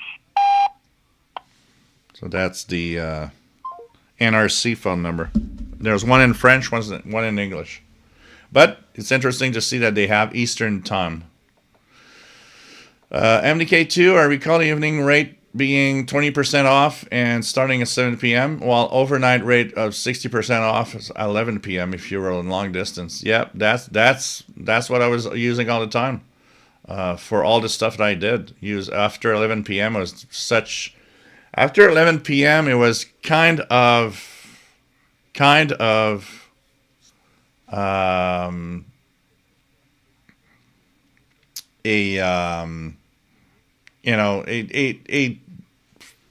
compared to today, it's not decent, but it was at least what rates should have been in the daytime.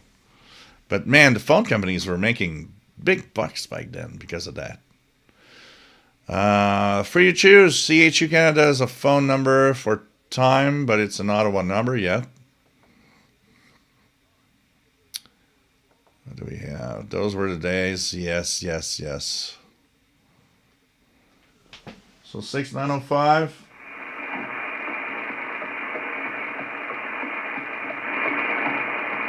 Mom, we got here to the hospital as fast as we could get you. No need to worry about Ethan. It was just a massive coronary. I just got a life insurance policy with old reliable insurance company, so you won't have to worry about paying my final expenses. That's great, Mom. But how about your medical condition? Did they want some information about you? No, son. They said that the 100... Schedology, my mom called a 1-900 psychic line, and she was sat on hold for like 90 minutes and got charged like $200. Wow. Scam lines. Ryan Leesner, 6905, nice and clean. Corey Mech, switchboard, Susan. Can we be friends after 6 at weekends? Matt says, Brown, in those days, there was competition for long distance interstate, but your local phone service was also the service of all Colorado, so you called long distance within the state and it cost a lot more. There was the same screw up here, even worse. Here in Montreal, I remember back in the day, it made the news back then because people were saying it's a scam. The area code, there was only one area code back in the 80s in Montreal, and it was 514. Today we've got more. We've got a 438, and I think they're adding a new one now. So within 514, there were pockets of places that were long distance.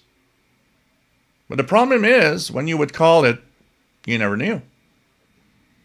So it made the news because people said, whoa, it's 514. 514.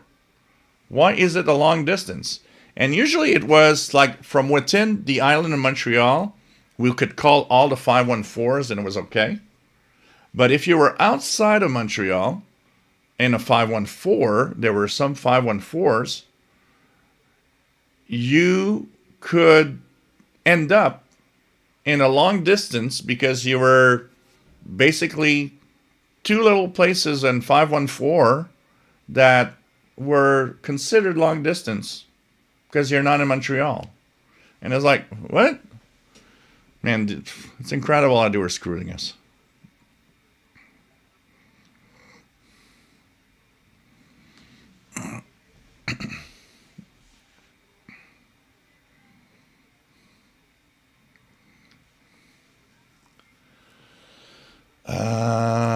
Jeanette says, I still... Oops. It's still light here in Colorado, too, so that's impressive on 6905. Yeah, definitely.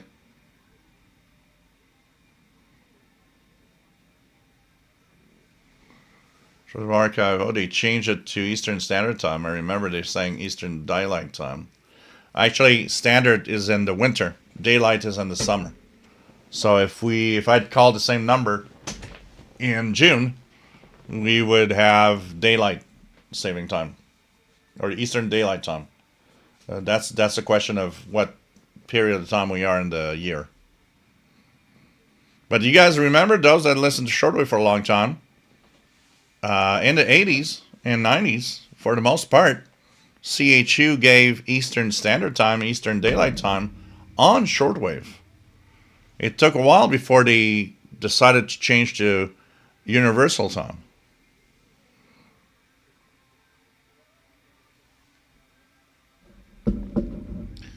Oh yeah, old radios. That was a big breakthrough when those companies came forward and said, "Oh, do 1010 whatever before you dial your number, and you'll get a 10-minute call for $1." It's like, oh, look at that.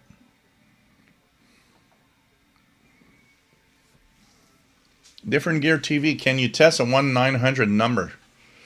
I think it's blocked on my cell phone. I think you have to. I think I have to call my. I have to call my cell provider and tell them that I want to use a 1-900 number for it to go through.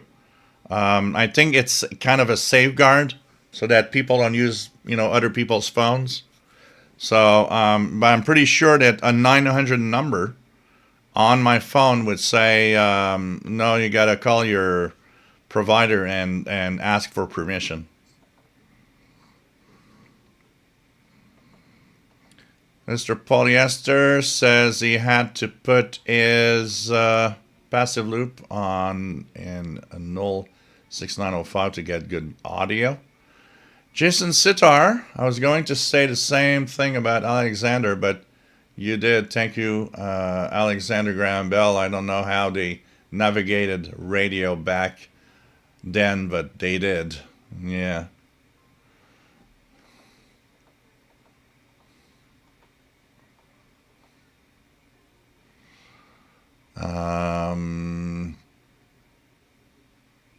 Love is running low on love. Yeah, and Appy, I know you're stuck with me. I'm sorry.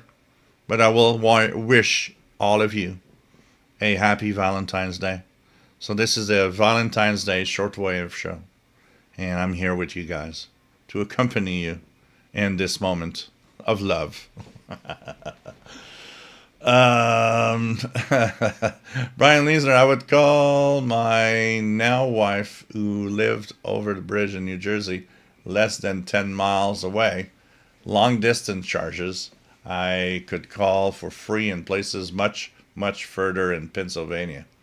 Yeah, they had these weird things happening where it's like, why is that a long distance? Shortwave means love. Absolutely, WX50. Shortwave means love. Means love. So we all love each other. The brotherhood of shortwave, of love. Here we are. That sounds like a religion right now. I'm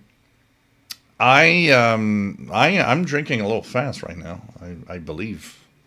But I've got another beer, so I'm going to go fetch my other beer, see if everything's all right. And you know what? We'll continue on as we'll see how long it's going to go. We're at, 4 hours 24 right now. So I don't know how long I'm going to go. I have a few things to do later, but you know what? While I go and fetch my beer, well, you know what? If we go a little longer, how about, if you're here, maybe you're out of love, maybe you just, want to be, accompanied, not be alone tonight. Sometimes I got a message once. It was very touching. It was like, somebody was very lonely in his Radio Shack and kind of very, very, secluded in his own little world and saying, what touches me the most is you're there, and I know that you do it out of passion, and that it's really true when you say that everybody's welcome. It's nice, and he says it makes me feel less lonely, and it's like, yep, this we never know who out there this broadcast, this podcast, this live show, that everything reaches. Beer has nutrients. Yeah, I guess. I guess. Hey, if you want to give a donation through the super chat here, it's really much appreciated. Donations, well, actually, the monetization of the channel is bad.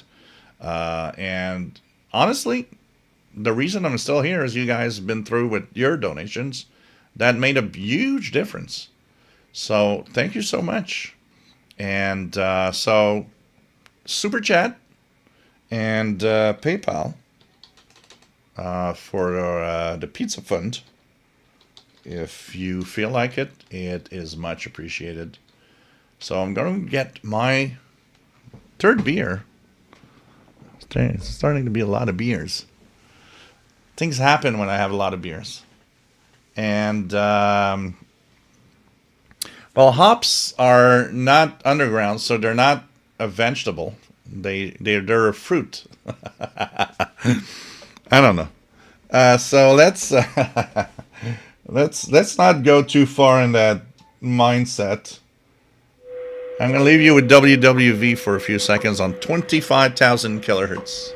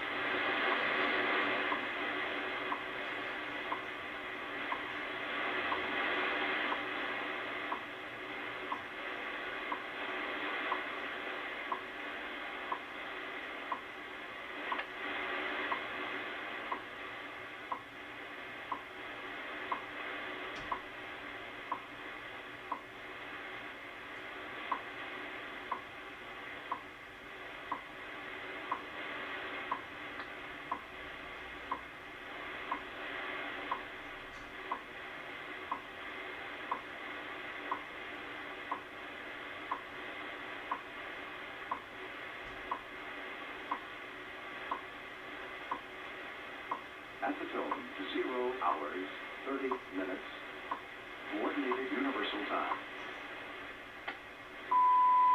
National Institute of Standards and Technology Time. This is radio station WWB, Fort Collins, Colorado, broadcasting on internationally allocated standard carrier frequencies of 2.5, 5, 10, 15, and 20 megahertz, providing time of day, standard time interval, and other related information. Inquiries regarding these transmissions may be directed to the National Institute of Standards and Technology, radio station WWB, 2000 East County Road 58, Fort Collins, Colorado, 80524.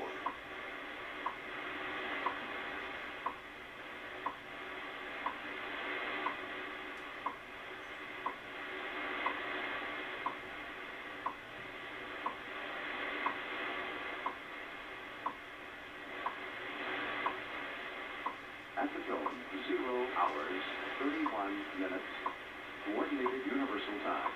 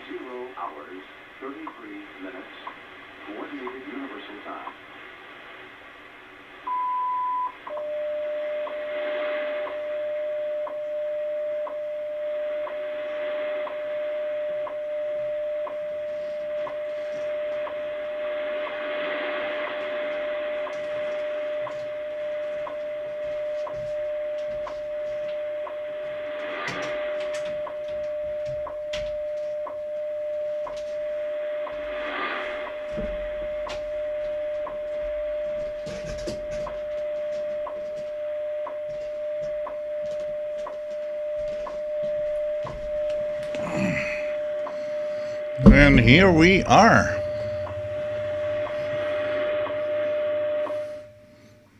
That's pretty interesting that at 7:30 p.m. here, sun is set about 2 hours ago. We're still getting 25,000 kilohertz WWV. It's pretty cool.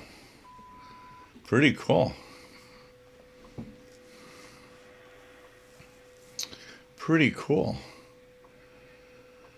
So, we still have 6905, which is pretty good.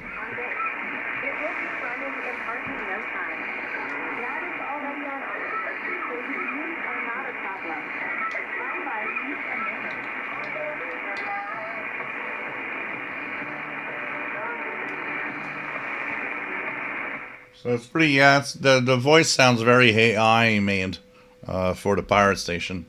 Absolutely. So, kind of interesting.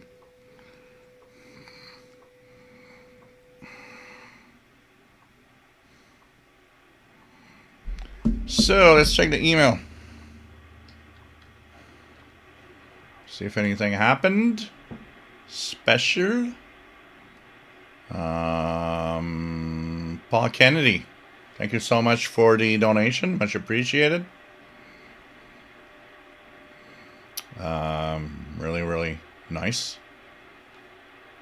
And says, thank you, Gilles, for the YouTube channel and the live streams. Enjoy them and appreciate your efforts. Listen to the bands on my Panasonic RF 4900 and a K180 WLA. All the best.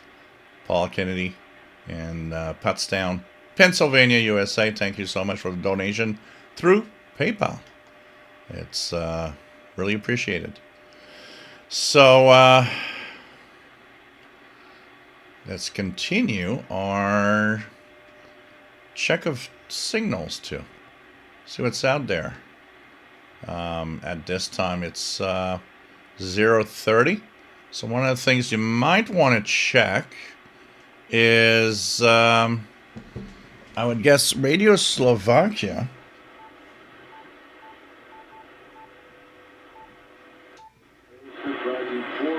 Yeah.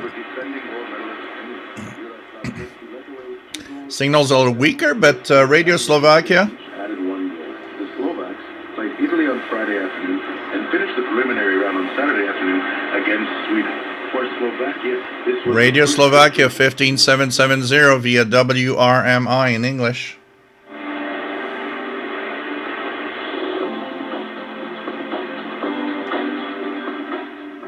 After this week's news roundup, we bring you the second part of today's program. As usual, we're going to play some of the highlights from this past week's show. This week, Veronica will bring us winter sports vocabulary. Patricia will talk about singles awareness day. So Radio Slovakia via WRMI 15770, not bad. We have 6905. And let's check 6925.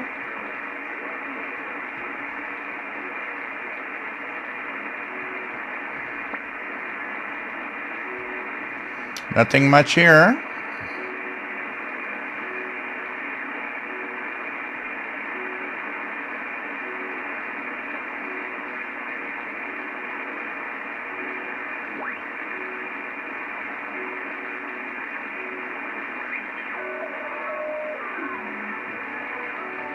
So 6905, pretty much the only pirate I hear over here.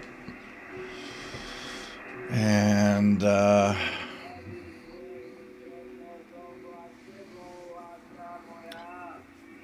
got to drink your vegetables.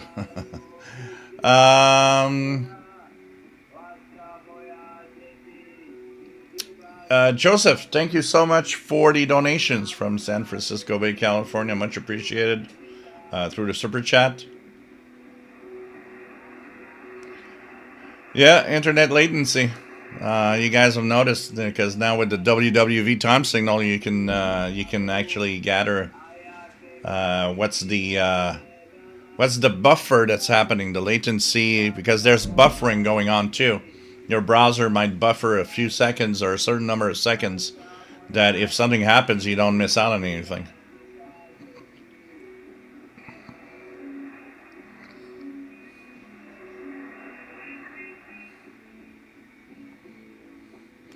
RJ Dakota, nothing on 25. Skidology, 25. Not getting 25 in Southern Ontario. So,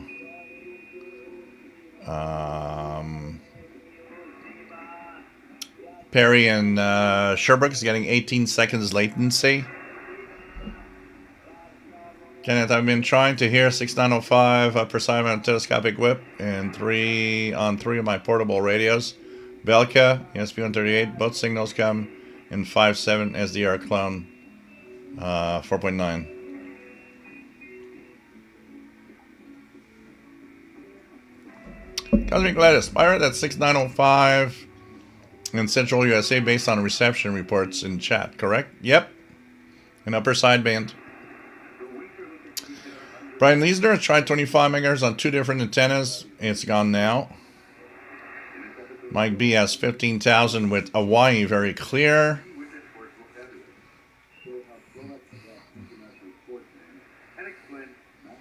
Doesn't know if the time signal stations are all human voices, I guess. Yep, you have.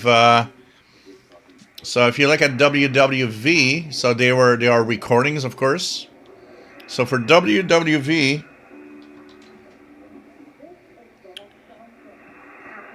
who is the voice WWV time signal?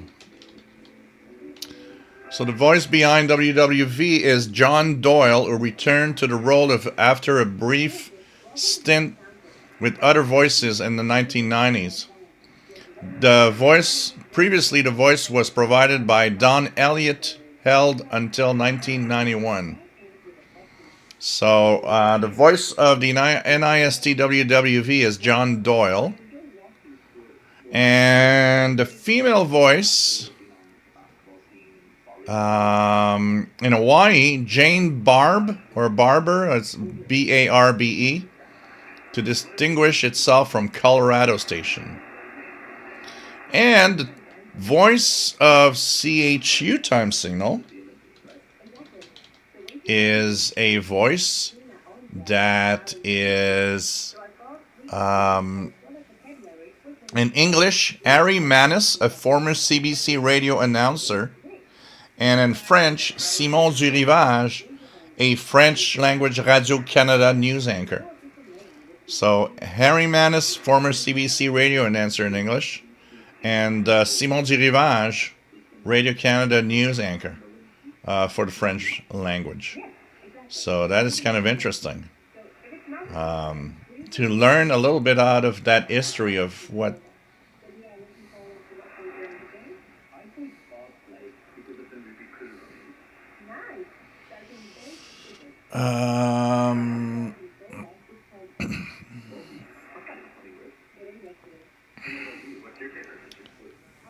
free to choose, costs $1 a minute to broadcast on WRMI. This price is really cheap. Considering what you get, yeah, I'm amazed that they don't charge more than that to broadcast. But you got to be careful because there's caveats. It depends on the frequency you want, the amount of power you're using, and so on. So it could be a little more expensive. It depends what you want. You want a premium time slot on a premium transmitter? It's more than $1 a minute. But you know what? Still, it's interesting prices considering what these big operations are. I'll tell you that.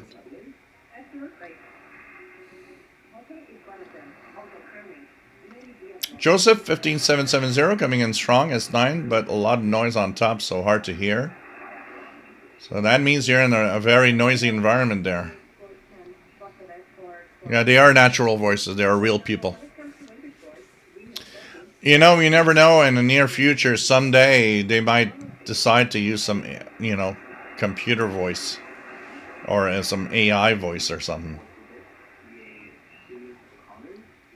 Joseph 6925, even more noise. I think I'm getting closer to the evening. My neighbors have some RF generating stuff. Matt got something on 6969's appears to be an AM signal.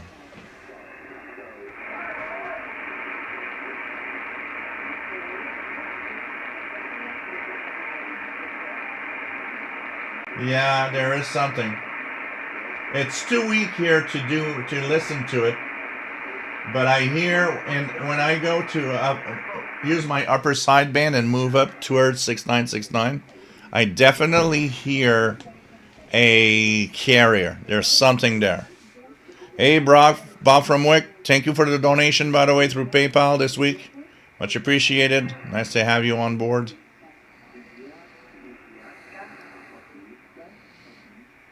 Actually, it's not neighbor RF noise cancelers we need, Kenneth. We need neighbor cancelers. We should have a button that's like, oop, no neighbors for tonight. Come back tomorrow. To Rook Tim, thank you so much for the donation. Much appreciated. You've been a regular contributor, and very happy to have you here all the time. ZY3WR, nice to have you on board. Says atmosphere was super strong this week. It felt like summer, but we are not there. Cosmic Lettuce, you're a member of the club now. Calling it the GMAC. Yeah, GMAC, of course. Nice to have all of you here. It's kind of fun.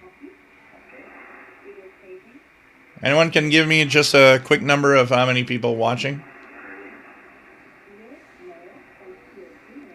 You know, that switch, it would not be just useful for when we have too much noise.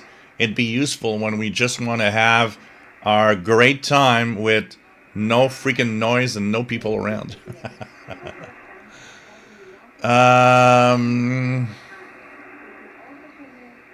Yeah, but they're getting, Toast and Love, AI voices they do sound a little weird, but they're getting better over time. Okay, thanks guys. It's all right. Around 120. Okay, just a quick check. Just curious. They're getting better. They're getting very difficult to actually make a difference.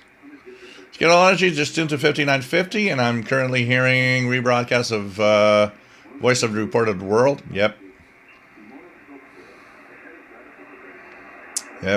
Free to choose, 6969 with noise canceling is audible.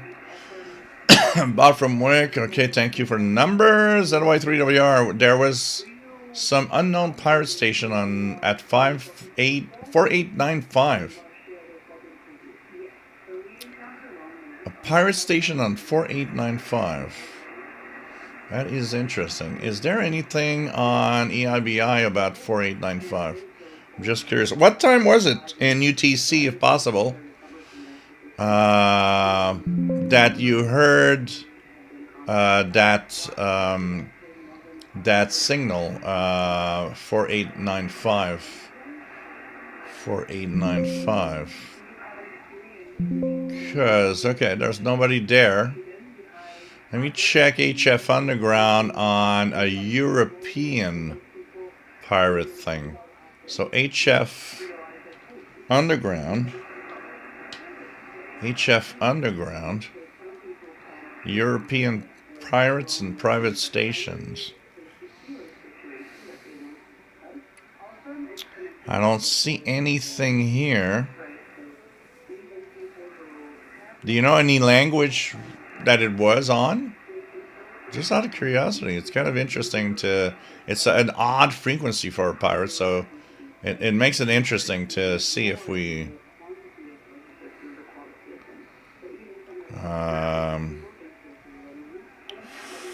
4895 kilohertz pirate.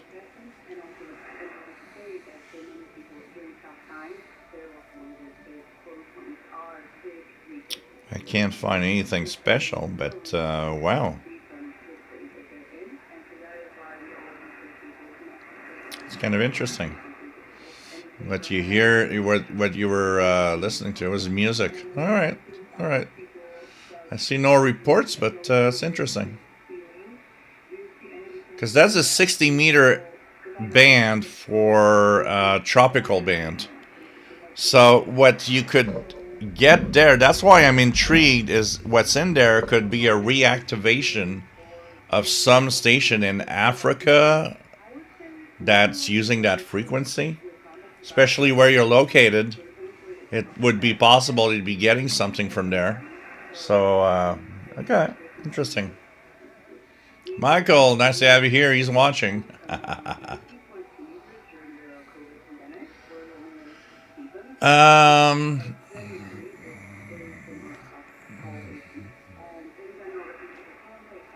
Around this time. Okay, okay. You know, you could be getting some African reactivation too. But if it was mostly music, you know. 6905 signing off now. Yeah. Bob from Wick. I'm a web developer. It is okay if I ask what folks would like to see in a new website, if any, or is everything covered? A website that would cover what? Radio or what? Or just ideas of what website? A general idea?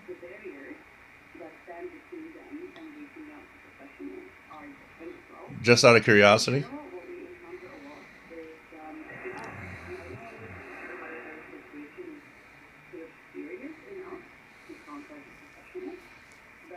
Well, there are still some web devs because we do still need some of them, but it's tough.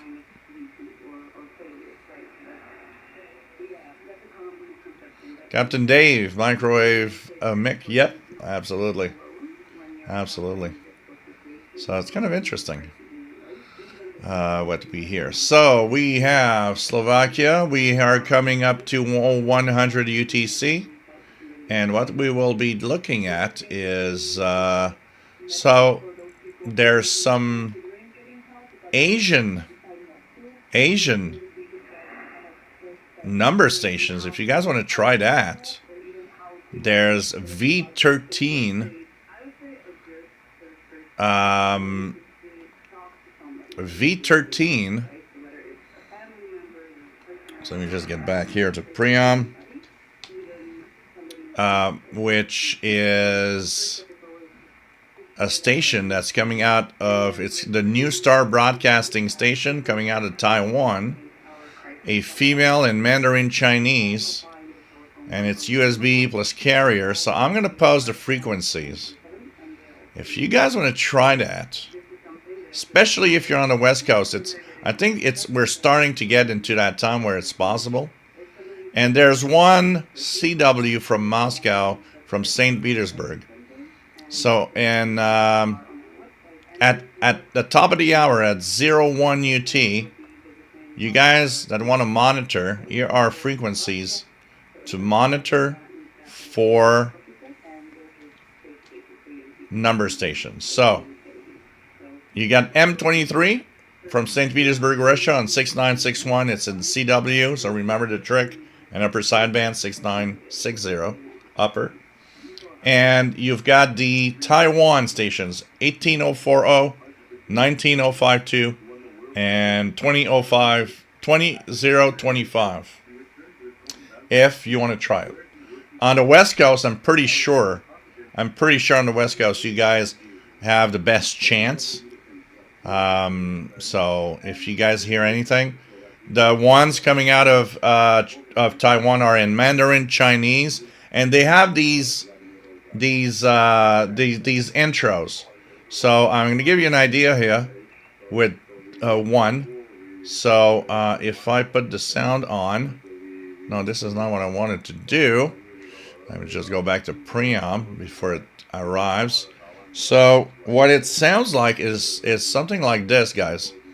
If you guys hear it, you'll hear something that sounds like... so there's a musical introduction, okay? The musical introduction is this.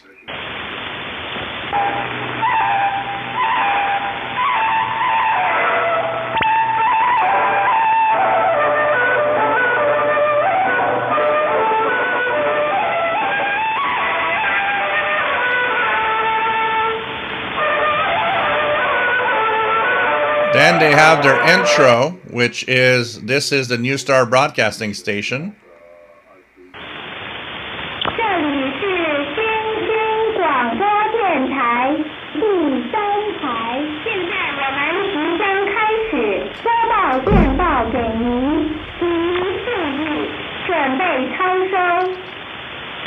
And then they have the message.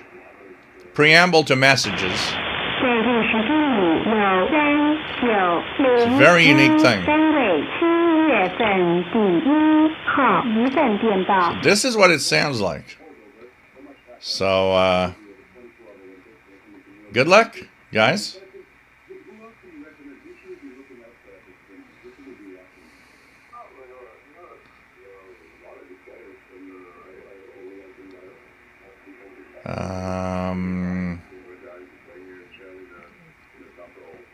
What else do we have? Just check it out here. EFOG, nice to have on board. Nice to have you here. Hope you are well. Michael, frustrated having trouble with my wonderful Ethon 750. I think it's time to look into a new radio. Yeah, it is frustrating. And this is why I gave it a really bad rap. When I did my review. Boy, did people go mad at me for that. As if I was just stabbing them in the back. It's like, yeah. If you want something similar, I can tell you that the Texan S2200X, even though it has the same casing, is a very different radio. And is way better. Or look into, if you don't want to have the same look and feel, yeah, there's other stuff out there that we can talk about. Joseph, super cool. Some of my favorite DXing. ZY3WR, also catch 5025. I don't know what station that was. Do you know the language? Because if you know it was in Spanish, it was possibly Radio Rebelde, but since you're all the way in Israel, nothing else on Radio Rebelde, so you might be getting some local stations from your area that we don't hear much. Brian Leisner, I'll never forgive you for trashing my Ethon. Oh, good.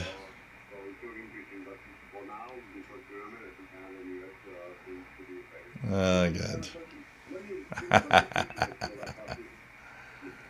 So, in a few minutes, it could be, you could be, if you know, one of the things you need to understand too, as our friend ZY3WR, you don't need to understand the language to know what language it is. Learn how to recognize languages,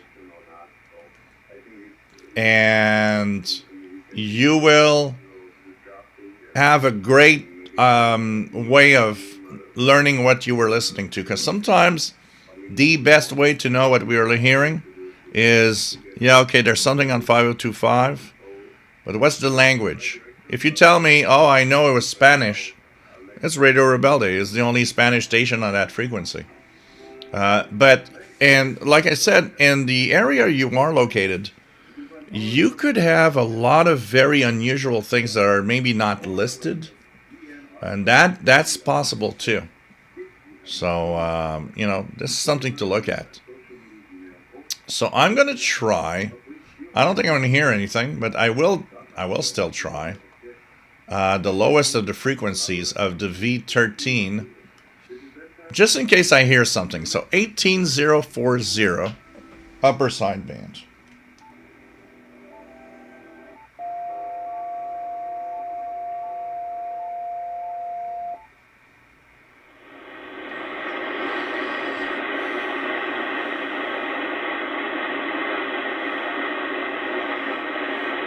My nurse floor isn't too bad.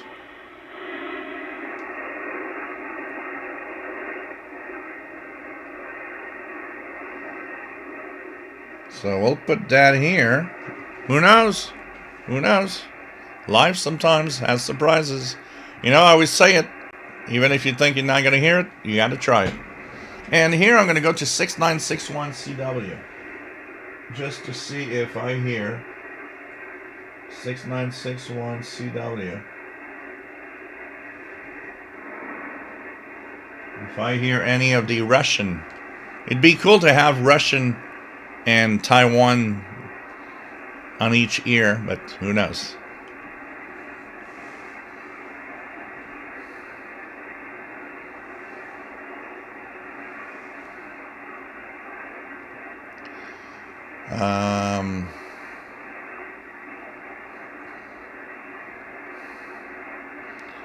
Microwave mix sounds like KGOW 1560 medium wave.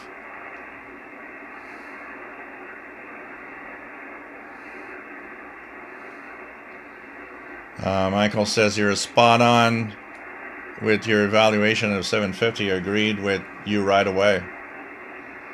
One of my favorite parts of the Xing is IDing languages. Microwave mic 18140 is active occasionally. It's 18040, not 18140. That's in the amateur bands. Lester Polyester is hearing 20025 now. That's interesting.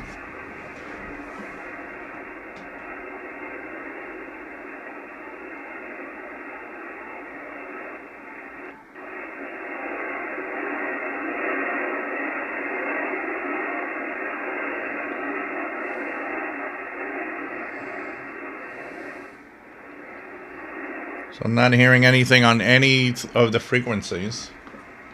But Lester Polyester is hearing.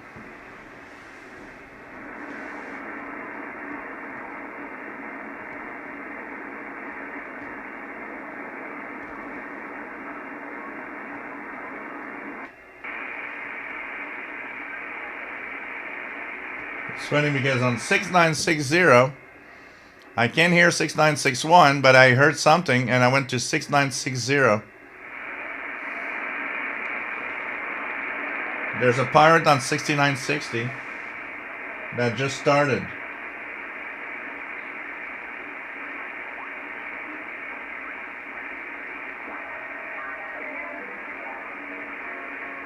There's another pirate 6925.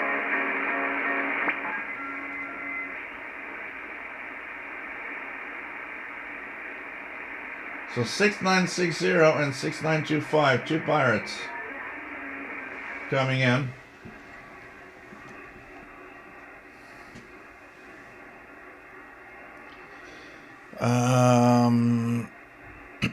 So it's Wolverine that just turned on 6960. Wow, he's not strong compared to what I'm used to.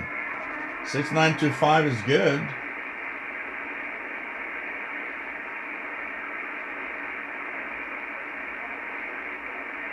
And 6960 is very, very weak.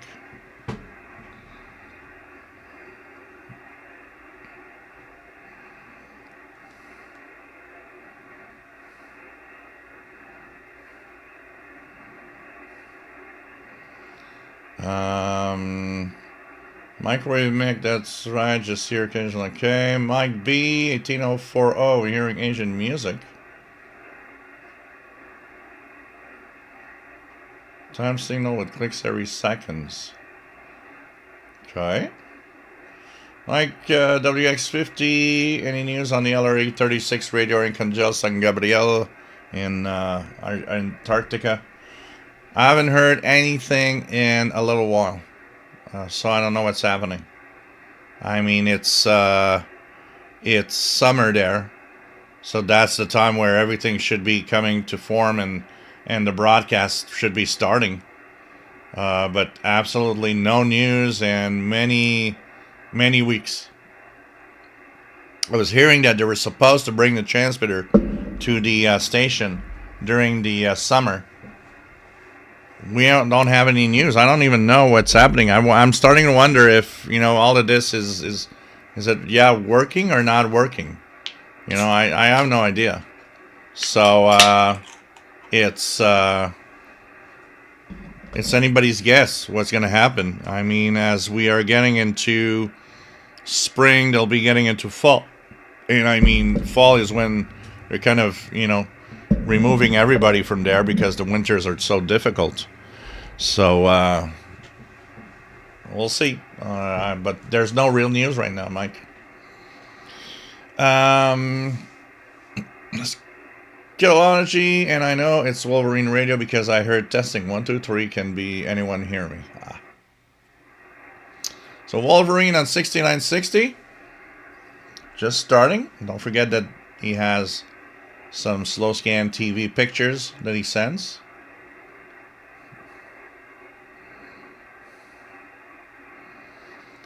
But you should be hearing some voices or something. Lesser polyester and Mandarin Chinese.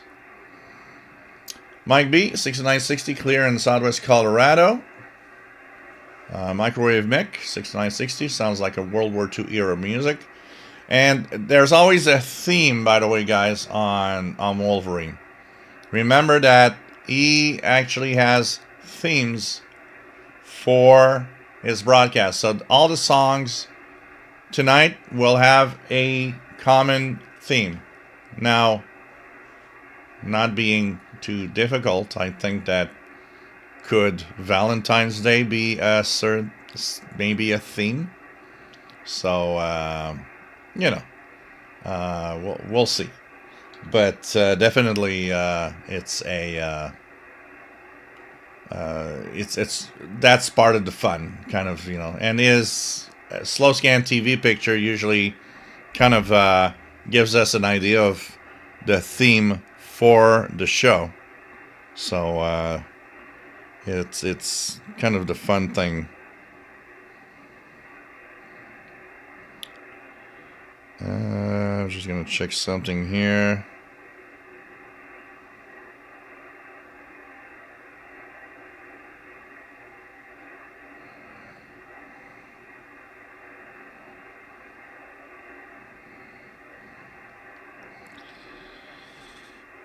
Okay, just want to checking the emails, see if anybody has sent, because sometimes I don't watch the emails and people have sent me stuff. So,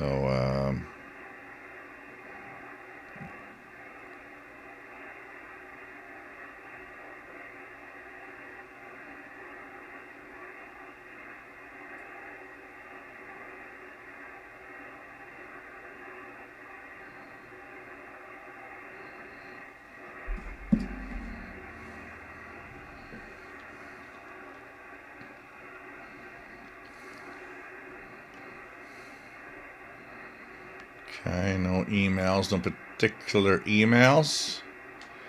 Okay, there we go.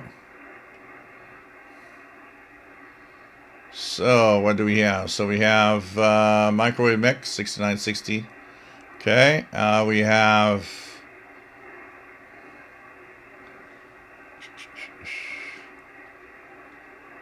here. All right. Mike B, 6960, clear in Southwest Colorado. 6925, faint, Mike B. KNet says no joy in Tucson, Arizona for all the number of frequencies, but 6960 585. Close enough. I have Boulder, Colorado Kiwi WWV tuned to 5 megahertz. RJ Dakota on Fridays, Ball Smacker does the same thing. Scalology, I plugged my SDR so I can decode the SSTV station is coming in better on the SDR. Right, 6925 received well, RJ Dakota. And Toslov, I thought WWV should be local from Boulder, but I can't hear 15 or 10 very well. Yeah, because it's the skip zone.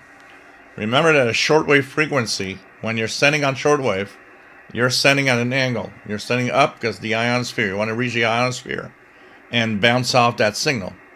So what happens is that once you're broadcasting, it's the same for me with CHU time signal in Ottawa. We're 100 miles apart. 14670, I do not hear here. And I live close to Ottawa when you look on a map. But 14670 doesn't come here. There was one exception one time that it happened. But the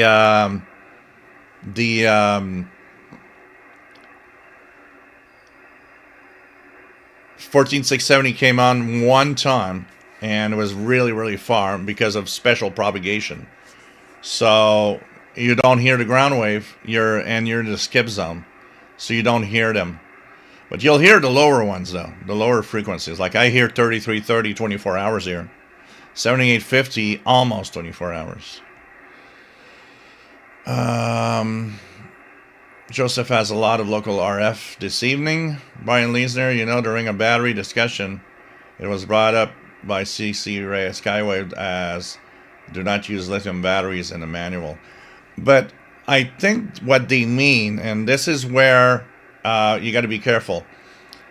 There are lithium batteries out there that are 3.7 volts, and they are exactly the same AA form. I think that's what they want to say, not to use those lithium batteries. But the lithium ion rechargeables are okay. It is really that they are worried that people would put the standard lithium 3.7 volt batteries in them. Those batteries are not rechargeable, by the way. You can buy them at the store. They're lithium. They're 3.7 volts. They're for certain applications only. And of course, you don't put that in there because in a radio where you have two batteries that give you 3 volts, the lithium batteries will give you 7.2 volts. It's going to blow the radio. It's going to blow the electronics.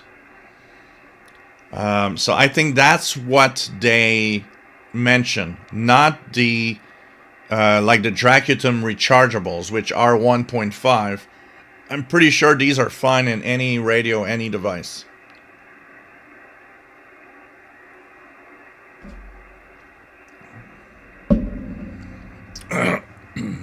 Joseph says, I tried using my backyard fence as an antenna extension.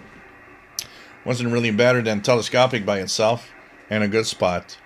Yeah, it doesn't mean, fences don't necessarily, depending on the noise around you, it's not always necessarily a good idea. These are more like hit and miss things, like, oh, let's see, if I clip myself to the fence, does it work? If I clip myself, like here, the backyard fence has a metal pole that goes all around the enclosure. And, sometimes I look at it, I'm like, I wonder if I plugged myself on that, would that work,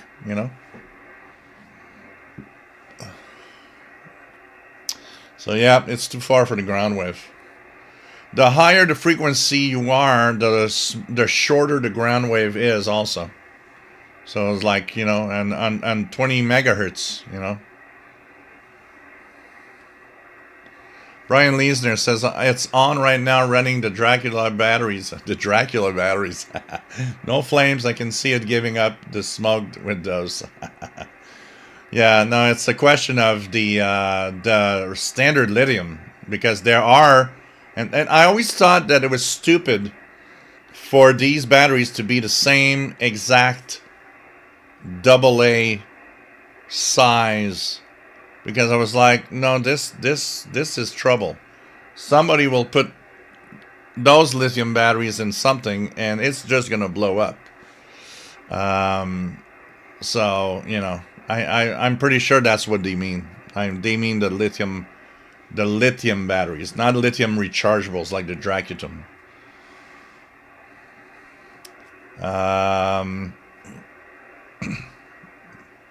Microwave Mick, that dark brown looks tasty. Lester Polyester must have been hearing ghosting from WWV on 20, not hearing any voices on 18040 as very faint voices. Yeah, because it should be voices in Mandarin Chinese with those Chinese sounds. Megan says, I have a flashlight that runs on 14500, but it will work with double A, just not as bright in each setting.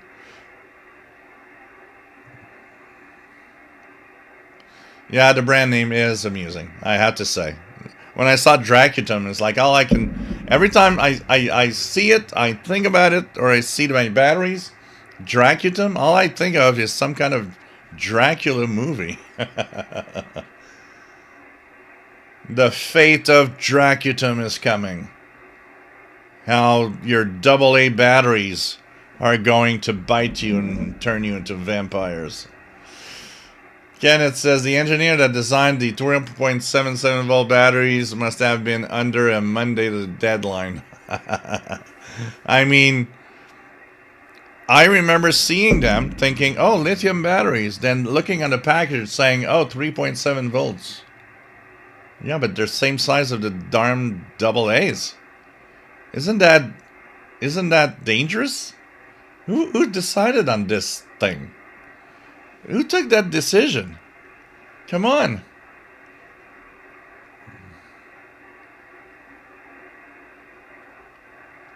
So what's on right now?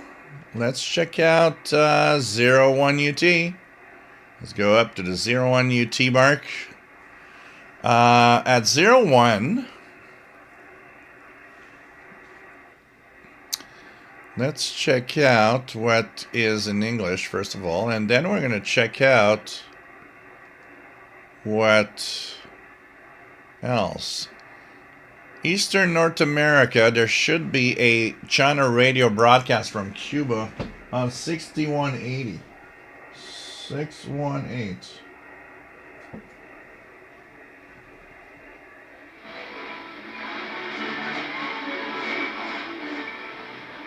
618. I'm hearing, I think, what is Radio Nacional Amazonas. 6180. Radio Prague on 5050. 5050.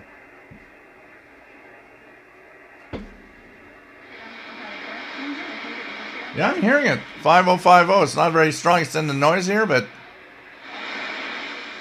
5050 via WRMI, Radio Prague. And then we've got Radio Romania. Let's try Radio Romania. 7325, is it there? Nope. 951. Not hearing Radio Romania on any of the two frequencies. That's not good. And then there's the host of... Oh, you know what? Let's chase that. So starting way up, we're going to go down from 21800 and see if we can hear, because there's a ton of frequencies. So let me just show you the screen, guys. So this is Sound of Hope from Taiwan, and it's possible frequencies they're using right now, which means all of these frequencies are possible China radio international jamming. So look at that. It goes from 6230 all the way up to just go here, 21800. Look at that, all those frequencies. So you know what we're going to do? We're going to check propagation to Asia and go down from 21800 as fast as we can and see what we can hear that could be somewhere in there a China Radio International jammer or CNR1 jammer of some sort on the frequency. So 21800 on AM mode. Sorry, guys. So let's go down from here. And we'll see it on the display too. So if anything pops up,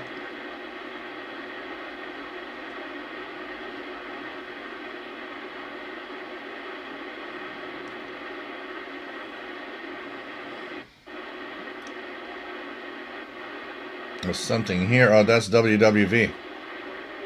WWV is making a spike on 20 megahertz.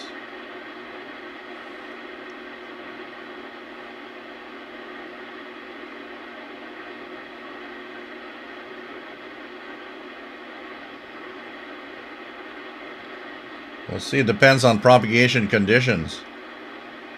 Sometimes I do that and I like get 10, 15 different CNR1 jammers or even fire drakes. So I guess propagation to Asia on the high frequencies is not a thing right now. There's something on 15870 that was there. It's gone.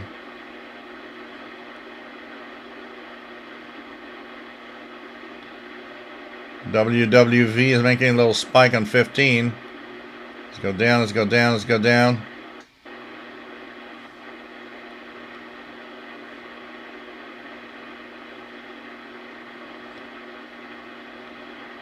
Alright, nope. 13560, which is the RFID stuff, that's very local. Nope, nothing. Propagation is probably not good enough for that to happen, but you know what?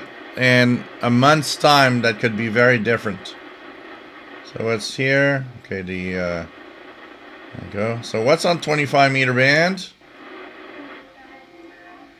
Brazil, very strong on 11780.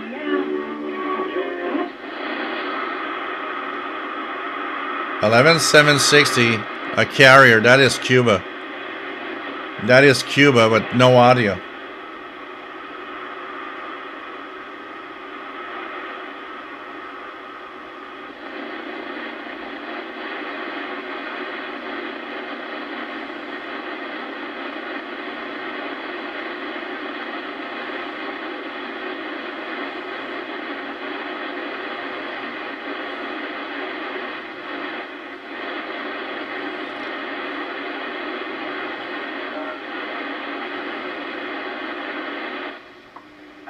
Wow, that is strong.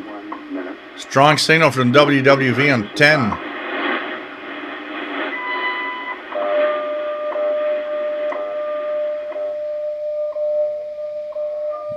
Very good signal from WWV on 10. So we haven't heard anything from there.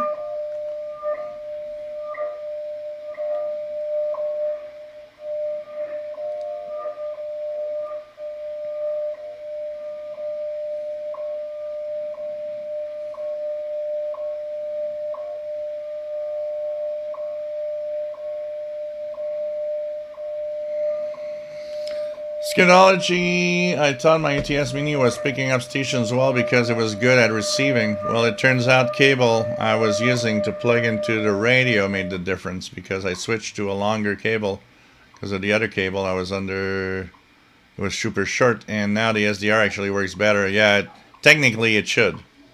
The ATS Mini is not bad, but some of the radios you mentioned should be as good.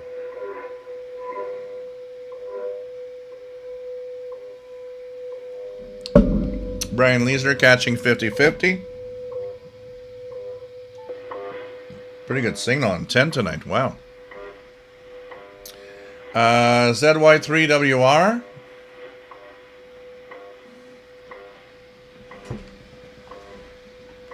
Is it good for, propagation, not propaganda to be good in specific areas? Yes, propaganda can be good in specific areas, but 9395, it's possible you're hearing it. It's one of those frequencies that propagates well. I hear it here, 9395, WRMI. And it's possible for you to hear that, absolutely, ZY3WR. There are all sorts of propagation characteristics that are so unique that make, depending on the time, depending on where you are, very, very, if the band is open, the band is open. You'll hear stuff that you'll be amazed that you hear. So 18049, is there a 18? No, there's no one there. So it could be a local carrier of interference tester polyester. That's there. All depends. And what's on the 31 meter band? WRMI on 9955.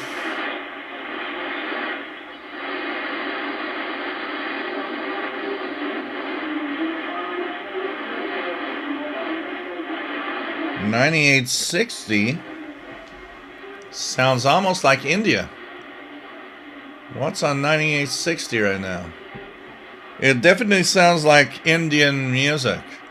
Yeah, it's Akashvani from 01 to 0130. So India is coming in right now on 9860. It definitely has that distinct Indian sound. So Akashvani with some music. 9860. If you guys want to try India, 9860 is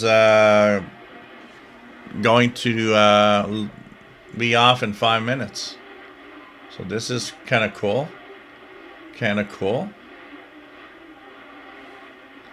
Yarabamba, nice to have you here. 11780, always from Brazil, very faithful. Yep. All right, Bobby Burgess. Microwave Mick, when the conditions are right. KQ2H on 2960 is cool to listen to. In FM mode.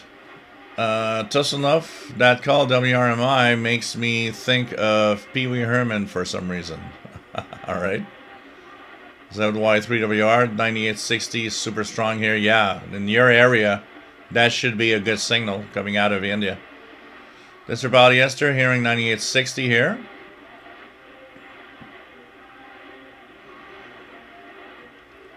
I know you are, but WRMI.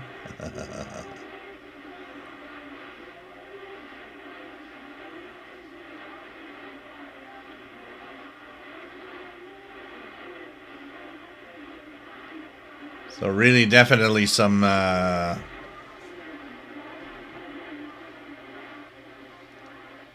music like just you would hear on All India Radio. Boy, do I miss All India Radio when they were really loud in the afternoons on 11620 in the 25-meter band. And we could listen to them for a couple of hours in English late afternoon in North America. I totally missed that, honestly. WWCR is received on 4840, says ZY3WR. Pretty cool. I know Pee Wee Herman. I've never watched anything out of Pee Wee Herman shows. Skidology 9860 is not coming in for me in Southern Ontario. I wonder if maybe you have too much noise, because mine is barely, because in the noise, I have so much noise. When you look at, when I tune here, you see my level says minus 6 dB, minus 7 dB. This means I have a lot, and I mean a lot of noise here. If that would not be the case, this would be loud and clear for me. So I don't know if you maybe have too much noise. And then again, I've been amazed at how just a couple of 100 miles or kilometers can sometimes make a huge difference in the propagation. And it's just crazy. So India should sign off in a couple of minutes, and we're going to check it out, see if it goes away. And we'll go down the 31-meter band, see what's what else. Interesting propagation tonight. Doesn't seem too bad, though. If we're getting India on 9860, conditions are not that bad, honestly. So there's a few more signals to check out on the 31-meter band here that we'll look at for sure. Always nice to have you guys here. Don't forget, if you like what I do, Super Chat. You can give me a donation, and it really helps because monetization has been very bad on YouTube lately, and you guys have come through, and because of you guys, I'm still here. So think about that, as you're having fun. I'm 5 hours and 30 minutes, imagine. So how about giving a little something? Super Chat and my pizza fund when this is over, so I can eat and stay fat through this email. Thank you so much, guys, for helping me out. ZY3WR, they have English broadcast, also at other language programs, but not always. Yeah, I hear in the afternoon the French language broadcast here, which comes in decently well. And sometimes, and I don't know, it's out of the blue. Sometimes they'll cut the French language program and they'll be in English for half an hour. But it depends. Mike B has 9860 in Southwest Colorado. ILB8CQ. Lol, what's funny? My shirt? But I hear them in French in the afternoons. So they're going to sign off in... It's interesting to note how far. I mean, if I put here, just out of curiosity, distance from India to Montreal. So distance is 7,268 miles, or 11,696 kilometers. So, it's incredible to think that I'm getting signal from so far away, honestly. Nice to have you on board from Colorado. Lester Polyester is having faint music on the 9710. I can't tell if it's China or Cuba. I'm going to go down, and I don't know if there's something there, but we're going to check it out. So... still going on.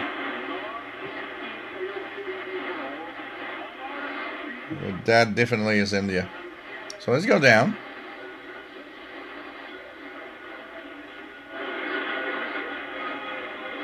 There's something on NE 820.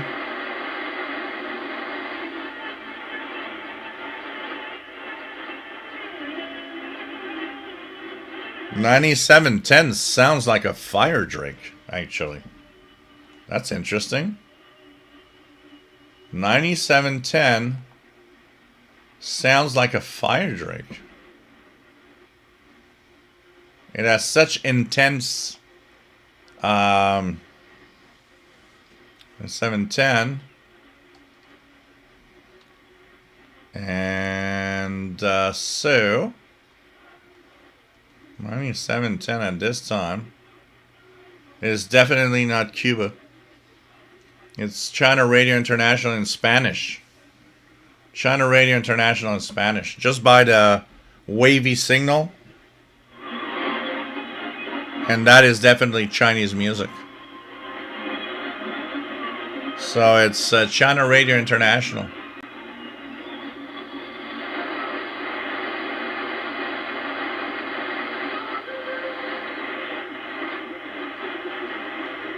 $96.75. What's there?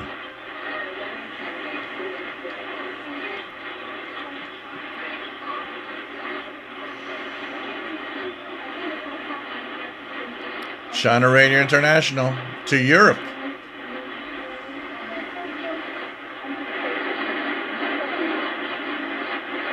It's supposed to be in English, but I can't make it out.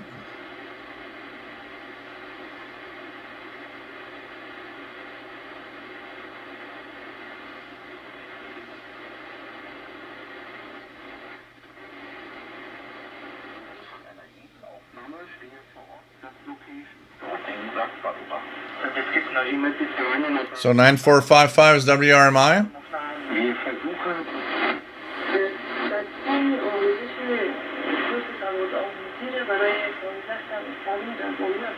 And 9395 is WRMI. So different broadcasts. So it's pretty cool. So it's pretty cool. So nice to have you on board from Fountain, Colorado, my friend. Yeah, we're bound by 8,000 miles, huge distance. Yep, yep, definitely. So definitely. So hey guys, I'm hungry and I got to do some work. I got to edit the International Radio Report show for tomorrow morning and send it to CKUT computers. 5 hours and 30 minutes. I hope you enjoyed the show tonight. It was a lot of fun talking about batteries, all sorts of things. We'll be back next Saturday, and I hope that you enjoyed this time where we gather and have a lot of fun. So, guys, I love you all. I want you to stay safe. All right. Happy Valentine's Day, and have an amazing time. So take care, guys. Love you all. All right.